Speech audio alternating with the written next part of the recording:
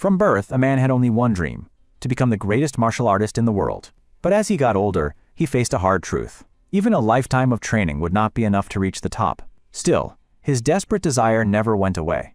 This desperation led him to an ancient legend. It spoke of a divine dragon, guarding a golden fruit that could grant eternal life. His journey ended with a deadly fight against the great dragon guardian. At last he reached the place where the fruit was said to grow. He could barely believe what he was seeing. The golden fruit from the legend was real. It shined with a strange, divine light. Tired from the battle, he sat on the dead dragon and stared at the glowing fruit. After catching his breath, he walked slowly to the tree, feeling a new sense of confidence. He was sure this fruit would help him finally achieve his lifelong goal. Without waiting, he picked the golden fruit and ate it. A strange and powerful energy exploded inside him. His body trembled, as if being remade. From that day on, he was known as Gilfus Eldragon, the strongest man in the world.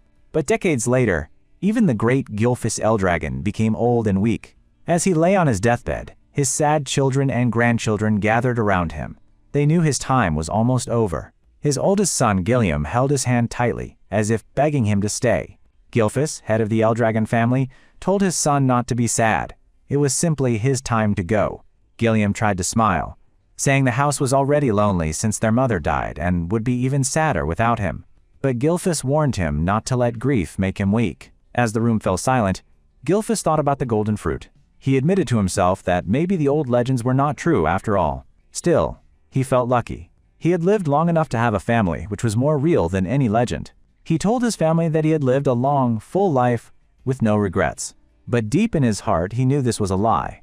Even at the very end, he could not let go of his dream. If only he had more time, he would have kept chasing the peak of martial arts, the one dream that was always just out of his reach. He held on to that wish until he took his final breath. But then, something impossible happened. Gilfus opened his eyes again. He was confused and wondered if he had just been sleeping. Everything felt strange. The room was different. His body felt very light, and it looked nothing like the place where he had just died. When he looked down at his hands, his eyes widened in shock. They were not his hands. He realized he was a baby. He quickly understood that his new situation was completely bizarre. As a master martial artist, he was baffled. How could someone have done this to him without him noticing? Then, a thought suddenly struck him. The divine dragon. The golden fruit. He finally understood the chilling truth. The fruit didn't give eternal life. It gave a new one. Though he hadn't expected it, this new knowledge filled him with joy. He had a second chance to finally reach the goal he had failed to achieve before. He soon noticed he was not alone. Looking around, he recognized a building on his old family's land, the Eldragon Manor. Somehow, he had been reborn into his old family. He then saw the room was full of other infants. Just as he wondered why there were so many babies, a group of maids entered with baby bottles. But instead of milk, the bottles held a thick, red liquid. Gilfus watched as the maids filled the bottles with the red substance, thinking they were about to feed the babies. But then, one maid brought out a small, crying goblin. They forced the bottle of red liquid into the goblin's mouth. Moments later, the goblin began to shake violently. A red light pulsed from its small body, and then it exploded in a spray of blood. Gilfus was frozen with shock and horror. Fear and confusion filled his baby mind. He wondered what on earth was happening. One maid calmly said the mixture would be safe once they added the right amount of water. As they started feeding the other babies, another maid picked Gilfus up. He stared at the bottle and knew it was not milk. He could feel a terrifying and immense power coming from the liquid. His expert senses told him what it was: dragon blood. It was far too powerful for a baby's fragile body. But before he could react, the maid gently put the bottle in his mouth. Like any helpless baby, he began to drink. A huge, raw power shot through his tiny veins. His body shook with pain. But Gilfus knew exactly what it was. The ancient, wild blood of dragons was flowing through him. He thought to himself that this was very dangerous. But it was also a great opportunity. At first, he felt he should stop and resist the overwhelming power. But then he had a greater thought. If he could absorb this incredible power, he could become stronger than he ever was, and finally reach the true peak of martial arts. With fierce determination, he kept drinking the powerful dragon's blood. Golden energy began to flow through his tiny veins, but his will, forged over a long life of training, did not break. "Do not underestimate me," he thought with defiance. "I am Gilfus Eldragon," he repeated the words in his mind, pushing through the horrible pain until he finally overcame it. The maid watched in disbelief as the baby drank the dangerous liquid. Every sip should have killed him instantly, but somehow, he survived. Inside the baby's body, two dragon energies fought for control. When one won, Immense power flowed into the newborn, Gilphus. As the two energies became one inside him, Gilphus saw a great opportunity. He finished the drink and felt terrible pain. Instead of dying, his body changed and adapted to the power. He was amused to see other infants had survived too. A small smile appeared on his baby face, knowing how strong the will to live could be. But even with all his power, his baby body was weak. He grew tired, and soon, the reborn Gilphus dragon fell fast asleep. 7 years passed. The baby, now a boy named Zeke, was incredibly strong. He trained hard, doing one-handed push-ups with a large rock on his feet. After his 1000th push-up, he kicked the rock high into the air. He then jumped up easily. Zeke, once the great Gilphus Dragon, was amazed by his own strength. He knew it all came from the ancient dragon blood inside him. In his world, everyone was believed to have a source of power inside them. The dragon blood given to babies held immense power. The few who survived it would grow up to be stronger than normal humans. Inside Zeke, this dragon power was especially strong. He was sure he was already stronger than he had been at this age in his past life. He was also the only baby known to have drunk a whole bottle of dragon blood. Because of this, his body had changed in ways he never expected. But even with all his power, he was frustrated. He was only a 1-star practitioner, though he had trained hard enough to be at 4 stars. The O-star was a measure of one's power. The more stars a person had, the stronger they were. But each new star was harder to get. In his past life, Zeke had reached 10 stars, a level no one else had ever achieved. Time flies, Zeke said to himself. He was now 7 years old, so different from the centuries he had lived before. He was the secret son of the Dragon family head. His mother died when he was a baby, and he had never met his father. He was shocked to learn that 1,000 years had passed since his rebirth. The world had changed into a place where only the strongest survived. The best proof of this harsh new world was the ritual of giving babies powerful dragon blood. After that came a dangerous test called the Dragon Trial. Only those who survived both ordeals were trained as elite warriors. Zeke should have been one of them. But whenever he asked his servant why he had no teacher, she always gave the same cold answer. She was not allowed to say.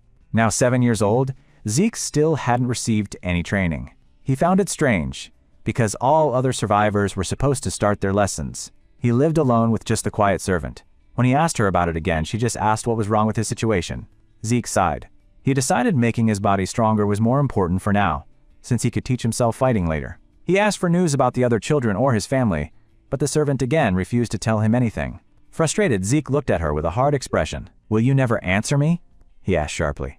The servant just repeated that she could not talk about it. "Isn't this cruel?" Zeke asked sadly.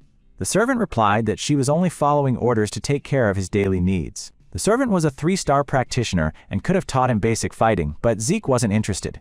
After 7 years, he was used to her cold silence. Zeke decided to leave and walk into the deep forest.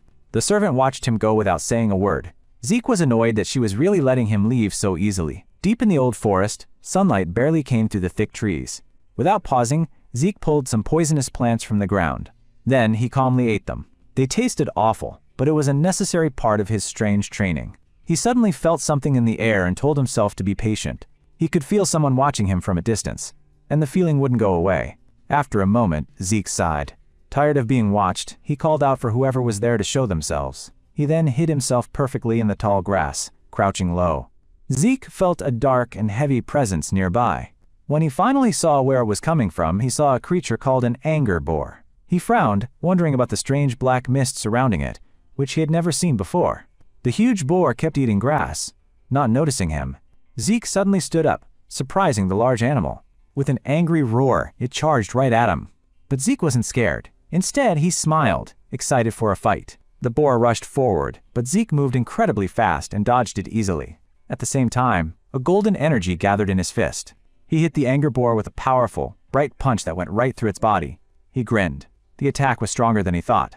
Even as a 1-star practitioner, his power was much greater than others at his level. He easily lifted the dead creature onto his shoulder, thinking it would be better when he got stronger. He felt tired from 7 years of being ignored by his family. He thought maybe it was time to leave for good and start his own journey. From the shadows, a hidden man watched. He was amazed that the boy was a 1-star practitioner, with no training, and had killed the boar in one hit. He was also puzzled that Zeke had sensed him.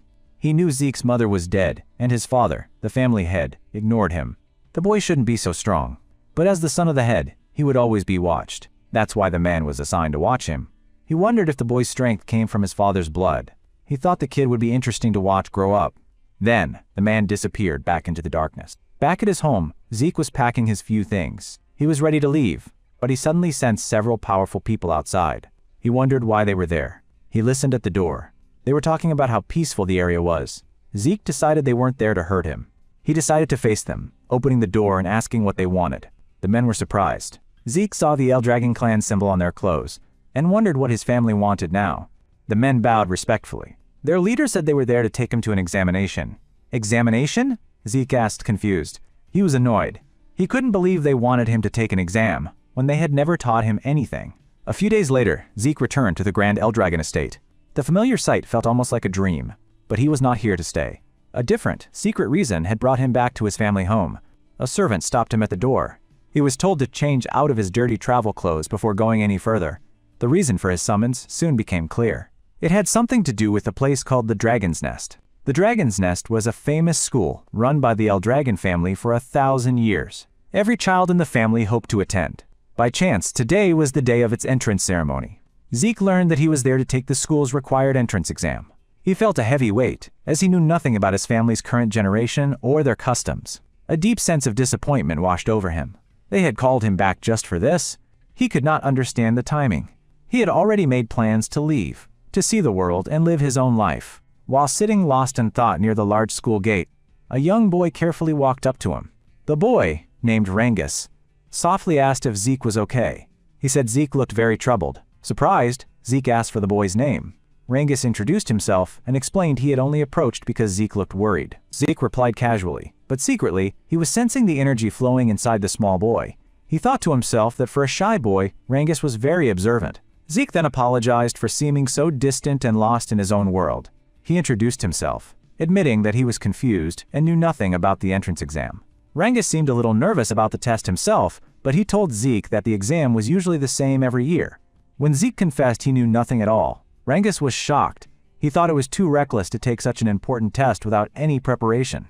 Just as Rangus started to explain the details, a loud, arrogant voice interrupted them. Another boy walked over, calling Rangus a weakling. Rangus turned around with wide, shocked eyes. He knew who the boy was. It was a boy named Retin.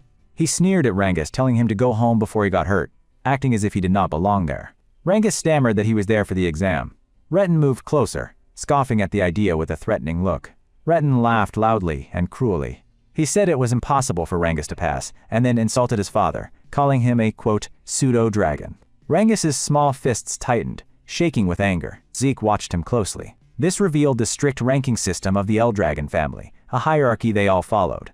At the top were the novice whelp dragons. Then came the soldier child dragons. Below them were the adult dragons of captain rank. And finally, the respected elder dragons. At the very bottom of this system were the pseudo-dragons, who were looked down upon. They were the ones who had failed the Dragon's Nest, marked forever as incomplete dragons. But Rangus had a secret dream. He wanted to prove that pseudo-dragons were still true dragons. Zeke stepped forward, curious about Retin's confidence. He calmly asked why Retin was so sure Rangus would fail.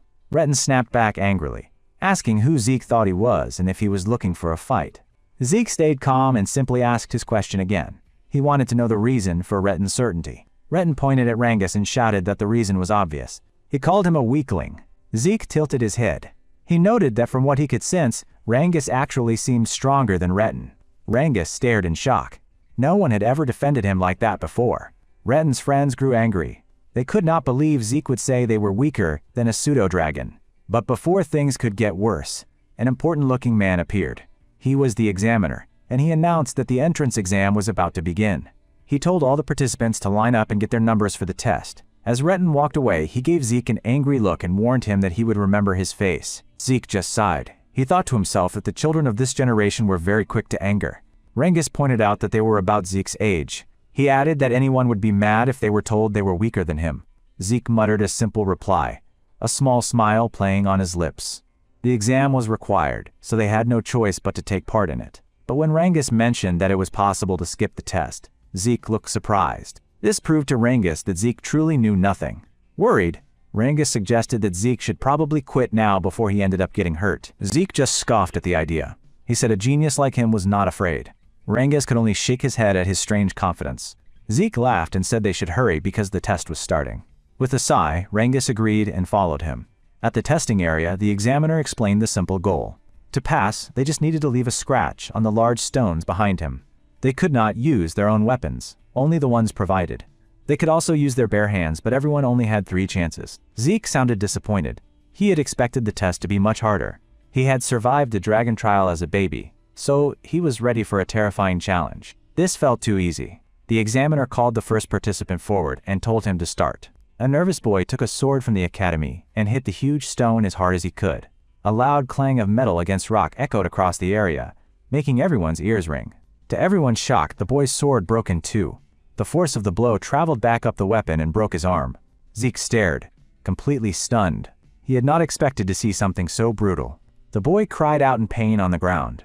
The examiner calmly told him he still had 2 tries left, and asked if he wanted to continue. Since the boy could not even get up, the examiner failed him and told others to clear the way. The injured boy was dragged off, and the examiner called the next number. Rangus trembled with fear after seeing what had just happened. Zeke felt annoyed. He turned to Rangus and asked him what was so special about the stones. Rangus explained that the stones healed instantly. Worse, they reflected any strong physical attack back at the attacker, but 100 times stronger. Zeke thought that was too much for a simple test, but Rangus said it was possible to scratch them if a person could channel their energy correctly through their body first. Zeke murmured in understanding. He realized that controlling one's inner power was more important than fighting skill for this test. He took a quick look at the other children waiting for their turn. He guessed that very few would pass, not even the arrogant boys from before. More and more children failed the test as it continued. Many of them were badly hurt by the stone's power to send attacks back. After a while, the examiner's voice called out Zeke's number. With a calm smile, Zeke said it was his turn. A nervous Rangus asked him one last time if he was sure he did not want to quit. Zeke just said, "Don't worry," and walked confidently toward the stone. As he got closer to the examiner, the man's eyes suddenly grew wide with shock. A faint energy began to glow around Zeke, showing a hint of the great power he once held. The examiner told Zeke to choose a weapon, but Zeke simply shook his head and said his fists would be enough. The crowd whispered in disbelief. They did not think it was possible for him to break the large stone with his bare hands. They believed his own fists would shatter instead. Watching from the side, Rangus grew very nervous for his friend. His fear turned to anger at himself. He wished he had stepped in to stop Zeke from getting hurt. The examiner gave the signal for the test to begin. Zeke walked to the giant stone and placed a hand on it. He thought about how old and mysterious the material was, but knew it did not matter now. He focused his inner power, making it glow brightly around his fist. Rangus continued to tremble with worry about what would happen to Zeke. Zeke, however, was filled with excitement. It was the first time he could use his full strength, and the stone was a perfect test. Rangus's worried eyes suddenly grew wide with alarm. With a powerful roar, Zeke slammed his special burst strike directly into the stone. A huge blast of energy erupted from the impact. Rock, wind, and dust flew everywhere in a violent swirl. Amazed but needing to protect himself, Rangus quickly raised his arms to shield his face. The examiner stared with wide eyes, completely shocked by what he had just witnessed. As the dust settled, Zeke stood calmly in the middle of the destruction with a satisfied smile. He said aloud that the technique still felt a little too powerful for him to control perfectly. Even though his hand was badly hurt, he laughed at himself. He knew he still had much training ahead of him. The other participants stood in complete silence, unable to process the impossible thing they had just seen. Retin, however, looked both shocked and very annoyed. He couldn't believe Zeke had destroyed the special stone. A woman in the quiet crowd broke the silence with a small smile. She found Zeke very interesting. Everyone else was still too shocked to move on from what had happened. Zeke didn't notice their shock and happily waited for the examiner to give his result. But the examiner was still frozen. The stone was no ordinary rock. It could heal itself. Only very high-level warriors were supposed to be able to break it, but the young boy had done the impossible. The examiner muttered about Zeke's family status, wondering if his power came from his father's bloodline. The technique he used also felt strangely familiar. Zeke's impatient question snapped the dazed examiner back to reality. He asked what the result was. Shaking himself out of his shock, the examiner finally announced that Zeke had passed. Another examiner then came forward and handed Zeke a small bottle of green liquid. Zeke asked what was inside, but the man just looked at him rudely and told him to move along. Zeke frowned, annoyed by the man's terrible manners. He wondered if everyone in this time was so rude.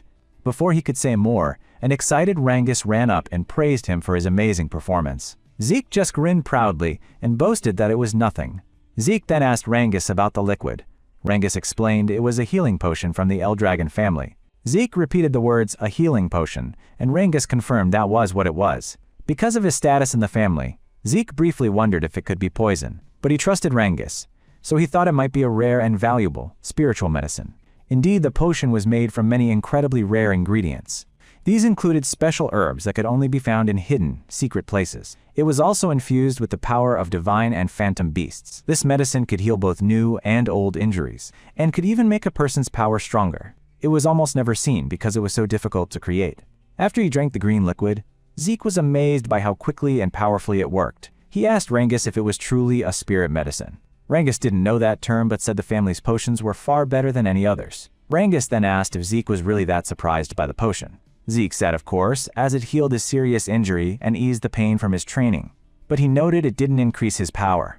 Rangus said he was even more amazed by Zeke himself. Zeke just chuckled and told him not to joke. To himself, Zeke thought that such a potion proved how much knowledge had grown in the last 1,000 years. Rangus again praised Zeke's incredible strength. Zeke declared with conviction that his dream was to become the strongest of all. Soon after, the examiner announced that Retin and his friends had also passed the test. Zeke expected that from Retin.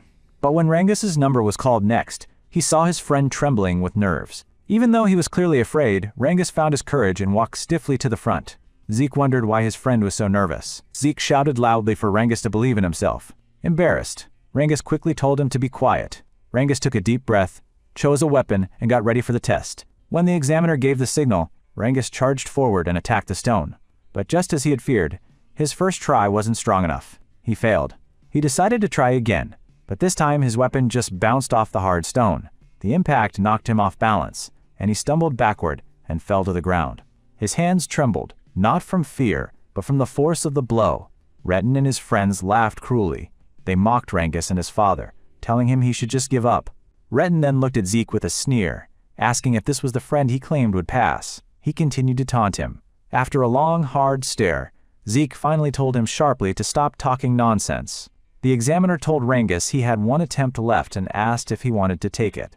Rangus was too overwhelmed by embarrassment and the crowd's ridicule to answer. He simply lowered his head in shame. But then Zeke walked right up to Rangus and asked him what he was doing. He asked why Rangus had chosen a sword when he should be using a spear.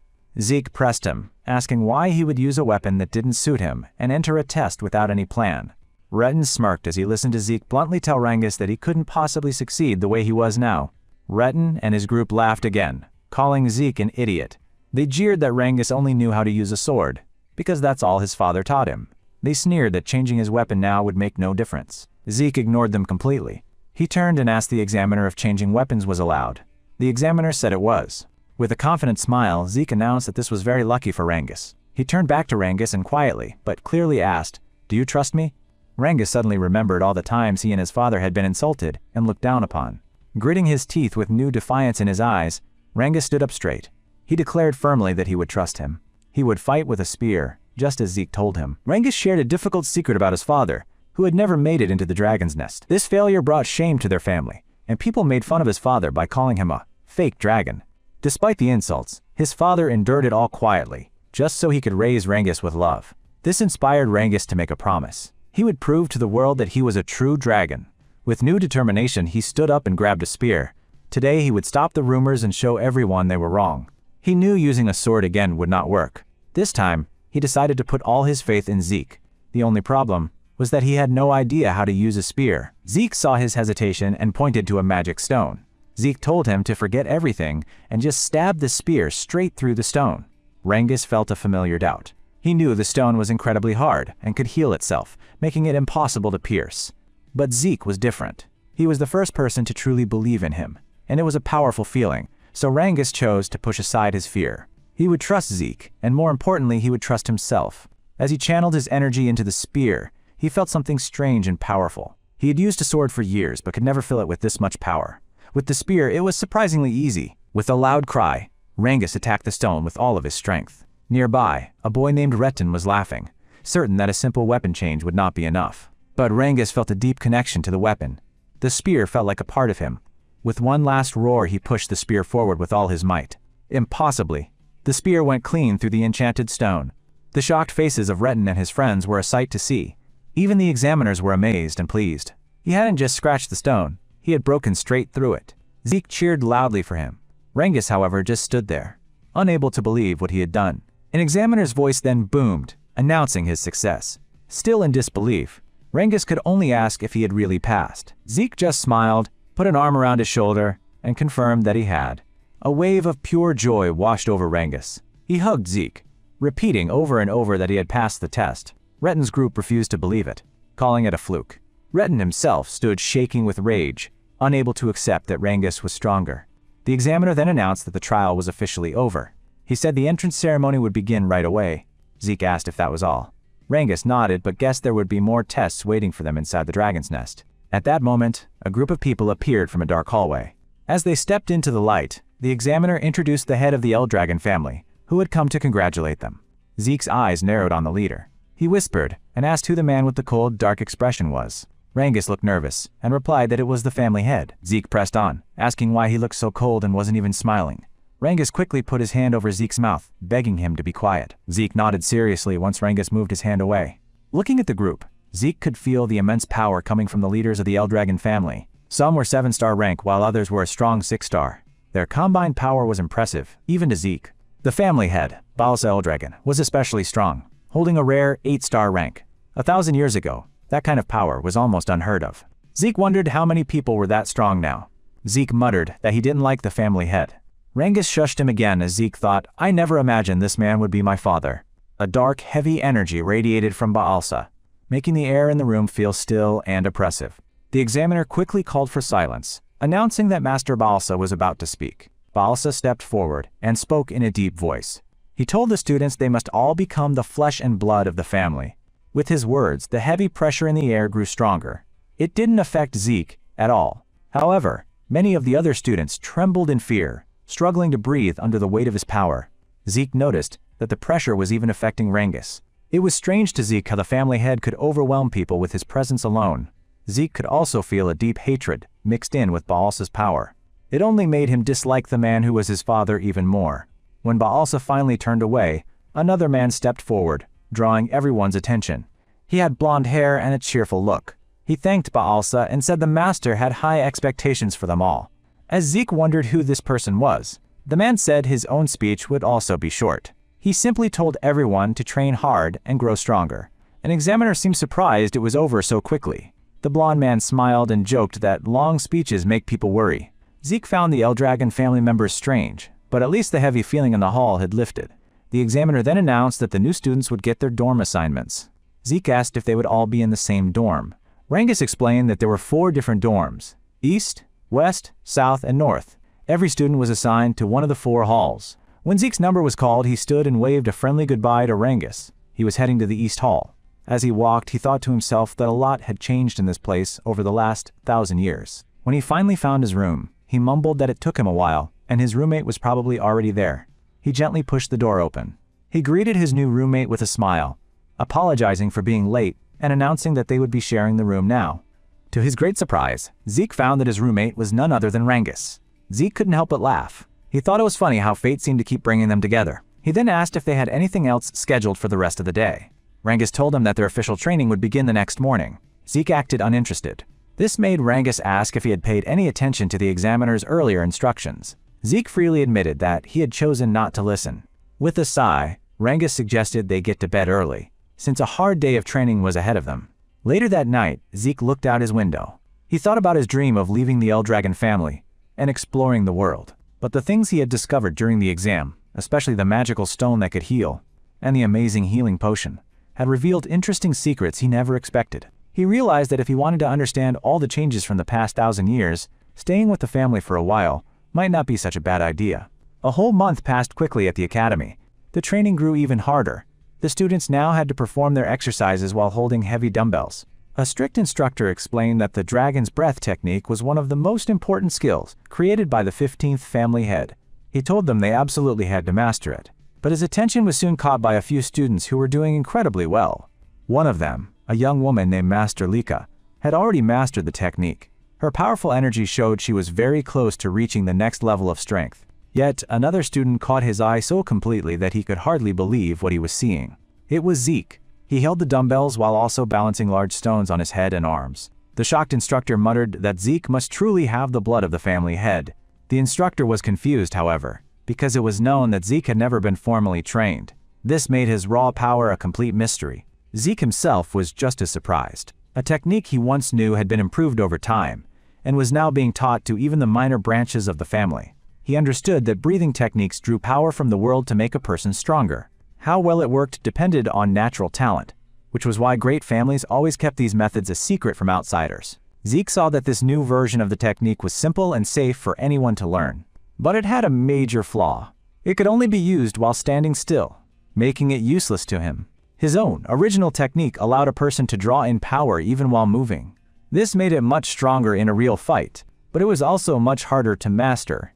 He guessed that his technique had been simplified so that more family members could learn it. He admitted this had made the entire Eldragon family stronger, and a strange feeling of satisfaction washed over him. He never imagined that the skills he created 1,000 years ago would still be so important. He wondered if his other techniques had also survived through the years. A small smile formed on his lips as he whispered that it was interesting.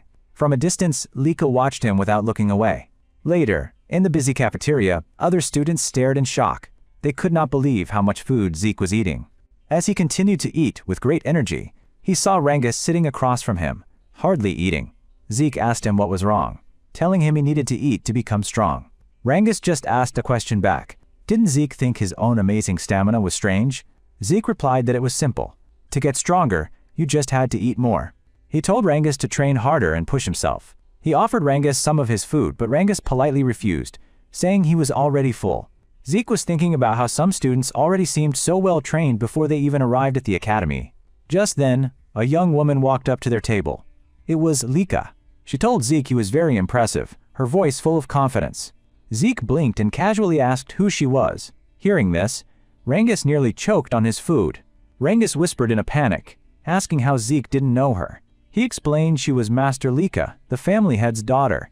Zeke just shrugged, saying he still didn't know her. Rangus began to sweat, telling Zeke he couldn't talk to her so casually. He explained she was a top candidate to be the next family head. Zeke calmly replied that he was a family head's child too, even if he was illegitimate. Rangus was frozen in shock. Lika, however, now looked at Zeke with great interest. She asked sharply if it was true he was the family head's illegitimate son. This was Lika Typhon Eldragon, a strong candidate to lead the family one day. Zeke shrugged and asked why he would lie. Lika pressed him, asking how an illegitimate child could have destroyed the magic stone with his bare hands. She wondered how someone from a minor family could be so strong. He simply answered that it was because he was Zeke, then turned back to Rangus and told him to eat. For a moment, both Lika and Rangus were completely silent. Then, a mysterious smile appeared on Lika's face. She told him he was an interesting person and sat down in the empty chair beside him. She offered him a position working for her, as one of her trusted followers. Zeke raised an eyebrow and asked what she meant. She explained that she wanted him to join her group. If he became her ally, she promised to always support him. She reasoned that every illegitimate child needs powerful friends. She wanted him to use his great strength to help her become the next family head. She promised that once she was in charge, she would help him achieve his own dreams. Without a second thought, Zeke flatly said no. Lika's patience was fading. She frowned and asked him why he refused. She wondered if he wanted to become the family head himself. As she spoke, a powerful energy began to crackle around her. Zeke could tell she was very close to reaching the next level of power. It was truly impressive for someone so young. But Zeke remained completely calm. He told her she could think what she wanted, but he had no interest in being the family head or having any title. Lika's voice turned cold as she asked why. Suddenly, Zeke stabbed his knife into the table with a loud thud, startling Lika. He declared in a firm voice that he didn't need to serve anyone. He was, he stated, the strongest person there is. The entire cafeteria fell silent. Even Lika was struggling to process the immense power she suddenly felt from him. For just a moment, his presence had completely overpowered her own. Rangus quickly stepped in to break the tension, telling them both to calm down. But Lika refused to back down. Embarrassed and angry, she challenged Zeke to a duel. Zeke, however, did not seem bothered at all. He just kept eating his food as if nothing had happened. Soon, news of the fight spread through the school. Students excitedly whispered that Master Leka was heading to the training grounds for a duel. Others were shocked, wondering who could possibly be brave or foolish enough to challenge someone from the famous Typhon family. When they reached the training grounds, the crowd buzzed with whispers, all wondering who Lika's opponent could be. Zeke couldn't believe Lika was actually serious about the duel. Rangus asked him nervously if he was sure, reminding him he was about to fight Master Lika. Zeke replied bluntly that he still didn't know who she was. Rangus sighed, saying Zeke should show some respect now that he knew he was also the family head's son. When Zeke brushed him off, Rangus insisted that he needed to understand his opponent.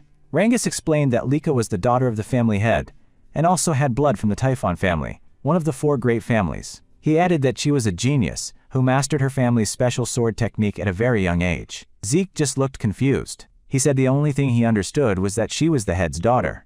Rangus stared at him, stunned, and asked how he could possibly not know these things. Zeke answered simply that he just didn't, and told Rangus not to ask him about it. Rangus could only blink, at a complete loss for words. To Rangus's surprise, Zeke suddenly laughed. He grinned and said that not knowing anything about his opponent would only make the fight more fun and exciting. Rangus sighed, overcome with worry. He felt that no matter how strong Zeke was, Lika was on a whole other level. He asked why Zeke had even agreed to the fight. Zeke simply answered that he never runs from a fight. Besides, he added, it looked like his opponent was ready. Lika stood ready with her sword stuck in the ground before her. A powerful energy, like faint lightning, crackled around her. In a cold voice, she asked if they were done talking. Lika impatiently asked if they were done talking. Across from her, a calm Zeke simply nodded, confirming he was ready. Overcome by fear and shock, Rangus stumbled backward before turning and running away. As he fled, a worried warning to be careful echoed back toward Zeke. Zeke then turned his attention back to Lika, a hint of curiosity in his eyes. He asked why she was so determined to fight him. Lika stood tall, her ambition clear in her voice. She intended to become the next head of the Eldragon family. To achieve this, she had to defeat Zeke and make him one of her followers. Zeke was genuinely puzzled by her statement. He could not understand how his defeat would help her accomplish her goal. Lika looked at him with disbelief, asking if he truly knew nothing about their family's current situation. She disdainfully wondered if his ignorance was due to him being an illegitimate child. Zeke answered simply that this was not the case. He calmly admitted that his knowledge of the family's affairs was very limited. Realizing his ignorance was genuine, Lika began to explain. She told him that there were 5 candidates, including the 2 of them competing to be the next family head. She explained that all their siblings, except for him, were connected to the 4 major branch families. The position of head was so powerful that it had started a fierce conflict between these branches. To stand against her powerful brothers in this struggle, she needed strong allies. Zeke quickly understood that this was a complicated power struggle between the family's main branches. The situation seemed overwhelmingly complex, and he felt no desire to get deeply involved. Lika continued, explaining that as a candidate, she needed to strengthen not just her power, but also her influence by gathering many followers. Without another word, she surged forward, charging directly at Zeke. She declared that she would defeat him right there and make him one of her subordinates. But with effortless fluidity, Zeke simply sidestepped her powerful strike. He continued to evade the rapid series of blows that followed. Lika, however, was relentless and refused to let him escape her constant assault. The few onlookers watched in shock. They could barely follow the fighters as they moved, amazed by their incredible speed. Lika wielded her huge greatsword with a grace that made it look weightless, her attacks flowing smoothly and quickly. As the siblings fought, the crowd murmured in awe of Lika's power. They saw her strikes growing faster and stronger, and many thought her victory was certain. What the cheering crowd could not see, however, was the growing frustration inside Lika herself. She simply could not figure out how Zeke was able to effortlessly dodge every single one of her well-aimed attacks. A frustrating suspicion began to grow in her mind. It felt as though he were just toying with her. From a safe distance, Rangus watched his fear turn into pure amazement. Zeke's calm and measured movements filled him with awe. Zeke commented aloud that her fighting style was unlike any he had seen before. He acknowledged that her movements were indeed much swifter than any ordinary fighter at her level. Irritated, Lika snapped at him to stop talking and focus on their fight. Zeke simply clenched his fist, a new tension in his arm. He calmly replied that he was focused. He continued, saying that his focus was precisely why he could land a powerful strike so easily. His punch landed squarely.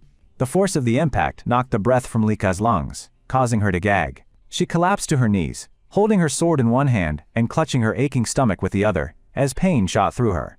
A collective gasp went through the spectators, followed by whispers. They wondered how Zeke had evaded all her attacks and who this mysterious boy truly was. Lika struggled to her feet, confused. She knew she was faster than other fighters at her level, and demanded to know how he kept up. Zeke agreed that she was indeed faster than any he had ever seen. But then he added that to him, she was still just a 1-star level fighter. Lika snapped back that he was a 1-star too, so he should not be able to match her movements. Zeke calmly replied that there was a simple reason. He could read her every small movement, from her breathing and eye shifts to the subtle tensing of her muscles. By observing these tiny details, he continued, he could predict her next move. It was all based on experience. Losing her patience, Lika roared that he was lying and launched another lightning-fast strike toward him. But Zeke, with frustrating ease, dodged her once more. He remarked with a faint smile that, just as he said, he could see and read her every move. In the very next instant, he countered with another powerful attack of his own. The attack sent Lika crashing violently into the nearby wall. A collective scream of shock erupted from the spectators. They wondered if Lika had truly been defeated. Rangus shouted in excitement, cheering that Zeke had beaten Lika. Zeke, however, remained calm and corrected him, saying it was not over yet. Their fight was far from finished. As the dust settled, Lika slowly rose to her feet once more, bruised but still defiant. Zeke noticed her resilience. He understood she had used her inner power to protect herself, avoiding serious damage from his attack. A slight smile touched his lips as he admitted that Lika was a truly extraordinary girl. Rangus desperately pleaded for Lika to stop fighting. But Zeke firmly told Rangus to move back, warning him that he could get caught in what was about to happen. Then, Zeke's eyes widened.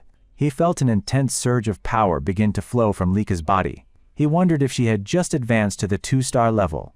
The spectators gasped as they also noticed the dramatic change. A glowing mark blossomed on her body, proving she had indeed become a 2-star, radiant with a pure white aura. The 2-star level was a critical stage that allowed a fighter to channel power directly into their martial arts, making it visible as an aura. Lika's eyes gleamed with her newfound power. She stated that because of Zeke, she had achieved the 2-star level much sooner than she ever expected. Her gaze then hardened. She declared that because of this power-up, he no longer had any chance of winning. Her white aura blazed like a fire as she charged, her great sword now wreathed in shimmering power. Zeke didn't flinch. Instead, he laughed, a sound of genuine thrill. He exclaimed that she had really improved, excitement dancing in his eyes. He deftly dodged another rapid strike, marveling at how incredible her speed had become. But then, his expression shifted. He felt a sharp sting on his cheek, followed by the faint touch of warmth from a shallow cut. Zeke was surprised, knowing he had dodged the attack. A triumphant smirk appeared on Lika's face, as she asked if he could finally see the difference in their strength. This, she proudly declared, was her true ability. Now that she had fully become a 2-star and gained her aura, she would show him the real power of the Truth Under Greatsword technique. Zeke's smile only widened. He was excited that he would get to witness a martial art he had never seen before. He was practically beaming. For him, this was quickly becoming the most thrilling and enjoyable part of their entire fight. Lika suddenly attacked. Her sword crackled with golden lightning as she rushed forward, filling the arena with a brilliant light. The electrical storm hit Zeke without warning. He stumbled back, caught off guard, and shouting in surprise. He shouted in disbelief, asking what kind of powerful lightning technique she was using. He thought it was too much for a simple sparring match. Lika just smirked and plunged her sword into the ground. A golden light surrounded her as she calmly noted his surprise and prepared another attack. She yelled the name of her attack, and a glowing web of electricity shot out from the ground. It moved to trap Zeke, but he twisted away just in time. After landing, Zeke realized how much stronger she had become. He knew this would be a difficult fight. The crowd whispered in amazement.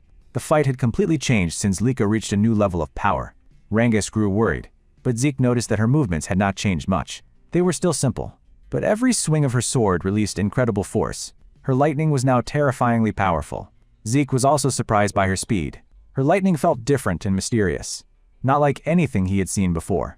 Zeke was still confident he could find a way to beat her. He grew curious about her strange lightning power. While dodging her relentless attacks, Zeke watched her closely. He studied her movements and the rhythm of her strikes. Lika frowned when she saw Zeke calmly smiling as he dodged. She told him he looked too relaxed for a fight. She charged forward again, a streak of golden light. Using a special technique, she covered herself in lightning and struck. But Zeke dodged it at the last second. He thought she was as fast as lightning. But then she suddenly changed her attack and caught him by surprise. This time, her sword hit him. The powerful blow sent him flying backward through a cloud of dust. Rangus gasped in panic and tried to run to Zeke. Another person in the crowd stopped him. As the dust settled, Zeke slowly got back up. His clothes were burnt, but he was not ready to give up. Lika charged again, hitting him directly with another powerful blast of lightning. To her surprise, Zeke remained standing. Lika wondered in disbelief how he was still on his feet. Rangus broke free and ran toward them. He desperately shouted for Lika to stop, saying she had already proven her strength. Lika coldly refused. She told Rengis that stopping now would be an insult to Zeke. Rengis begged Zeke to surrender. Lika agreed, telling Zeke to kneel and promise his loyalty if he wanted her to stop. Zeke just looked back at her and smiled, saying nothing. Her expression hardened. She mocked him for being a proud Loragon despite his birth. She lifted her sword, her power growing stronger. She declared she would use her full strength to finish the fight. As she used her secret technique, Heaven's Thunder, lightning crashed down from the sky. A huge bolt of golden lightning came down from above. It hit the ground so hard that it shattered the stone floor around Zeke. More thunderbolts rained down like arrows, hitting his body over and over. Rengis screamed in terror. He could only watch, as his friend was covered in golden lightning. Smoke rose from his burnt body. Lika stuck her smoking sword into the ground. It looked like the fight was over. She took a deep breath. With some regret, she said softly that it was over. But then a calm voice asked, "Is that so?" A powerful golden lightning aura suddenly erupted from where Zeke lay. Lika turned around in complete shock. She stammered that it was impossible, and asked how he could have a lightning aura. Zeke stood up through the smoke, smiling calmly. Golden electricity sparked around him as he casually asked if this was a lightning aura. He shrugged and said he honestly did not know how he got it. His calm words sent a wave of shock and wonder through the crowd. Lika whispered, "Impossible," again, unable to believe what she was seeing. Zeke smirked and explained that he let her hit him on purpose to study her lightning. He said that somehow he learned how to use it himself. Lika snapped back that his claim was absurd. Zeke thought about what happened. He had let her attack him because he was curious about her lightning. All the while, he had been using his own special breathing technique. His breathing technique and her lightning worked together in a strange way, causing golden energy to build up inside him. Before he knew it, he could control the same lightning that had been attacking him. He began to think that maybe Lika had a special body type. He figured her family's sword style meant her whole family probably had a natural connection to lightning. Zeke walked toward her with confidence. He admitted that he was impressed by the power of lightning. He grinned and said the duel had been great training for him. He then thanked her, revealing that he had also reached the 2-star level. As golden lightning flared around him, he declared their battle was not over. Lika roared in anger and charged at him again. She swung her glowing sword in another furious attack. Zeke easily dodged her attack and prepared to strike back. But as he moved, he suddenly vanished in a flash of light and reappeared across the arena. He was surprised and wondered what had just happened. He realized that getting so much power had strengthened his body. The new lightning aura must have changed him. He thought about how the lightning aura made him so fast. He admitted to himself that he could not control his new speed yet. In the audience, Rengis was stunned. He could no longer see their movements because they were too fast. The two fighters were just blurs of golden light. Rengis noticed that Lika had not been able to hit Zeke for a while. Frustrated and angry, Lika yelled at Zeke to stop toying with her. Zeke calmly replied that he was not, but he admitted she was a real threat. He then moved with incredible speed and kicked at her. She blocked it with her sword, but the force pushed her back. The powerful kick sent her stumbling backward. Zeke smirked and said it was time to end the fight. Lika repeated his words, a hint of worry in her eyes. Zeke confirmed it was time. He said he wanted to try out a new technique he had been thinking about. She repeated his words in disbelief. He nodded seriously, then wondered to himself what he should name his new move. Lika was confused by him thinking about names in the middle of a fight. She wondered where he had learned to be so bold. Before she could think any more, Zeke appeared next to her in a flash. Golden lightning gathered in his hand. He shouted the name of his new technique, Dragon Destruction Combat Arts, Special Form Lightning Peak. The blast hit her directly, surrounding her in a powerful storm of golden lightning. Her body shook from the attack. Her sword fell from her hand as she fell to her knees, with electricity still sparking around her. The arena was completely silent. Everyone stared in shock. Zeke had won the fight. Lika lay on the ground, defeated. She breathed shakily as the shock set in. After a moment, she struggled to sit up. Her body was still shaking from the powerful attack. She could not believe she had lost. She thought about how she was supposed to be the next head of her family. She told herself that she could not lose to anyone, a bitter feeling growing inside her. Zeke calmly walked over and offered her a hand to help her up. He told her she was strong and amazing. He said he was excited to learn something new and that the fight was worth it. He smiled and said they should fight again sometime, because it would be boring if this was the last time. Lika froze and her face turned red as she looked at his hand. Even though she had lost, she felt a little bit happy. It might have been pride, or it might have been admiration. Zeke eagerly suggested they have another match soon. He smiled, saying he was already looking forward to their next fight. A little shy, Lika shook his hand and admitted he was the better fighter, accepting her loss. Much later, in a chaotic place far away, a dimensional rift swirled with energy. Inside stood Baalsa Eldragon, the family head and father of Lika and Zeke. He was surrounded by many strange, hungry monsters. The ugly creatures rushed at him with wild fury. Baalsa's eyes began to glow with a bright, burning light. He released a powerful wave of energy, a draconic pressure that stopped every monster in its tracks. With a quiet sound, he drew his sword and prepared the first form. It was the start of the Dragon Destruction combat arts. He swung his blade in one smooth motion. All the monsters around him were sliced in two, falling to the ground. He calmly put his sword away. A deadly silence filled the air. From a distance, his soldiers ran forward to finish off any monsters that were still alive. His work done, Baalsa turned to leave the rift. But before he could, he was stopped. A soldier called out with an important report. Baalsa stopped and asked what it was. The soldier calmed himself and announced that Lady Lika had reached the 2-star level. Hearing this, Baalsa stopped moving, his powerful presence suddenly still. The light in his glowing eyes dimmed. He answered coldly, "So what?" The nervous soldier explained it was amazing for a 7-year-old. He said that with her talent, she could reach the 5-star level after graduation. Baalsa's reply was cold. He said talent was useless, and only wanted reports on how she could be helpful, not worthless news. The soldier was silent as Baalsa started to leave. Just then, the soldier desperately added that Lady Lika had recently lost a sparring match. Baalsa stopped again, his expression hard to read. In a low voice, he asked if she lost to one of her brothers. The soldier shook his head. He said she was defeated by someone her age named Lord Zeke. Baalsa repeated the name, Zeke, in a low, dangerous whisper. He remembered the boy's mother, a maid. He thought to himself that she had been a gifted fighter, but had died after childbirth. Baalsa faced the soldier and sharply asked who had trained Zeke. The soldier nervously replied that Lord Zeke had never been formally trained. He explained that Zeke won with his own skill and had also reached the 2-star level. "I see," Baalsa said coldly. He turned away and gave a chilling order to begin the first trial. The soldier was shocked. He argued that it was too soon, as most students had only been training for a month and were not ready. Baalsa cut him off. He said, "Death doesn't wait, and only the strong survive. Star levels were meaningless if they failed the trial." He added that those who fail were not worthy of the family name. The soldier agreed quickly. Then Baalsa gave another order, to summon Freya and tell her to return at once. The soldier was stunned. He asked if Baalsa meant that Freya, and Baalsa simply nodded. Baalsa confirmed it. Since Zeke was so interesting, he wanted Freya to design the trial and watch everyone herself. The soldier bowed and agreed. For the first time in a long time, a small smile touched Baalsa's lips. He said quietly to himself that Zeke was the most interesting of all. The next day at the Dragon's Nest training grounds, students were busy with their exercises. Zeke was off by himself, training hard. He sat against a wall, balancing a big rock on his head and holding heavy weights. Rangus and others watched him in awe. With his eyes closed, Zeke thought about the Strike Dragon combat arts. It was a simple but well-made technique for strengthening the body, easy for young ones to learn.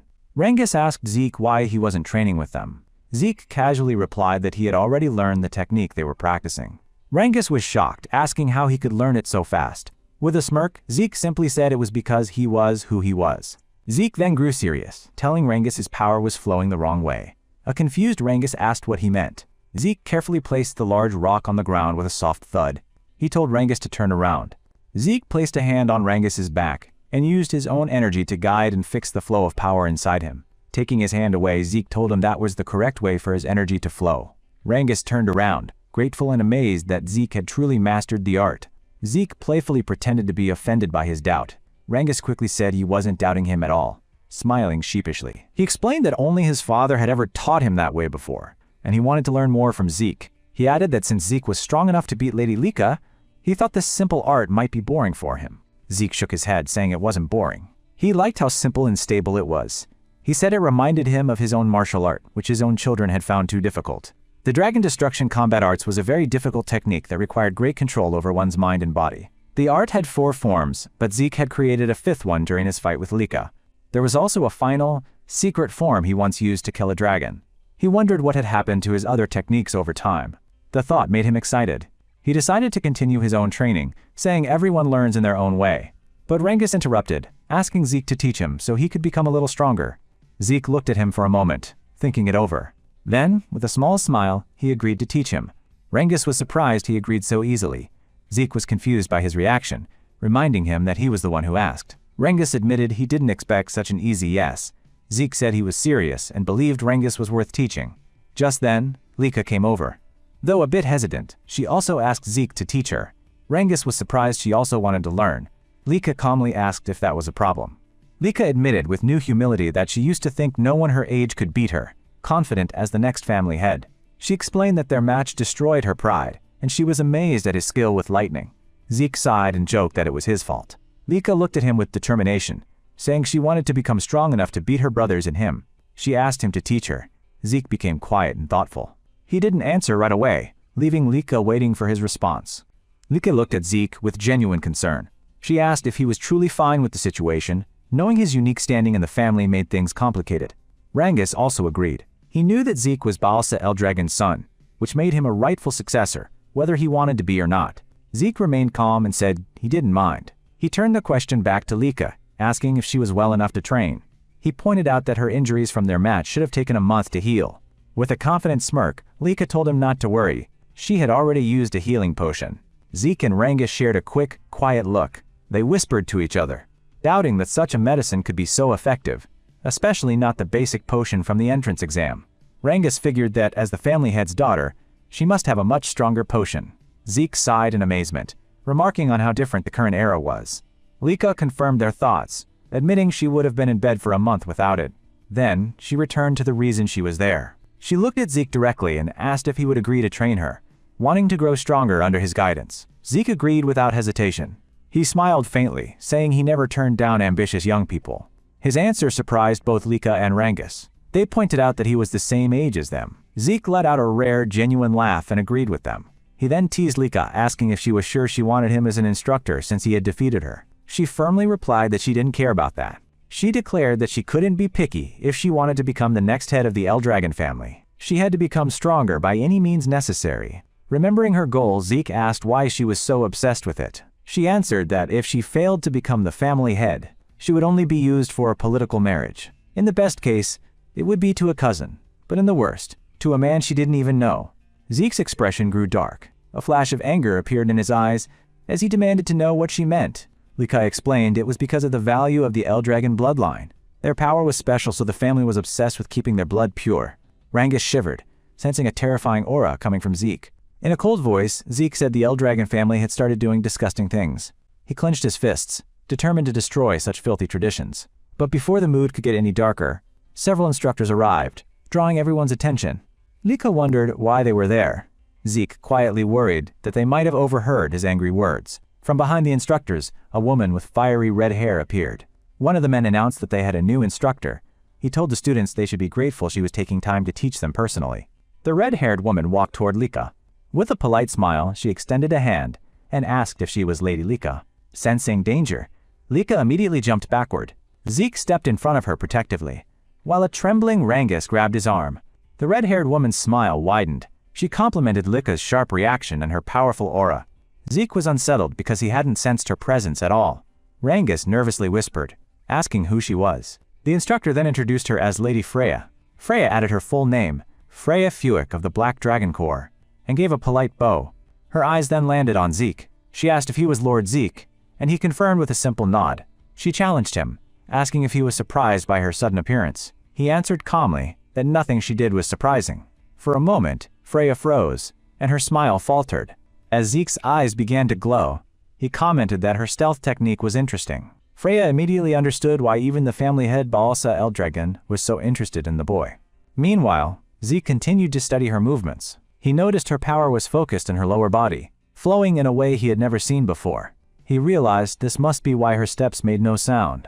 A spark of excitement appeared in his eyes as he wondered what kind of fighting style she used. Freya took charge, confirming she was their new instructor. The students began to whisper in disbelief, as they knew Lady Freya, the Tempest Wind, was one of the family's strongest warriors. The other instructor confirmed her high rank as a 6-star practitioner in the Black Dragon Corps, the elite unit that served the family head directly. The students were stunned, unable to understand why someone so important would come to teach them. Freya smiled faintly and said she would train them, but on one condition. They had to pass a simple test. The students gasped in response to her words.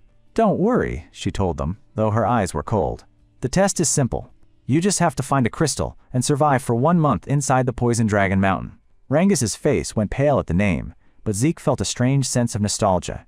He explained that the Poison Dragon Mountain was home to countless poisonous creatures. Rangus added with a trembling voice that even touching a single leaf could be instantly fatal for a normal person, calling it a place of pure danger. Zeke remembered often using that place for training in his past life. Still, he thought the tests seemed too harsh for such young students. Freya laid out the rules. Each student would get a crystal orb, and they would be disqualified immediately if it broke or was lost. When a nervous student asked what happened to those who were disqualified, Freya answered bluntly that they would be expelled from the academy. She told them not to worry about the poison itself. If they used the dragon's breath breathing technique correctly, they would be safe as long as they held their orbs.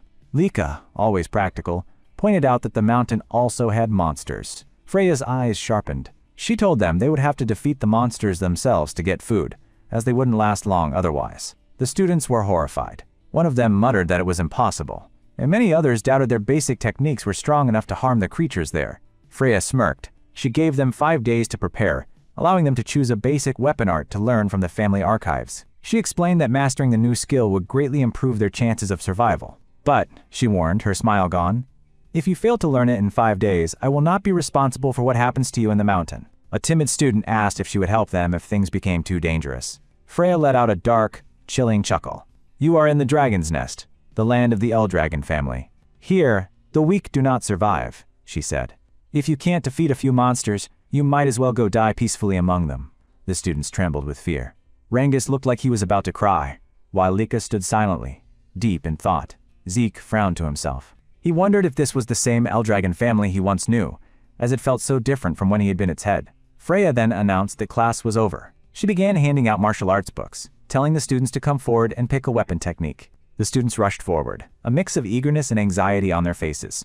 Rangus hesitated, unsure what to pick. Zeke advised him to take a spear technique, reminding him that he had used one during the entrance exam. Rangus quickly agreed, thanking Zeke for the advice. Lika announced her choice, saying she would pick a great sword technique since she was already familiar with its basic forms. But Zeke stopped her, suggesting she try learning axe arts instead. When Lika asked why, Zeke explained that it would help cover her current weaknesses. Since the suggestion came from Zeke, Lika didn't question it. She simply nodded, trusting his judgment completely. Freya then called out, asking if everyone had chosen their books. Once they had, she told them to use the next 5 days well, as mastering their chosen technique was key to their survival. She warned that if they failed, they would die a pathetic death in the Poison Dragon Mountain. Just as she was leaving, Freya paused. She turned back and warned them of one more thing.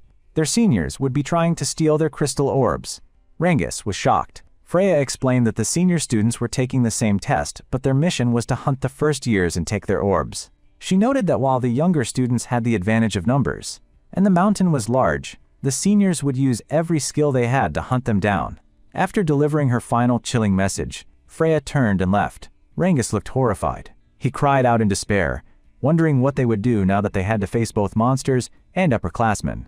Lika frowned, already thinking through the problem. She knew that the upperclassmen were much stronger, and that she and most of her classmates wouldn't last long against them. Zeke agreed with her assessment. He suggested that if she couldn't fight alone, she should form a small group with others. He pointed out that working together wasn't forbidden. When Rangus asked what Zeke planned to do, Zeke simply shrugged. He said he planned to go alone and enjoy the test. Lika sighed with a small smile. She remarked that somehow, that sounded just like him. Before starting their training, Zeke suggested they get something to eat.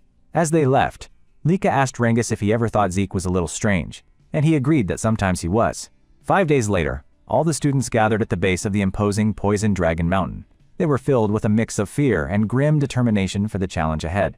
Freya stood before them with a confident smile and declared that the weather was perfect for the test to begin. Rangus felt a nervous shiver. The exam was about to start. He wondered if he really deserved to be on a team with Lady Lika. There were many skilled noble students. He could not understand why he was chosen. He was just a commoner with little power, not even a single star to his name. A voice pulled Rangus from his thoughts. It was Raymond and Celine, who told him they felt the same way.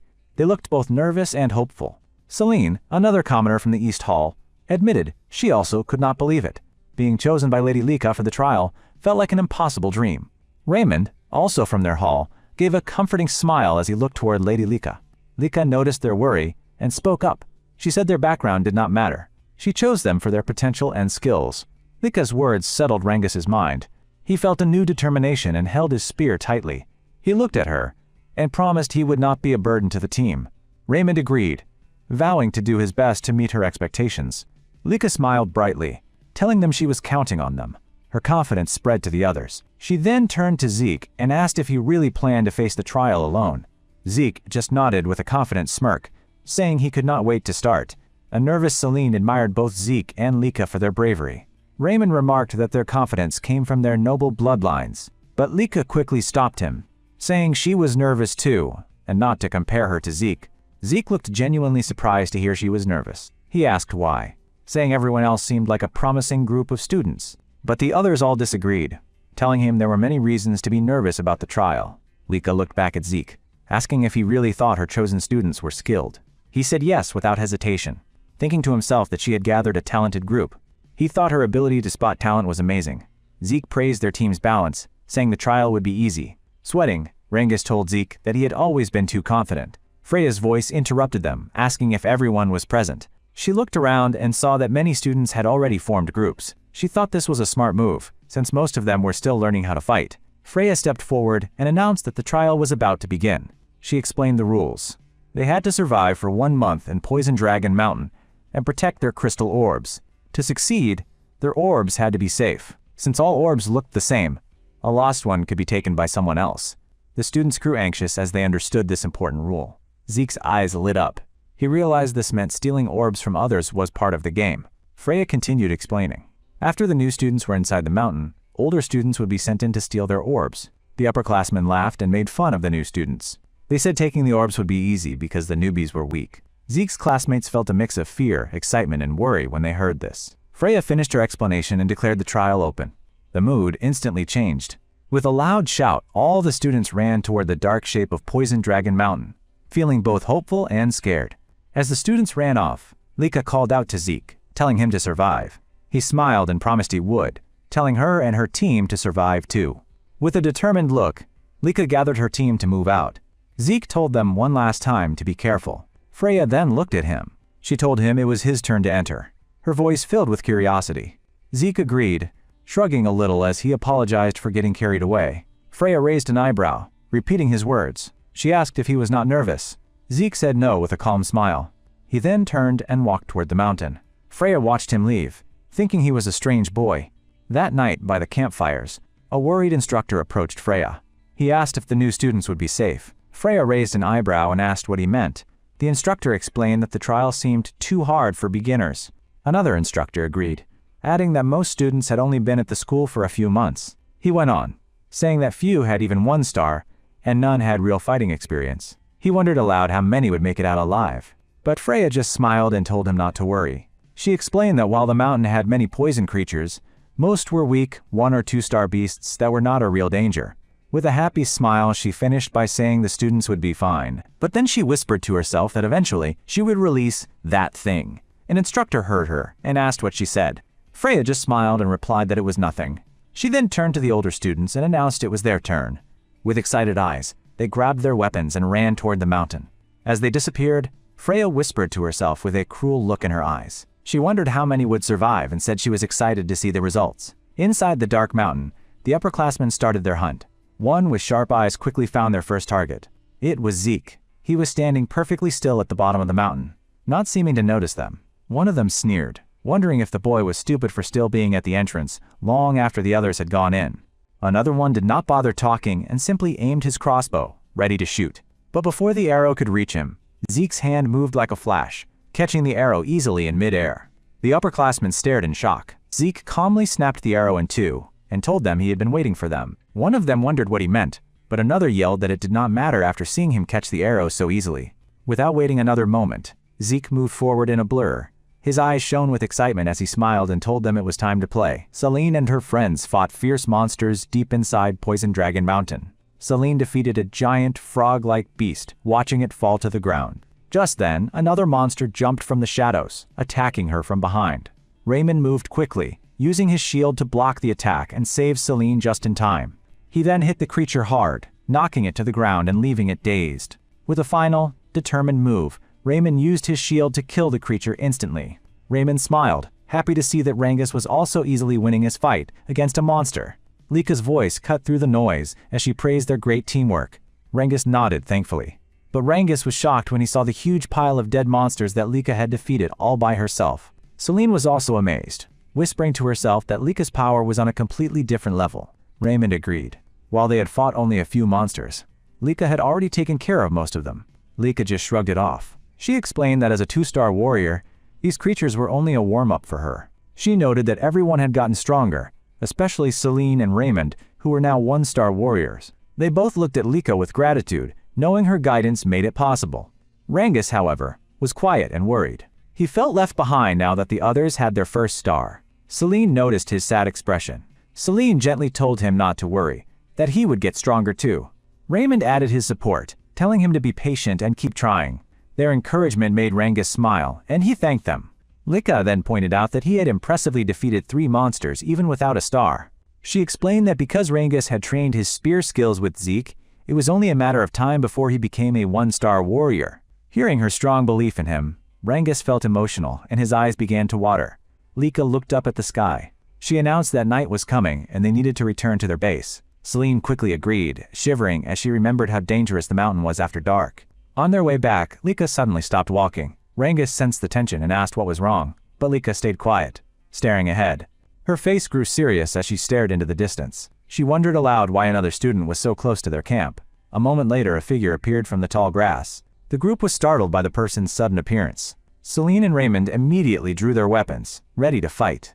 The student walked out with a smirk. He said he was surprised Lika had noticed him so quickly. Lika recognized him as an upperclassman. She asked if he was there to steal their crystal, and he said yes. She realized her group was now a target. This upperclassman was a 2-star warrior. He grinned, explaining that his exam was to steal crystals from first years, and he was surprised to find Lika's group. Lika challenged him, asking if he still planned to fight her whole team by himself. But his grin grew wider. He laughed and asked who said he was alone. Then, 3 more upperclassmen, all 1-star warriors, came out from the grass behind him.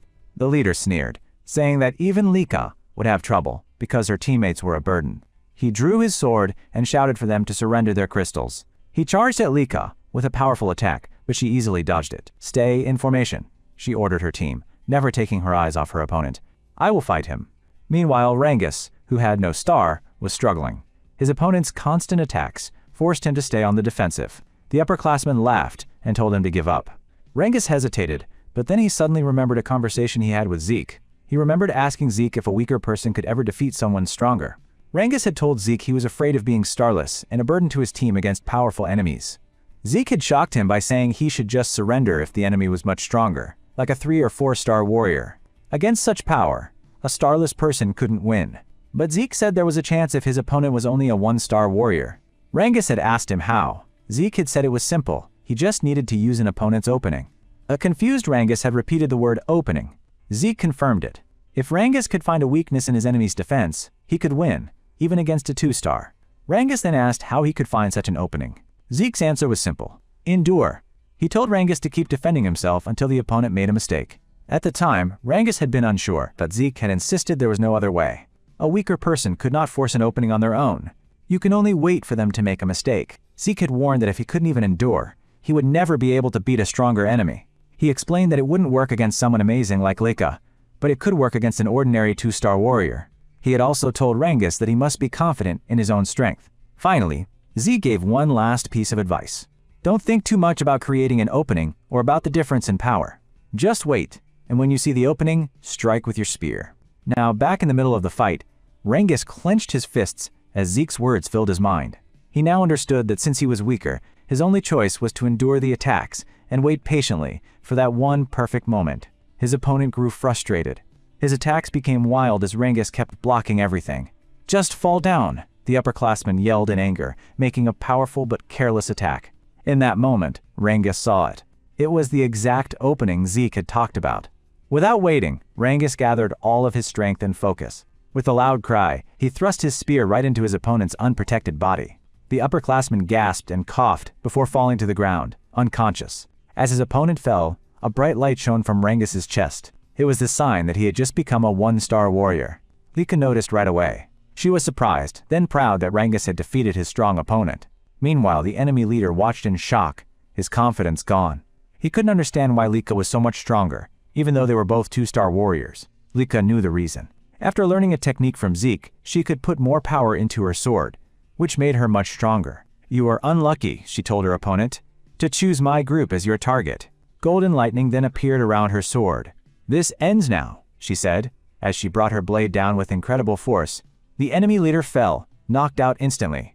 After making sure all the enemies were defeated, Lika went back to her team and quickly asked if everyone was okay. When she knew they were all safe, the group felt relieved and cheered for their victory. They had won their first big fight against upperclassmen. Celine and Raymond hurried to congratulate Rengis on becoming a 1-star warrior. He smiled brightly and thanked them. Lika looked at her team proudly. Now that everyone was a 1-star warrior, she said their future battles would be much easier. Then, her expression softened as she wondered out loud how Zeke was doing. Meanwhile, in a much scarier part of the mountain, a scared upperclassman was running for his life. Tears ran down his pale face as he kept mumbling, "Please don't come here, Zeke." He cursed to himself, shaking with fear. He couldn't help but wonder what kind of monster Zeke really was. The older students ran through the woods, screaming for help. All they could do was hope that Zeke would not follow them. Zeke dragged one of the students he had just beaten. The others watched from a distance, cursing him. They wondered what kind of monster he was. He held the body of a giant snake in his hand and smiled. A mocking question was on his lips. He asked aloud if anyone else wanted to play his little game. "He's insane!" the older students cried as they ran away in terror. They were confused. They were supposed to be hunting him, not the other way around. As they fled, one of the upperclassmen tripped and fell hard on the ground. He tried to get back up, but when he lifted his head, he saw Zeke standing right over him. Zeke's red eyes glowed faintly. He sighed that he was tired of the chase and offered a hand to help the boy up, but he added that once the boy was on his feet, they would have to fight. The upperclassman's eyes widened in pure horror. His body went limp and he collapsed, passed out on the ground. Zeke tilted his head, looking puzzled. He muttered to himself, wondering what had just happened. He looked around for the others, calling out to them. He wondered why they had become so cowardly. He mocked them for running after being so tough earlier, then smiled and yelled for them not to leave him alone. Just then, Zeke sensed someone else nearby. He turned his head toward the hidden person and challenged them to come closer if they wanted a better view. No one answered. Zeke chuckled to himself. Since the person was only watching, he figured that what he was doing must be fine. He shrugged and announced he would stop holding back and continue his game. A man then stepped out from the very spot where Zeke had sensed the presence. It was an overseer for the exam. Sweat ran down his face as he stared in disbelief at the child named Zeke. He had watched Zeke easily defeat students who should have been much stronger. He was even more shocked that the boy had sensed him while he was hiding. The overseer understood how serious this was and decided he had to report everything right away. Back at the camp, Freya was surprised to see several observers arriving to give their reports. They told her a week had passed. 30% of the younger students had already quit. The ones who remained were getting used to the dangers of the mountain. An observer said he didn't expect many more to drop out. Freya then asked about the upperclassmen. The observers looked at each other nervously and didn't answer. Freya's expression grew stern, and she ordered them to tell her what was going on. One of them finally spoke. He said the upperclassmen were always running away. Freya frowned. "Running away? From what?" she asked. She knew there was no beast on the mountain strong enough to scare them. An observer explained that they were not running from a beast. They were running from Lord Zeke. Curious, Freya asked. "Why him?" The observer explained that Zeke had been hunting the upperclassmen. They tried to fight back, but in the end, they had no choice but to run. Another observer added that Lord Zeke seemed to be having fun. He was happily chasing them down like they were prey, which was something they had never seen before. A second observer agreed, saying that even for someone from the Eldragon family, Zeke was not normal. To them, he was more than just a gifted child. He was a real monster in a boy's body. Freya listened quietly. She said she had been suspicious from the start. Zeke had acted differently, choosing to enter the dangerous mountain all by himself, with no fear. His calm entrance made one thing clear. He never planned to hide. From the very beginning, his goal was to be the hunter. Remembering the look in Zeke's eyes, Freya had a chilling thought that the boy truly was a monster. Suddenly, an observer noticed a strange rumbling sound. A small smile formed on Freya's lips. "That," she said, "is exactly what I've been waiting for." A man walked over and asked where Lady Freya wanted them to put a giant cage. She told him to leave it there and thanked him. When the observers looked at the cage, their eyes grew wide with shock. They asked what kind of creature was inside, worried that its powerful aura was too much for any student. But Freya smiled, telling them not to worry. The creature had been adjusted. It was designed to only attack people who were 2-star level or stronger. She promised that the normal students would not be seriously hurt. One of the observers asked why such a strong creature was being brought in. Freya said it was a direct order from their leader, Baalsa, that she privately wanted to test the boy her own soldiers were calling a monster. She had to see if Zeke could survive against such a creature. With that thought, she gave the order to release it into the mountain at dawn. The next morning, deep in the heart of Poison Dragon Mountain, Rangus and his team stopped suddenly when the ground began to shake hard. Lika had a bad feeling about the tremor. Raymond wondered if an upperclassman was causing it. Rangus shook his head and said it was probably a large beast, but Lika still felt that something was very wrong. A moment later, a second, much stronger quake shook the forest. Then, a giant tree started to fall, crashing down right towards them. Lika screamed, "Everyone move!" The group jumped away, just as the huge tree smashed into the spot where they had been standing. When they turned around, Lika froze. Celine gasped and whispered, asking what kind of creature it was. Rangus's face turned pale, and sweat dripped down his face. In a shaky voice, he told them all to run. Standing before them was a giant stone golem with glowing red eyes. On the other side of the mountain, Zeke rested on a grim throne made from the monsters and students he had defeated. He sighed, feeling bored with the test. There was no one left to fight, and no rivals came near him. Even the exam observers seemed to have left him alone. He could not feel their presence anymore, as if they were letting him do whatever he wanted. The whole thing was just a disappointment, but then he felt a strange shake of energy from the other side of the mountain.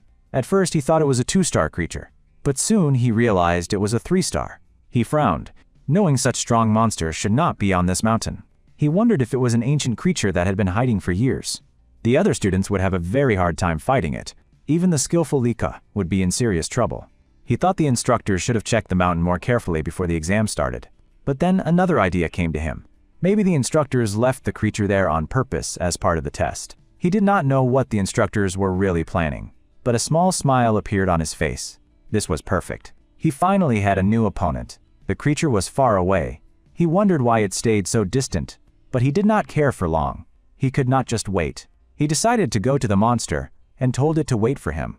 At the same time, on the other side of the mountain, Celine attacked the giant golem. Her powerful attack did nothing at all. She could not believe it. She had not even left a scratch on the golem's stone body. Raymond also ran forward and hit the golem with his shield, using all his power. But his attack failed, just like Celine's had. Seeing how strong it was, Lika stepped up. She filled her attack with her aura and lightning. After a bright flash, she saw a small scratch on the golem's arm. Lika quickly realized that only aura could hurt the golem. That meant only 2-star fighters like her could damage it. Her 1-star friends were not strong enough. Rangus asked Lika what they should do next. Lika took command and told them to listen carefully to her orders. She told them to run away as soon as she had the golem's attention. But Rangus refused. He said they would never leave her to fight alone. Lika told them they would only get in the way. She pointed to the golem's arm where she had hit it before. She explained that even with all her power, she had only made a tiny scratch. As 1-star fighters, she said, they were just not strong enough to hurt the huge creature. Raymond agreed they could not hurt the golem directly, but he said they could still help Lika make sure her attacks landed perfectly. Lika asked what he meant by that. Rangus promised he would not be a burden. Celine agreed, saying if they worked together to help Lika's attacks hit, they could win. Seeing how determined they were and how much they trusted her, Lika smiled a little. She nodded, understanding their feelings, and agreed to let them help her. Lika charged her sword with aura and lightning. Raymond got ready to defend, and Rangus and Celine prepared to help her attack. With all her power in her sword, Lika gave the signal to start their new attack on the golem. Lika moved as fast as lightning, leaving a trail of golden sparks as she rushed the golem. But the monster quickly attacked her back. Raymond lifted his shield to protect her, but as a 1-star fighter he had a very hard time blocking the powerful golem. Rangus and Celine ran in from the side to distract the golem. At the same time, Lika got behind the golem, ready to land her final blow. She used her powerful lightning sword skill, Heaven's Thunder. She hit the golem from behind with all her might. A huge explosion echoed through the forest. Lika's powerful hit knocked the golem down. When the smoke cleared, the forest around them was destroyed. Rangus ran to her, worried, and asked if she was okay. Lika said she was fine, but she had used up all of her energy. She asked about Raymond. Celine helped him stand as he answered that he was also okay. Just as Lika said they should go back, she felt a cold feeling. The golem was right behind them again. Without thinking, she pushed Rangus out of the way. As she did, the golem grabbed her instead. Caught in its stone hands, she could not believe it could still move. She regretted letting her guard down after her big attack. Celine was also in shock. She couldn't understand how the golem was still moving after being hit with Lika's strongest attack. Rangus quickly tried to save Lika by attacking the golem with his spear. But the golem used Lika as a shield, swinging her around so Rangus could not hit it. Rangus grew more and more desperate to save her. Suddenly, a giant tree flew through the air toward them. The tree hit the golem hard, making it let go of Lika. Rangus helped her up and pulled her away. Lika was confused and wondered what just happened and how she got free. Then, a new voice broke the silence. Zeke had arrived and asked, "What is going on here?" Rangus and Lika immediately recognized the voice. But Zeke did not check on Lika. He was just happy to see the monster. His eyes glowed with excitement as he asked, "What is this clay puppet?" Zeke sensed the golem, just as golden lightning lit up the forest. He recognized Lika's power and was shocked her group had already started the fight. He pushed himself to run faster, frustrated with his body's limits. In his past life, he would have been there in a flash. But now he could only endure the long, tiring sprint. He worried for Lika's young and talented group. They were facing a powerful monster, and he feared they could not hold out for long. Suddenly, an idea for a new technique stopped him in his tracks. Without hesitating, he grabbed the trunk of a giant ancient tree.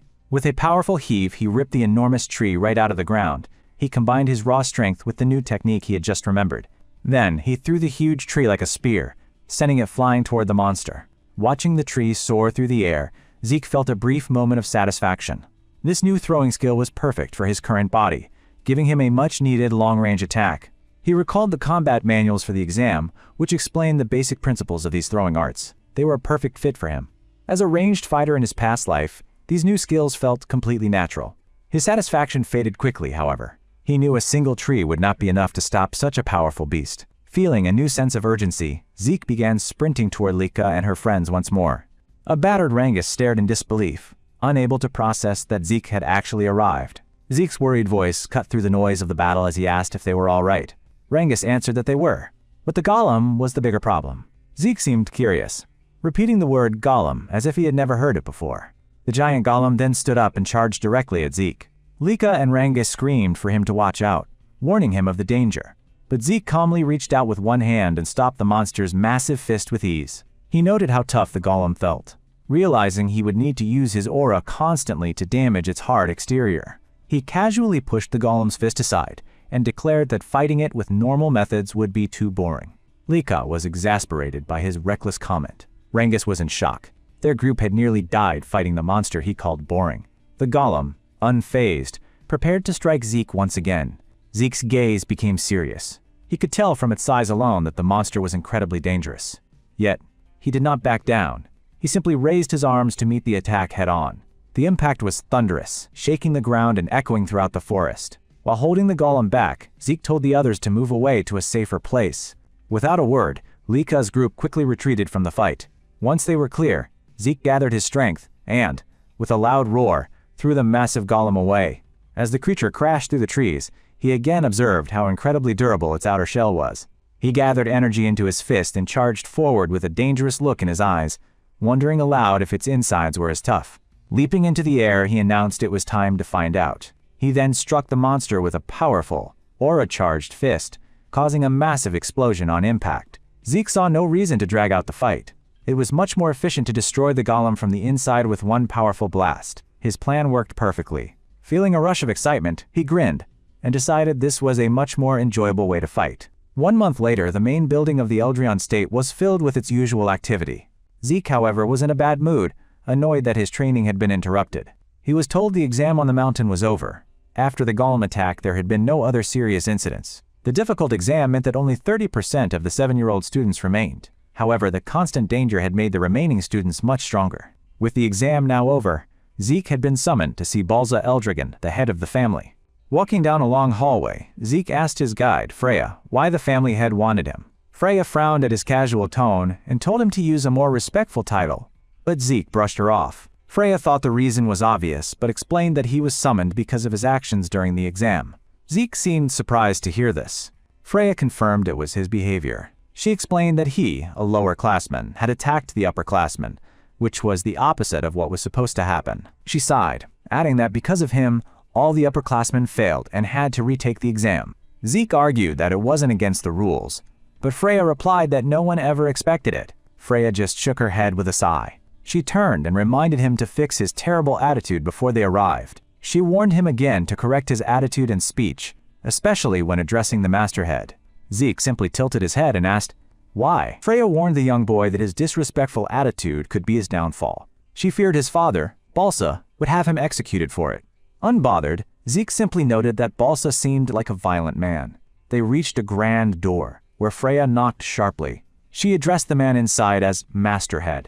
She introduced herself as Freya Wink of the Black Dragon Corps, announcing they had come as he requested. A deep, firm voice from within told them to enter. Freya pushed the heavy door open, and they walked into a large room. She quickly announced that she had brought Zeke as ordered. Balsa looked up from his writing.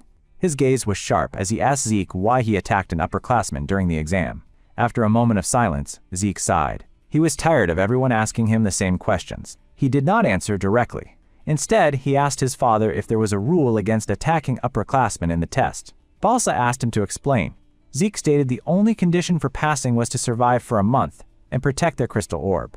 He explained that no other rules were mentioned. If his actions were forbidden, it should have been stated from the beginning. Fear and anxiety gripped Freya as she listened to Zeke's bold words. She cried out, questioning why he would dare to speak to the Masterhead in such a way. Balsa's eyes narrowed and a powerful dragon aura suddenly filled the room. The pressure was so great it forced Freya to her knees. She realized with a chill that this power was strong enough to kill Zeke.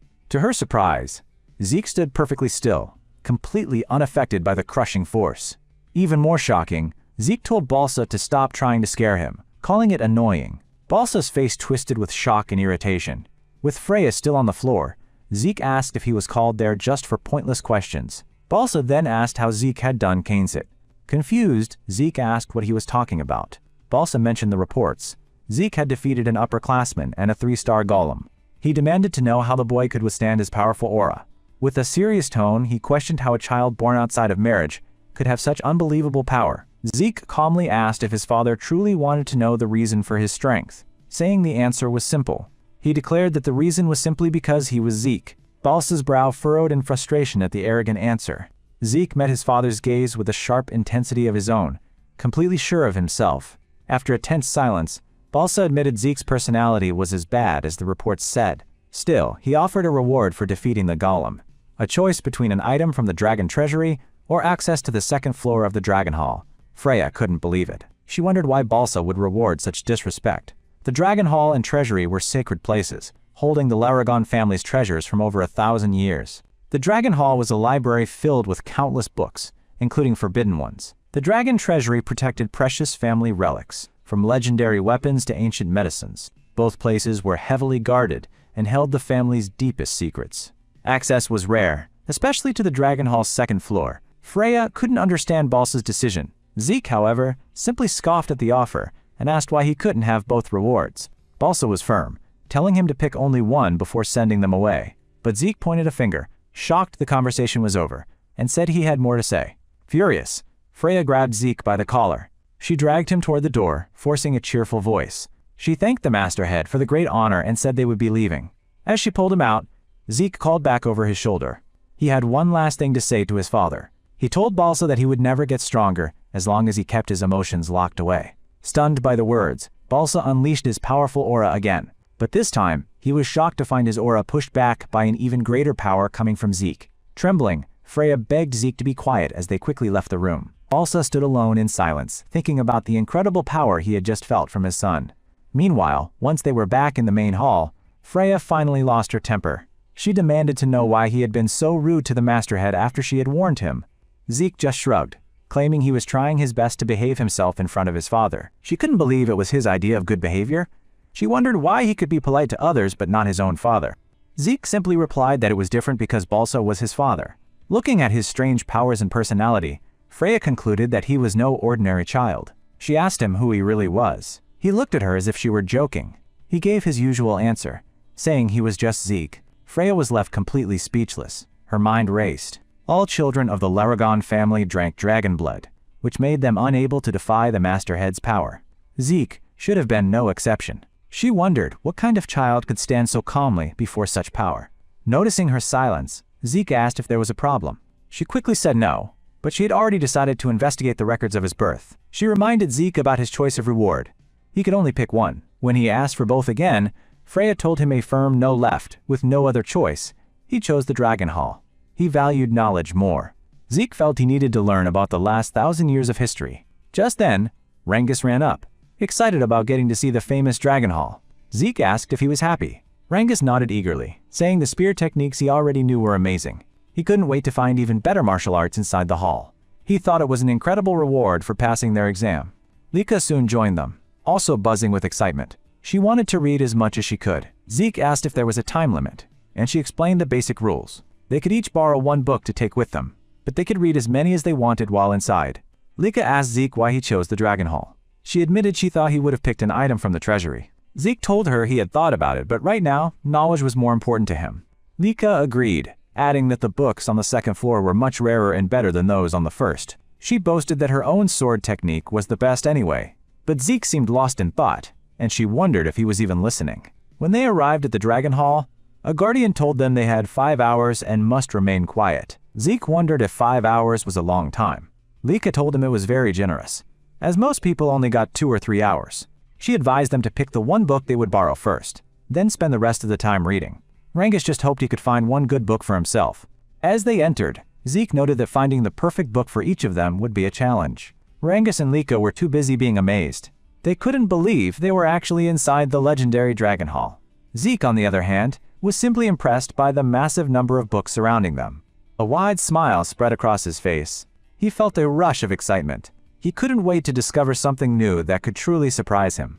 A shocking new truth hit Zeke as he read through the books. He sat among huge piles of books, his mind struggling with strange ideas about rifts, chaos, and magic. There was so much new information that it made his head spin.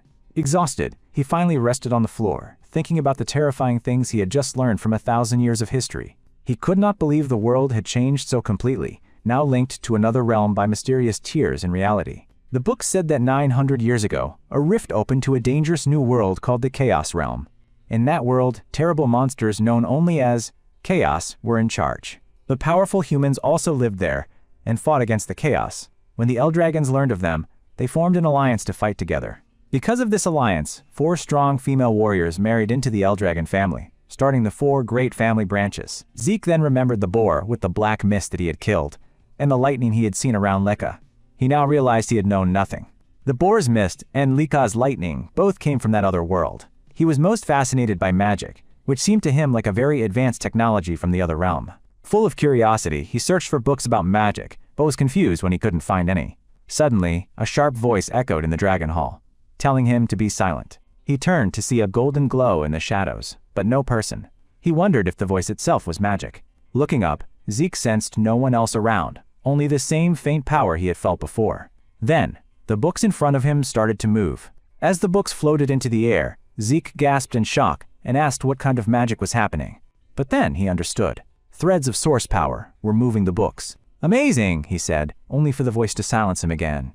Zeke grabbed a floating book and challenged the voice. "How can anyone be quiet seeing this? Show yourself!" A cloaked figure on the floor above said nothing, but used their source power threads once more. Instantly, Zeke was frozen, unable to move his body at all. The cloaked figure quickly tossed him down to the first floor, telling him his time in the hall was over. Then, he was thrown right out of the hall's grand doors.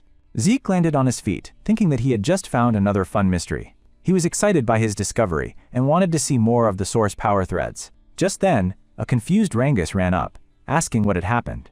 Lika followed, asking why he was thrown out. Zeke just shrugged, said he got a little too excited, and asked what they had found. Rangus proudly announced he had borrowed a book on spear fighting and had already learned some of the basic moves. Celine added that she had also learned new skills from a book on sword fighting. Raymond said he had studied Guardian sword arts and borrowed a book about Guardian shield techniques. Zeke was awkwardly silent. He realized all these new techniques were just things he had created casually in his past life. Zeke then asked Lika which book she had chosen. She happily showed him a book on great sword fighting, made by the first family head but improved by the current one. It was perfect for her research. Zeke fell silent again. This was another of his old techniques that the 15th family head had changed, just like his other combat arts. He remembered seeing many books inside detailing his other old techniques, most with improved versions placed next to the originals. He wondered if the 15th family head was responsible for all the changes, finding the man more and more interesting. Looking back at the Dragon Hall, Zeke thought about how he had expected it to be boring. Now, he couldn't wait for another chance to return. 5 years later, Lika stood in a hallway, wondering where Zeke and Rangus were. Some classmates walked by and told her that Zeke and the others were at the training grounds. Again, Lika, now 12 years old, muttered to herself before thanking them. When she got to the training ground, she saw Rangus, Raymond, and Celine all getting ready to attack Zeke, who was also 12. Inside his office, Balsa was occupied with his duties. A report came in, bringing news of a newly discovered special rift. He questioned the reliability of the information, and the person on the other end of the line quickly confirmed its truth. The voice belonged to Ain, the captain of the Black Dragon Corps. He reported that their investigation showed an 80% chance of finding magic water within the rift. Balsa found the rift's location to be a major problem. He wondered why it had to appear in such a difficult place. But with the high chance of magic water inside, they could not simply ignore it. He knew the value of such a discovery. Magic water was what turned ordinary people into mages, granting them the ability to change source power into mana. This transformation had brought new kinds of magic into the world. But it also started bitter fights over the magic springs, where the water originated. In the current era, a house's power was measured by the number of mages it had. Unfortunately for the Eldragon family, they had no magic springs in their territory. Without any magic springs of their own, the only way for the Eldragon family to get magic water was by conquering special rifts. The number of mages in their house was dangerously low. Every single one, including Baalsa, was a seasoned veteran who had earned their power by taking on these rifts. Still, they were outnumbered by other houses blessed with magic springs. This made conquering any new special rift their most important mission. But the location Ain mentioned, the abundant dragon forest, was a difficult one. A border clash had happened there just recently. While most of the vast forest was in Eldragon territory, a portion of it crossed into the lands of a rival house. That rival house, the Kerberos family, claimed a larger part of the woodland for themselves, calling it the Great Abundant Forest. Ain confirmed that the rift itself was located safely within their territory. However, its large size meant the special area around it could reach into Kerberos lands. He knew those rivals would likely rush to it as soon as they found out. Baalsa grumbled that the Kerberos family was good at sniffing out opportunities like this. It was only a matter of time before they discovered the rift. This meant the Eldragon family had to prepare for a fight. The nature of a special rift limited what either side could do, but they needed to move quickly, before the Kerberos family realized what was happening. Having made his decision, Balsa told Ain to alert all the dragon nests immediately. He announced a selection exam would be held as soon as possible. Over at the training grounds, Lika watched the others train with Zeke, noting how they always gave it their all. Zeke stood calmly in the center of the action, waiting for them to make their move. The three trainees lunged at him at the same time, attacking from different sides. Zeke's expression grew serious as he braced his body for the impact. He took all three of their hits without flinching. The sharp point of Rangus's spear dug into his cheek, but Zeke only commented that their teamwork was good. He then told the 11-year-old Rangus that he was using too much force, which weakened the effectiveness of his spear technique. He turned to 12-year-old Celine, telling her she was too focused on speed and hitting many times. Her attacks lacked real power, and she needed to find a better balance.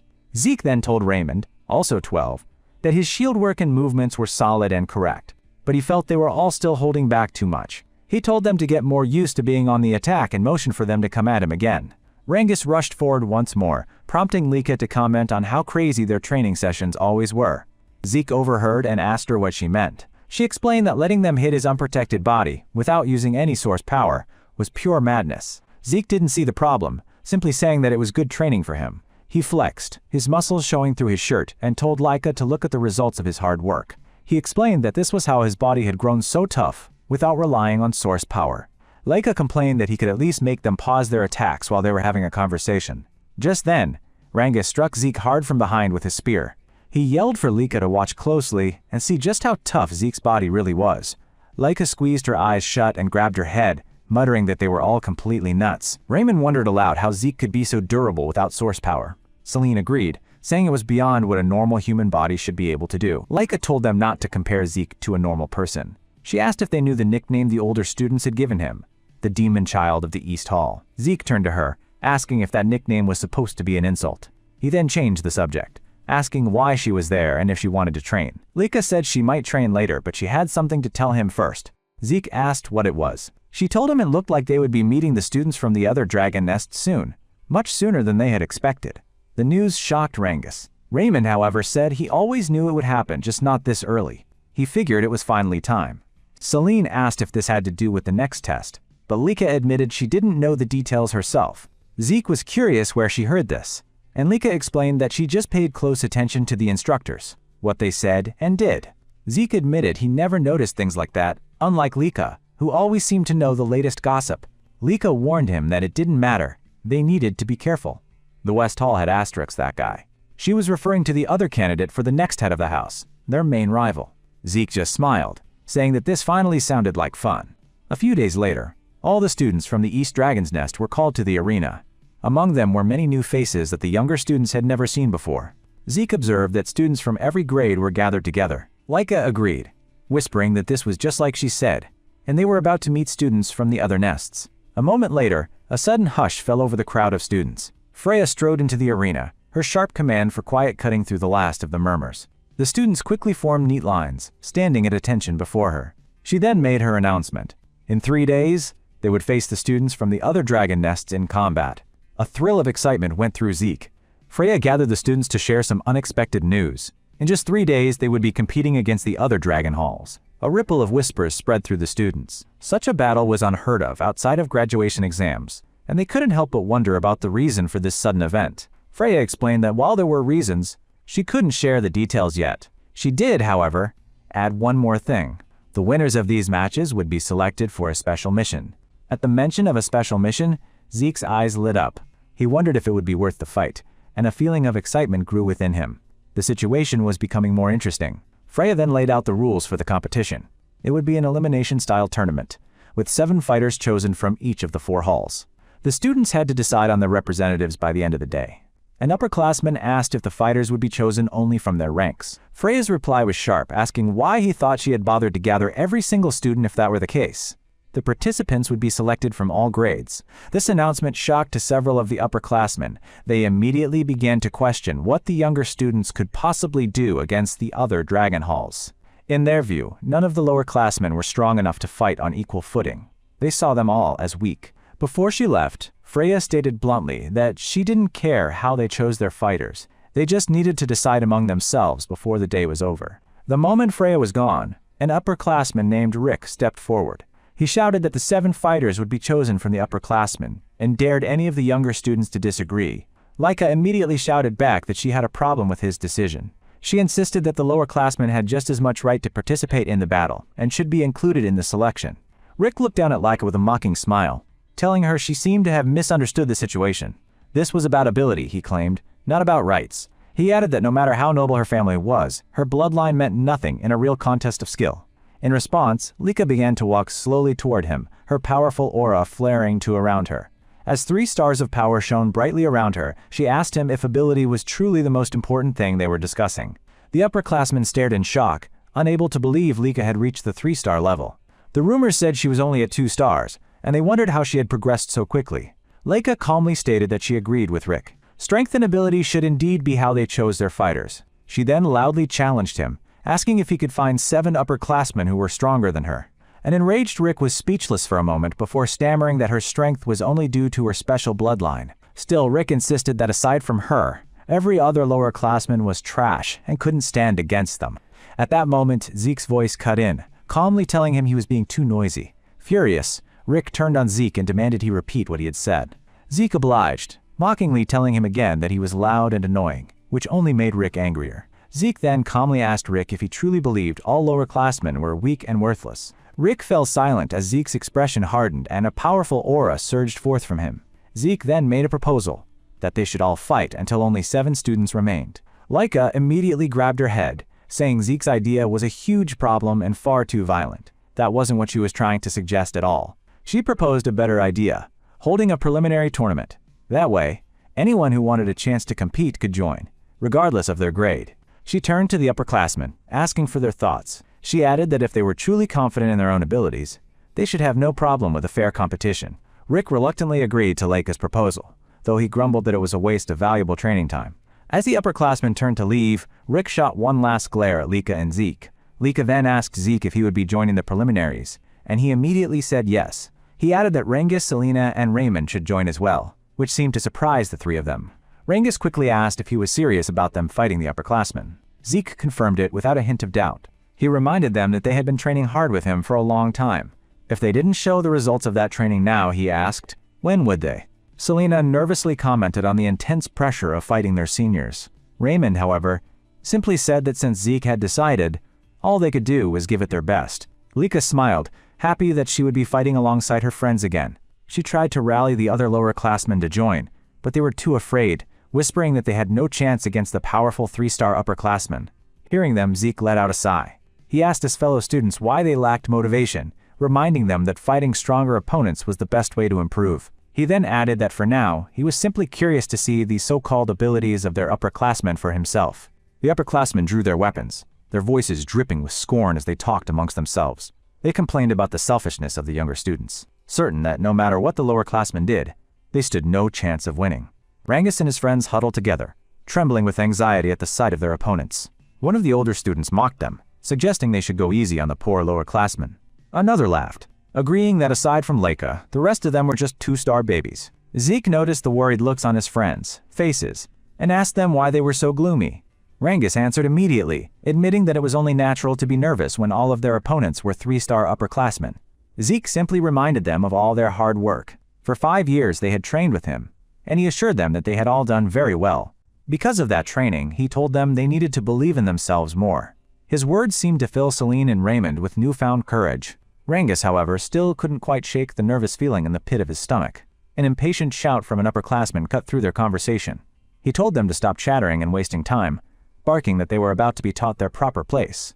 Less than a minute later, however, the crowd stared in disbelief. Whispers of confusion spread as they tried to understand what was happening before their very eyes. The lowerclassmen had defeated the upperclassmen with shocking ease. Some spectators wondered if the older students were simply weak this year, but others knew better. It wasn't that the upperclassmen were weak, but that these particular lowerclassmen were monsters. A wide, proud smile spread across Zeke's face. He was delighted by the result and quickly went to praise Rangus and the others for their victory. He thought about how much sharper Rangus's deflection techniques had become and how keen his eye was for spotting an opponent's opening. Celine had also shown great mastery of the multi-strike Windflower sword arts, and Zeke was impressed by how smoothly Raymond could switch between his offensive sword skills and his defensive shield work. All of them, he thought, had shown magnificent results. If they could build more confidence through real combat like this, they would only become more formidable. He also noted Leica's growth. Her lightning aura was now powerful enough to take down an opponent with a single decisive attack. The other upperclassmen were still frozen in shock, unable to process the speed and ferocity of the battle they had just witnessed. Leica commented coolly that their opponents' arrogance deserved nothing less than a crushing and decisive defeat. Rick, however, refused to accept the outcome. He couldn't believe that 3-star upperclassmen could possibly lose to a group of 2 stars. Zeke walked toward him, calling him naive for denying what he had just seen with his own eyes. As he closed the distance between them, Zeke explained that age and stars were just labels. In a real fight, the stronger person is the one who wins. He added that if the upperclassmen were weak, they would lose. It was as simple as that. Rick furiously pointed a finger at Zeke, calling him a fool. He insisted that stars were a direct measure of power, asking if Zeke didn't even understand something so basic. Zeke replied calmly that stars wouldn't matter much if one's heart was destroyed. Dead was dead. Rick fell silent for a moment as Zeke warned him not to lose sight of what strength truly was. In combat, strength was simply the ability to win, nothing more. Finding his voice again, Rick exploded with rage. He screamed at Zeke to shut up, declaring that as an upperclassman, he wouldn't be fooled by a brat's twisted words. He had been going easy on them, he claimed, but now he would show no mercy. Zeke just looked tired of the argument. He said that children should act like children and use their bodies before running their mouths. Since they were the only 2 left, he challenged Rick to show him the martial arts he was so proud of and prove the value of all his training. This only made Rick angrier. He screamed at Zeke not to underestimate him. Putting all his power into his great strength technique, Rick charged forward. But before his attack could land, a golden light flashed in Zeke's eyes. He met the charge with a single punch to Rick's face. The impact sent Rick flying across the entire arena. Zeke even let out a small laugh, commenting that Rick had indeed trained well.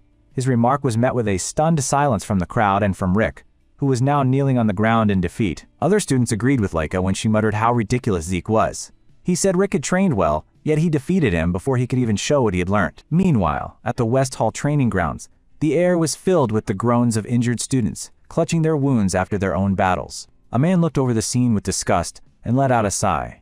Every single one of them, he said, was useless. This man was Vanille Fafnirld Eldragon, one of the candidates to be the next head of the family. Just then, another group of students approached. Their leader addressed Vanille with respect, reporting that their part of the selection was now complete. This was Alan, Vanille's right-hand man, a 3-star student himself. Behind him stood the others who had passed the selection. Among them stood a boy named Redden, who was only 12 years old. Vanille's gaze landed on the boy. He called Retin over and asked if it was true he was already a 3-star, despite being so young.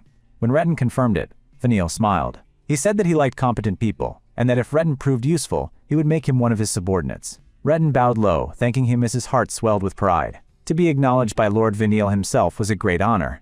With Lord Vanille leading them, he thought, there was no way the West Hall could lose to the others.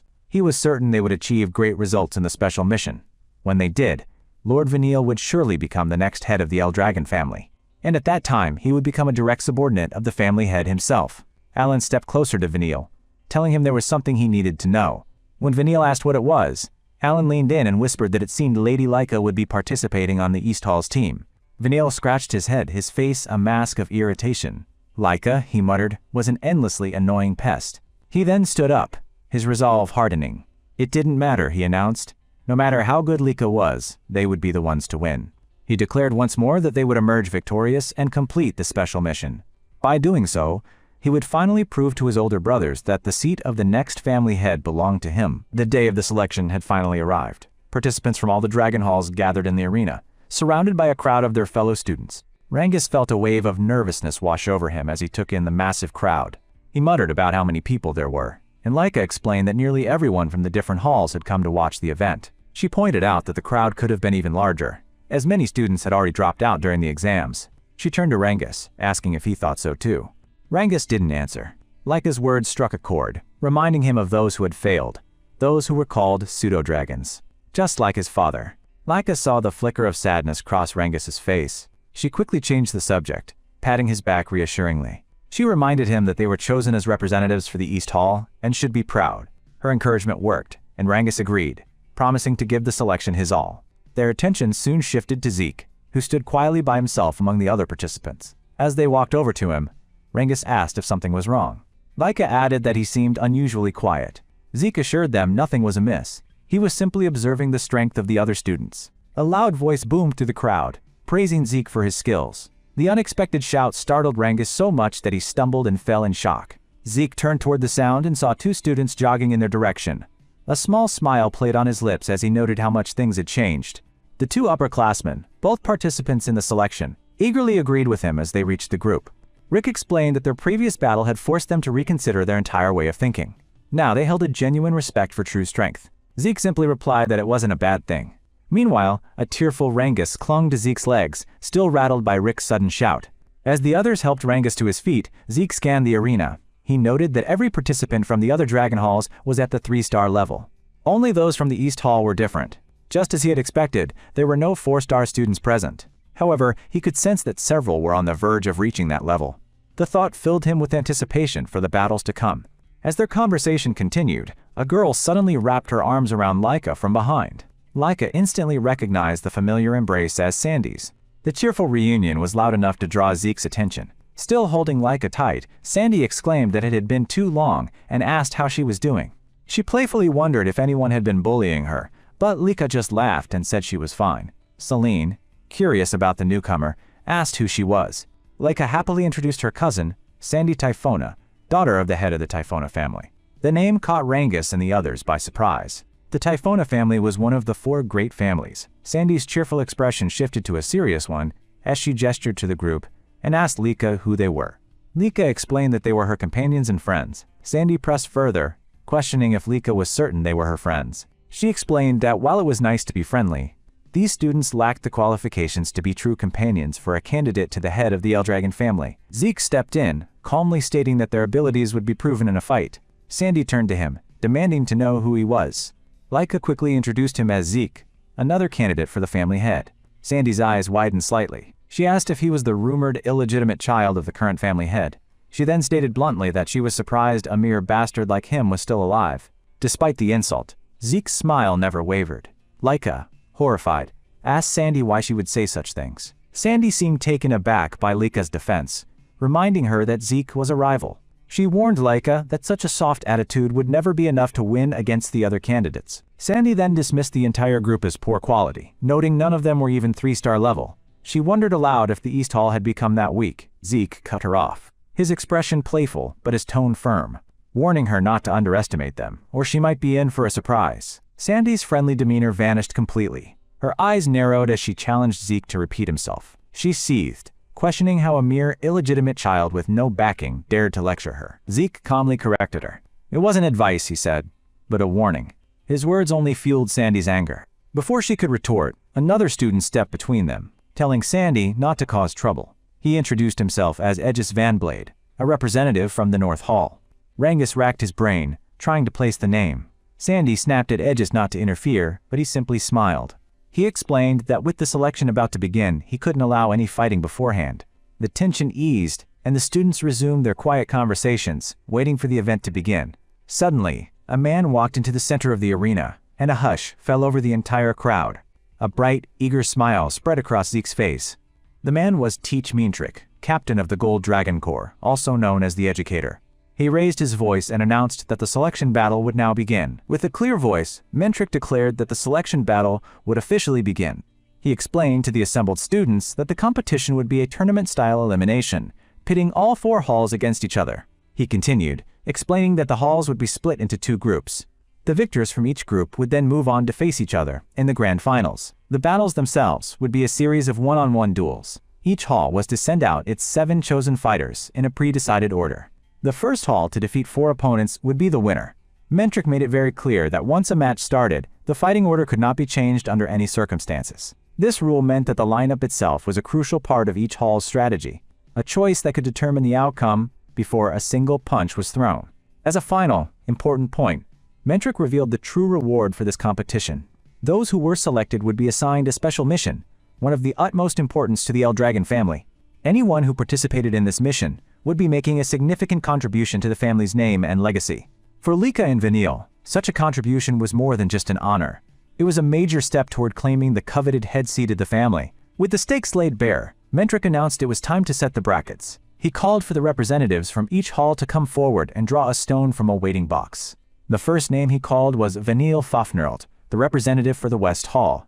Vanille stepped confidently toward the officer holding the box. Without a moment's hesitation, he reached inside and pulled out a single stone. Meantrick then gestured for him to return to his position. As Vanille walked away, Lika felt a bead of sweat trickle down her face. Her gaze was fixed on her older brother. He was looking right back at her and her teammates, a cruel and malicious smile spreading across his face. Zeke noticed the tense exchange immediately. He leaned over to Lika and quietly asked if she knew that man. She gave a grim nod in confirmation. She explained that he was the head candidate for the West Hall she had told him about before, Vanille Fafnerld Eldragon himself. Zeke absorbed this information with a simple, "I see," a faint, thoughtful smile on his face. He knew that besides Vanille, the West Hall was filled with powerful warriors. Not only them, but the other halls were clearly well-trained as well, though he could sense a distinct difference in the levels of power between the groups. Soon, Zeke's eyes landed on a familiar face in the crowd. It was Retten, and it had been quite a while since he had last seen him. Zeke recalled how skilled Retten had been during the entrance exam. Seeing that the boy had already reached the 3-star level at just 12 years old made Zeke smile. Retten must have been training incredibly hard. Just then, Retten's gaze shifted, and his eyes fell upon Rangus. His expression immediately soured, twisting with hostility, as he seemed to silently question why Rangus was even allowed to be part of the selection. Other students who recognized Rangus were just as shocked. Some shouted in surprise, wondering aloud what he was doing in the arena. All the unwanted attention made Rangus nervous. Raymond noticed his friend's discomfort and quickly asked if he was okay. Rangus managed a hesitant reply that he was fine, even as Retten continued to glare at him with open malice. A moment later, Meantrick's voice cut through the murmurs, calling for the representative of the North Hall. After Aegis drew a stone, Meantrick called forward the representative from the South Hall. That student also stepped up and took a stone from the box. Finally, Meantrick called for the last representative, the one from the East Hall. Hearing this, Lika turned to Zeke and told him he was being called. Zeke looked back at her, confused, asking why it had to be him. Lika's answer was calm and simple. It was because he was the strongest member of their group. Rick and the others quickly agreed with her assessment. Zeke, however, wondered aloud if in a situation like this, it might be better to send their youngest member instead. Lika brushed off his suggestion, pointing out that they were all around the same age anyway. She then firmly told him to go and take a stone. With no other choice, Zeke accepted his role and stepped forward. His selection, however, drew a sharp comment from Sandy, who questioned why an illegitimate child was representing them instead of Lika. Lika simply repeated that it was because Zeke was the strongest among them. Sandy refused to believe it, arguing that Zeke wasn't even at the 3-star level like Lika was. She also reminded Leica that this selection was really a battle between her and Vanille for leadership. At this rate, Sandy warned, Leica was guaranteed to lose. Leica just smiled, her confidence unshaken. She told Sandy it was fine and that there would be no problem, declaring confidently that their team was strong. Zeke then took the last stone from the box. With all 4 representatives holding their stones, Mentric instructed them to channel their source power into what they had drawn. As they followed his command, the stones began to glow, shining with either a vibrant blue or a deep red light. Mentric announced that the colors determined the brackets. The first match would be East Hall versus North Hall, and the second would be West Hall versus South Hall. Upon learning that their first opponents would be the North Hall, Zeke's group immediately turned their focus towards Sandy and Aegis's team. Their attention was quickly drawn to a student who was noticeably taller than everyone else. Seeing his imposing build and the sharpness in his eyes, Rengis shuddered. He asked in a shocked whisper if that man was truly a student at Dragon's Nest. Leica confirmed that he was, admitting that she had not expected to face Sandy's team in the very first match. Meanwhile, a crackling lightning aura flared up around Sandy. She sneered at Leica, saying this was a good opportunity to wake her up from her delusions. Pointing directly at Leica's team, Sandy declared that she would crush them completely, to remind Leica of her proper place and purpose. Leica, however, did not flinch. A brilliant golden lightning of her own surged around her as she met the challenge with a firm, "Bring it on." At the same time, Zeke, still holding the glowing blue stone, noticed Aegis was smiling calmly at him. The other boy commented that he was really looking forward to their fight. Seeing Aegis's calm excitement, Zeke smiled back. He replied that it seemed they would get along well, adding that he, too, couldn't wait for the battle to start. The arena fell silent for a moment, a quiet pause hanging in the air. Mentric's voice then echoed through the quiet, announcing the first match, East Hall versus North Hall. Upon hearing the announcement, Rick turned to Zeke, vowing to give his all and win. But the look on his face told a different story, one filled with doubt. Seeing this, a bead of sweat rolled down Leica's cheek. She nervously asked Zeke if Rick would be okay, pointing out how anxious he looked. Zeke simply agreed that his worry was plain to see. A moment later, Mentric called out, asking if both teams were ready to begin. Rick took a deep breath and walked to the center of the arena, facing his opponent. With a sharp command, Mentric signaled for the battle to start. Wasting no time, Rick gathered energy into his fist and charged straight at his opponent. From the sidelines, Zeke watched and wondered how this fight would end. Leica remarked that it looked like a tough match just from their appearances and turned to ask for Zeke's thoughts. Zeke replied that no victory was ever guaranteed, unless it was his own, which he considered absolute. Leica quickly clarified that she was asking about Rick, not him. Zeke fell silent, turning his full attention back to the fight. He then added that, based on skill alone, the North Hall fighter was on the same level as Rick. If Rick could just fight like his usual self, he should have a good chance of winning. Leica agreed, but she pointed out that this was their first time fighting in front of such a massive crowd. The pressure of representing their team was a heavy weight on his shoulders. On the field, Rick struggled, taking one relentless attack after another. Zeke conceded that Leica had a point, but noted that fighters like Sandy and Aegis Van Blade were exceptions to that rule. He explained that both of them were close to reaching the 4-star level, so a large crowd would not easily shake their resolve. He also recalled that Sandy was Leica's cousin from the Typhona family, which meant she likely used techniques from the same powerful lineage. This, he thought to himself, would be a valuable learning experience for Leica as well. The fight ended abruptly when Rick was knocked to the ground. Mentric's voice rang out, declaring North Hall the winner of the first match. The loss made Marin incredibly nervous. With a shaky voice, she whispered that she had to win her match. Leica tried to comfort her, telling her not to worry, but it was over in a flash. Marin was defeated, and Leica and Zeke could only sigh in disappointment. Eric and Marin trembled as they apologized to Zeke for losing. Zeke just laughed, telling them he already knew the arena's atmosphere had gotten to them. He told them not to worry, adding that if this had been a real battlefield with their lives on the line, the outcome would have been very different. With a cheerful smile, Zeke reminded them that this place was for learning and testing their skills, not for fighting to the death. He explained that today's failure was a safe lesson, one that would strengthen them for real battles in the future.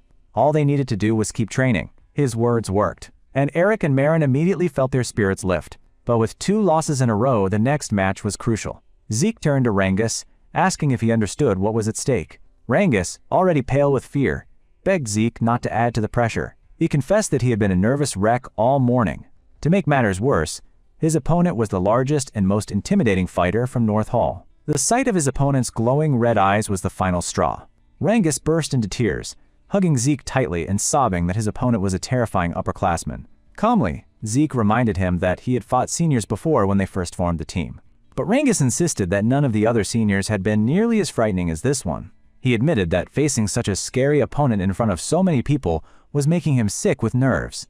Zeke sighed, placing a gentle hand on Rangus's head. Zeke put an arm around him and told him to look closely at his opponent, asking him what kind of weapon the man was holding.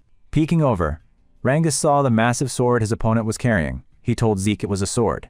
Zeke nodded. He explained that all Rangus had to do was fight the man holding the sword. Nothing else mattered. If the opponent thrusted, he should parry.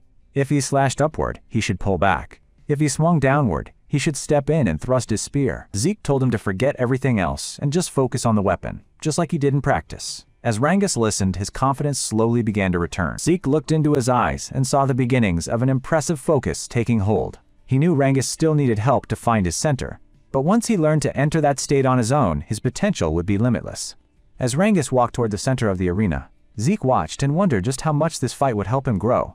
In the stands, the crowd immediately noticed the huge difference in size between the two fighters. Murmurs spread that the scrawny boy stood no chance against such an upperclassman. At Mentric's signal, the match began. Rangus's opponent charged at once, unleashing a sword technique called Single Blade Branch, but Rangus moved like a shadow, easily dodging the strike. The upperclassman scoffed, declaring that there was nowhere left for him to run. He followed up with the Twin Fang Branch technique, a flurry of strikes meant to overwhelm. Yet Rangus skillfully dodged and parried each one. From the sidelines, Laika watched, with a worried heart. Celine pointed out that the opponent was slowly closing the distance, trying to corner Rangus. Raymond nervously asked Zeke if he would be okay, but Zeke simply told them not to worry. He pointed to Rangus's eyes, noting how his focus was sharpening with every passing moment. After ducking under another heavy swing of the sword, something changed. The upperclassman unleashed his ultimate move, a technique called Leaf Storm Dance. But just as the attack was about to land, a flash of pure clarity appeared in Rangus's eyes. He reacted instantly, using his own technique, Flowing Clouds and Water, to parry the blade. The force of the impact sent his massive opponent stumbling off balance. It was the only opening Rangus needed. With a powerful technique called Raging Current Strike, he thrust his spear directly into the upperclassman's chest. The blow knocked his opponent out cold, sending him crashing heavily to the ground. Mentric moved in quickly, declaring the match over. The winner of the third round was East Hall. Rangus let out a long, shaky sigh of relief. A smile spread across Zeke's face. This victory, he declared, was the start of their comeback. East Hall's momentum continued to build as Celine won the fourth match. Their lead grew even further when Raymond claimed victory in the fifth. Soon, the sixth match began, pitting Laika against her sister, Sandy. Laika offered a greeting, remarking that it had been a while since they had crossed swords. Though they both wielded similar lightning techniques, their approaches were worlds apart. Sandy admitted she was surprised that North Hall's elite fighters had lost to younger students who were not even at the 3-star level. Laika calmly replied that, as she had mentioned before, her friends were strong. With a mocking tone, Sandy agreed that she had underestimated them. However, she made it clear that Laika's companions were not the real issue between the two sisters. A brilliant golden aura then erupted around Sandy, filling the arena with pressure.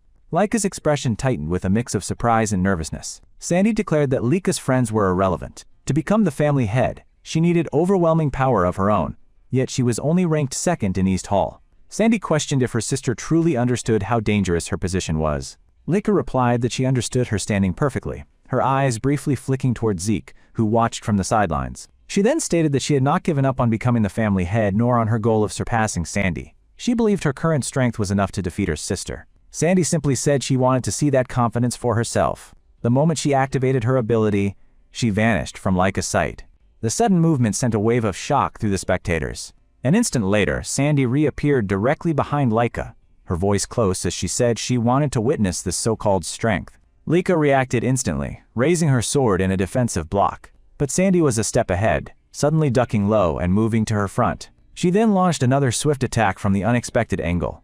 As their blades clashed in an intense flurry, Aegis observed from afar that Sandy, as expected, held the clear advantage. He wondered how Laika would manage against someone who used the same lightning great sword arts, but with far greater mastery. Sandy unleashed a powerful technique called Judgment, the blow landing and leaving a fresh wound on Laika's side.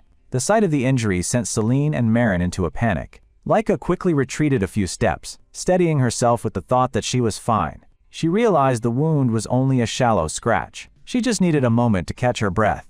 Rangus commented on Sandy's incredible power, amazed at how quickly Laika had been pushed back. Raymond added that he had heard Sandy was the one who trained Laika when they were younger. Her brief pause over, Laika launched herself forward again, renewing her attack. Sandy dodged the blow with ease, remarking that Lika still had not fixed her bad habit of swinging her sword wildly whenever she was cornered. Lika ignored the taunt, pressing her assault as their lightning-infused auras clashed with the ringing of steel. The collision of their power resulted in a powerful explosion at the center of the arena. When the dust settled, Lika was bearing several new injuries from the fierce exchange. Sandy noted that, just as she suspected, Lika's bad habits had not improved at all. She couldn't even become number 1 in her own hall. She added that if Lika had just joined North Hall, she would never have allowed her skills to end up in such a state. Despite her injuries, Lika slowly pushed herself back to her feet, declaring that the fight was not over. Sandy advised her to surrender, telling her plainly that she stood no chance of winning at her current level. She even muttered that if she had known it would come to this, she should have petitioned their father to forcibly bring Lika to North Hall from the start. Lika remained silent, simply raising her sword again in a clear show of defiance. Sandy sighed at her sister's stubbornness, deciding she had no choice but to teach her a proper lesson. In another flash of movement, she vanished and reappeared behind Lika, her body crackling with lightning as she launched another attack. Just as Lika moved to defend with her sword, Sandy changed tactics, delivering a sharp kick to her side that threw her off balance. With Lika's guard broken, Sandy unleashed a relentless barrage of strikes, inflicting more injuries across her body. Watching from the sidelines, Celine and the others grew extremely worried. Zeke, however, remained calm. He observed that Lika looked as if she was on the verge of breaking through some kind of barrier. As Sandy prepared for another assault, she told Lika once more that it would be better to surrender. She then used the first secret technique of the lightning great sword arts, engulfing Lika in a golden storm of electricity. A hush fell over the audience, everyone wondering if the powerful attack had finally ended the match. But Sandy watched in disbelief as Lika slowly stood up again from within the fading light. Lika spoke, her voice steady, saying that now she finally understood the true power of her sister's techniques. Sandy could not hide her shock, questioning how Lika was even standing. She was certain her last attack should have been the finishing blow. Lika admitted that her sister was right. The person she used to be would have surely been defeated by that attack. But she explained that for the past 5 years, she had also been training relentlessly. Their match was far from over. In fact, it was only just beginning. Before their match, Zeke noticed Lika was not her usual self and asked if something was wrong. Sensing her mood, he wondered if she was nervous. Lika admitted she was, as her opponent was none other than her own sister, Sandy. Zeke listened, his expression thoughtful. Lika explained that it was Sandy who had first taught her the ways of the lightning great sword. While she had learned the fundamentals from their uncle, the head of the Typhona family, Sandy was the one she always turned to. Whenever a technique was too difficult to grasp, she would seek out her sister for help. In many ways, Sandy had been her true mentor. Zeke nodded slowly, beginning to understand the situation. With a heavy sigh, Lika confessed that in all their time sparring, she had never beaten Sandy even once. She knew that for every hour she had spent training over the past 5 years, her sister had likely done the same. Despite her earlier bravado, she could no longer say for certain that she could win. Zeke's voice was calm and steady, as he told her to simply remember their training together. He urged her to recall the 5 long years they had spent side by side, pushing each other to their limits. However, the moment Lika thought back on their sessions, her expression crumpled, her face twisting in frustration. A small smirk appeared on Zeke's face as he jokingly asked if training with him had really been that terrible for her. He then grew serious, reminding her that her biggest weakness had always been letting her emotions get the best of her in an intense fight. That was why their training for the past 5 years had been focused on one thing, teaching her to remain calm and clear-headed in the heat of combat.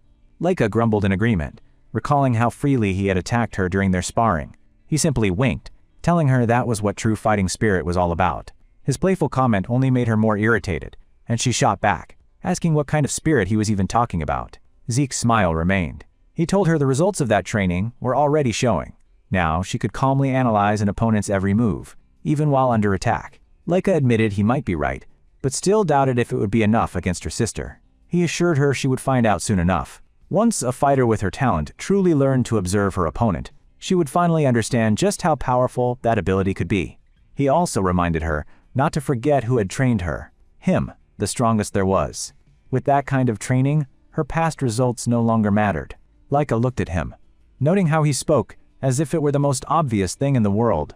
A small smile finally returned to her face, and she thanked him for helping her calm her nerves before the match. Zeke's expression then turned curious as he asked if Sandy was really the one who taught her the lightning arts. When Lika confirmed it, a new thought seemed to spark in his mind. He told her this was the perfect opportunity for her. All she had to do was treat this fight just like their training. She needed to carefully observe every one of Sandy's techniques. If she could do that, she would surely grow even stronger. Back in the present, Lika's voice echoed across the arena. She declared that she had been watching her sister's lightning great sword arts with extreme care. She'd even taken Sandy's attacks head-on, studying them until she finally began to see through the very techniques she once admired. Sandy stared at her, completely bewildered by what she was hearing. In that moment of confusion, Lika lunged forward. Her blade moved so quickly, it left shimmering afterimages in its wake. The illusion made it impossible for Sandy to tell if Lika's blade had slowed or stopped completely. That single moment of hesitation was all Lika needed to land a clean strike, while Sandy was still reeling from the unexpected counterattack. Lika pressed her advantage, unleashing a furious barrage of lightning-infused sword strikes. Her sister was left with no choice but to desperately defend against each powerful blow. As Lika charged forward once more, Sandy could only wonder what had happened. She couldn't understand how her little sister had suddenly become so overwhelmingly fast. Lika then moved to copy Sandy's signature finishing move, Judgment, but the attempt failed. She quickly realized her mistake. She had failed to replicate the subtle changes in tempo that her sister performed so naturally. Now that she understood the missing piece, she just had to apply it. Sandy scoffed, insisting that such mastery wasn't something a person could copy just by seeing it once. From the sidelines, Rangus and the others watched with wide eyes, completely stunned by the incredible transformation in Lika's fighting style. Zeke, however, simply chuckled with satisfaction. It was just as he had predicted. Fighting an opponent with the same style always led to the greatest insights. When Rick asked if he understood what was happening, Zeke nodded. He explained that Lika was actively learning her sister's techniques in the middle of the fight. It was the direct result of their training, which had given her the ability to stay calm and analyze her opponent, even under intense pressure. Eric listened, a look of understanding dawning on his face. As the battle raged on, Zeke added that Lika used to lose her composure, focusing only on her own sword. But now she was different. She had gained the ability to observe and learn from her opponent mid-combat, allowing her to reach an entirely new level of power. Sandy still refused to accept it, shouting that such an incomplete imitation would never be enough to defeat her. But after one more thunderous clash of lightning and steel, Sandy was sent flying backward, a look of pure shock on her face as she realized she was being completely overwhelmed. Lika rushed in again, her voice filled with newfound power. She declared that for the past few years, she had been training to the very brink of death with a certain someone. As she gathered a massive storm of lightning around her sword, she told Sandy that this was the true strength of her lightning great sword arts now. With the final cry, she unleashed her Grand Thunder technique. The sheer scale of the attack caused Sandy's eyes to widen in shock. A torrent of golden lightning surged violently, consuming the entire arena in its brilliant light. After the blinding flash subsided, Sandy remained standing, though she was struggling to catch her breath. She looked at her sister and admitted that Lika had truly grown strong. A moment later, her strength gave out, and she collapsed to the ground. Lika was declared the winner. Even Vanille stared in disbelief, unable to process the incredible power Lika had shown in her victory over Sandy. As Lika walked back towards her friends, Zeke greeted her with a proud smile, remarking that it seemed his fight wouldn't be necessary after all. Lika beamed, happy that she had secured the victory for their team. She added that if she had lost, Zeke would have been the one to face Aegis in the next match. The name immediately caught Zeke's attention, and he asked if she knew him. Lika shook her head, explaining that she didn't know him personally, but his reputation preceded him. Aegis was known far and wide as the greatest genius the Van Blade family had ever produced. Zeke's gaze drifted toward the quiet opponent. He thought to himself that, judging by the man's powerful aura, that reputation was well earned. Lika then added that even for someone like Zeke, a battle against Aegis would have been dangerous, with no guarantee of victory. Before anyone could say more, Mentric stepped into the center of the arena. He announced that although East Hall had already won, the matches would continue until every fighter had their turn. Both Rangus and Zeke looked up in surprise at the unexpected announcement. Marin voiced their confusion, saying she thought the competition was supposed to end once a team had 4 wins.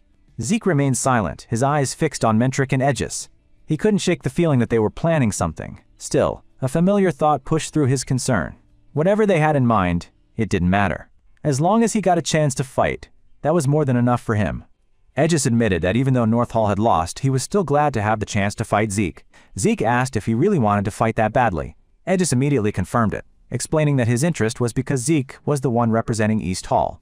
Despite Lady Lika being present, Zeke was the one who had been chosen. That fact alone made Aegis deeply curious about who he truly was. He added that even if Zeke came from the bloodline of a family head, his senses told him that Zeke was only at the 2-star level. And yet, he was picked as the representative instead of the 3-star Lady Lika.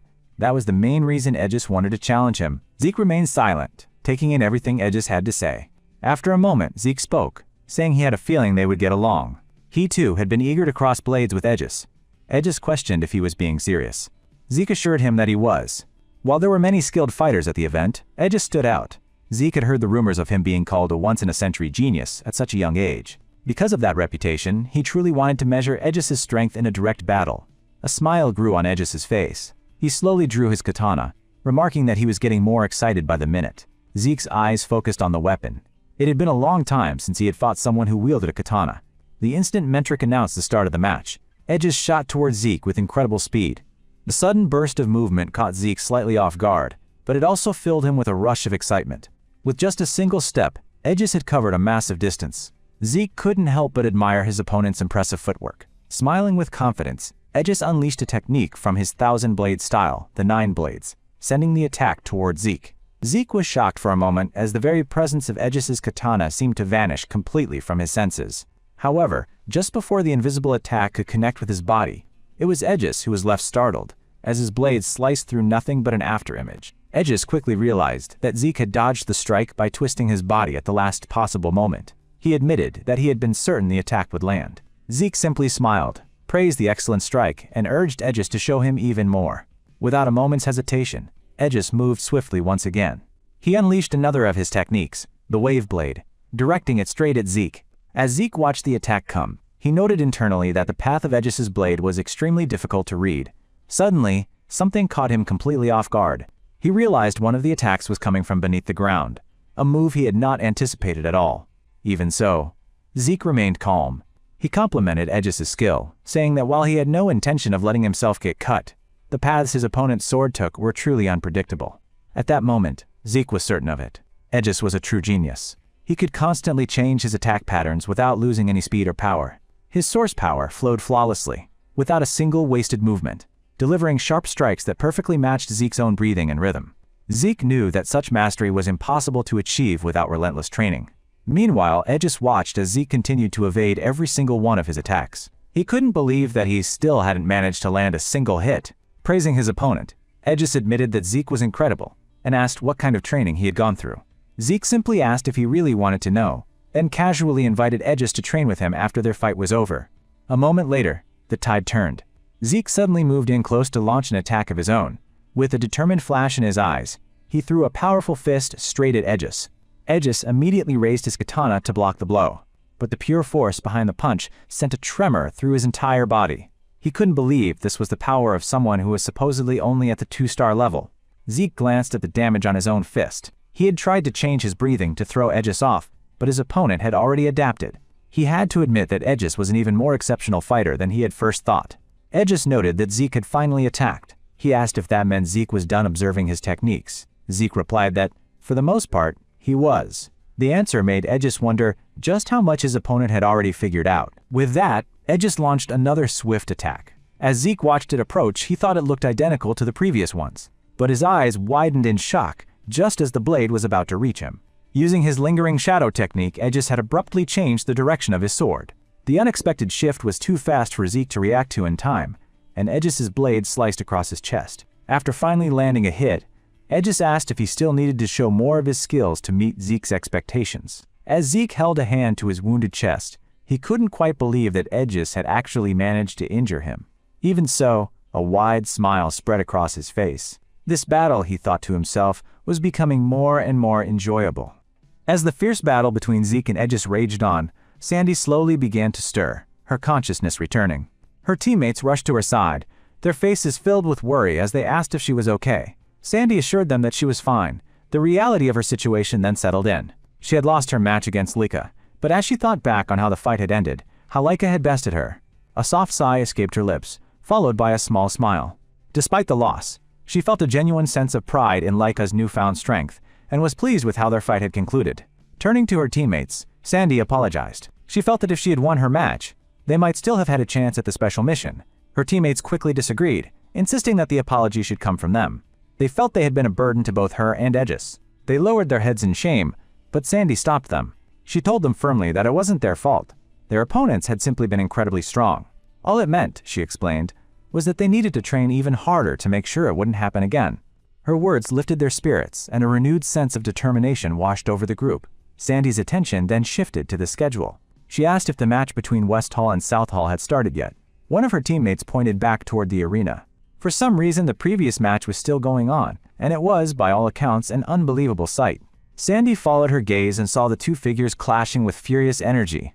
A jolt of shock went through her as she tried to understand what she was seeing. She recognized Aegis's technique instantly. He was using his 5 aura blades, a clear sign that he was fighting with everything he had. Her eyes remained fixed on the incredible duel between Zeke and Aegis.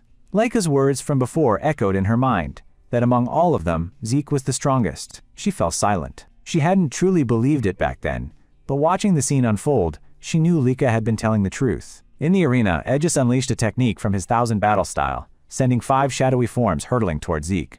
Zeke, however, dodged the attack with ease. Beads of sweat trickled down Aegis's face. He was in disbelief that even that technique had failed. More than that, after such a long fight, Zeke wasn't even breathing heavily. He couldn't help but wonder what kind of body Zeke possessed. Zeke's answer was simple. He said there was nothing special about him. He had just trained his basic stamina relentlessly. Techniques were important, he explained, but fundamentals were the foundation of true strength. Aegis took his words to heart. If that was the case, he decided, he would focus more on his own physical training from now on. With renewed resolve, he launched another series of attacks at Zeke. Using only his arms, Zeke shattered every single blade that came his way. As he did, he analyzed Aegis's power. The hardness, sharpness, speed, and range of the blades were impressive, bordering on the upper tier of skill. Considering Aegis's age, however, Zeke saw incredible potential. The boy could become something truly special in the future. A smile touched Zeke's lips. This fight with Aegis had finally helped him understand something important: the fundamental difference in combat between his time and the present day. He recalled that in the past, 1,000 years ago, martial arts were about the physical motion itself. The goal was to express the universe through technique, with source power being only a secondary tool. But now, in this new era, it was the opposite. Fighters manifested their source power directly, using it as the primary means to express their art. In essence, the mastery of source power had become the very core of modern martial arts. While effortlessly dodging the incoming strikes, Zeke realized he had been foolish. He had been so focused on the form of the techniques that he had completely missed this fundamental shift in philosophy. Still, the evolution over a millennium was more fascinating than he could have imagined. Aegis pressed his attack, but a sense of dread grew within him. He realized that Zeke was perfectly countering every single move he made. There was only one possible conclusion. Zeke was not human. He was something else entirely. On the sidelines, Rengis and the others watched with growing anxiety. He noted that the fight had already gone on for over an hour, with no end in sight. Leica, however, remained calm. She stated simply that neither fighter was normal, but she had a feeling the battle would be over soon. Aegis stopped his assault, a knowing look on his face. He told Zeke it seemed he had finally finished his observation. Zeke didn't deny it, admitting that their fight had been a wonderful experience. Aegis agreed, saying he felt the same. Zeke then announced that as a sign of respect for his opponent, he would present everything he had just learned from their battle in the form of a new technique. As he spoke, he slowly clenched his fist. A sudden, crushing pressure washed over Aegis. Aegis let out a short, breathless laugh. Now he understood. This was why he could never win. Even so, he refused to give up. He poured every last bit of his power into one final secret technique, the 5-blade ultimate strike, vowing to fight until the very end.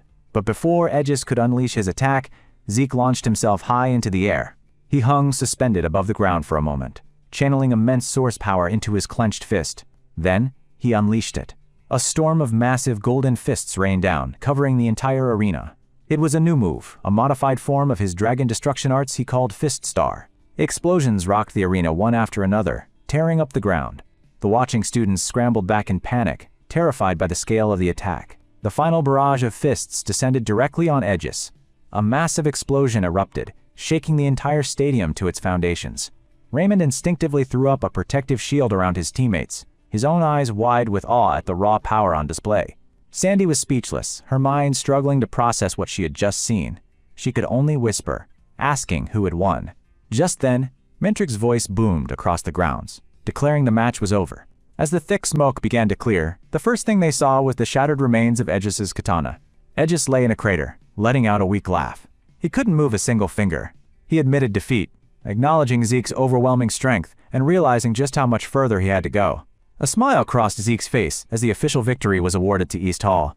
The crowd was in an uproar, buzzing with disbelief. They couldn't comprehend the battle they had just witnessed, or how someone like Edges could have been so utterly defeated. Mentric announced a delay. The arena would need repairs before the next match between West Hall and South Hall could begin, and he told the other teams to prepare. Rangus and the rest of the team were ecstatic, a mix of joy and pure admiration on their faces. They had never expected Zeke to actually defeat Edges. Leica dryly commented on how Zeke had once again destroyed the arena, adding that he was a strange person in more ways than one. Zeke asked what she meant by that, brushing it off by saying that the only thing that mattered was that he won. He quickly changed the subject, saying they needed to focus on the next match between West Hall and South Hall. Leica readily agreed. She added that the match was particularly important, as another candidate for a family head position would be fighting, Vanille Fafnirld Eldragon. Looking at the ruined arena, Zeke asked Rangus if he had perhaps gone a little overboard. He couldn't see how they would fix all this damage anytime soon. Rangus just told him it was fine, then gestured for Zeke to look over at the side of the arena. Zeke's eyes widened in shock. The arena was rapidly repairing itself. He asked how it was possible for it to be restored so quickly. Rangus explained that the entire structure was built from a rare material called aetherite. When infused with source power, the stone could revert to its original, undamaged form. Zeke understood at once. It was yet another incredible innovation that had come into being during the 1,000 years he was gone. Just then, Vanille's name was called, and he walked confidently out onto the newly restored grounds. But contrary to everyone's expectations, the match was over in an instant. His opponent didn't even have time to react. A stunned silence fell over the crowd, who were shocked to witness such a completely one-sided fight. The match between West and South Hall was over in an instant. As it concluded, a strange and unsettling feeling washed over Instructor Mentric. Vanille, the victor, stood calmly in the arena. His opponent had been defeated so quickly and completely that it hardly felt like a real fight. Even Vanille found himself wondering if there was any point in continuing. Instructor Mentric's voice finally cut through the stunned silence of the crowd. He officially declared that the match was over, with West Hall as the winner. He then announced that the final match between East Hall and West Hall would begin in 1 hour. With those words, the stage was set for the tournament's final, decisive battle. As medics carried Vanille's unconscious opponent off the field, the other students could only stare in shock.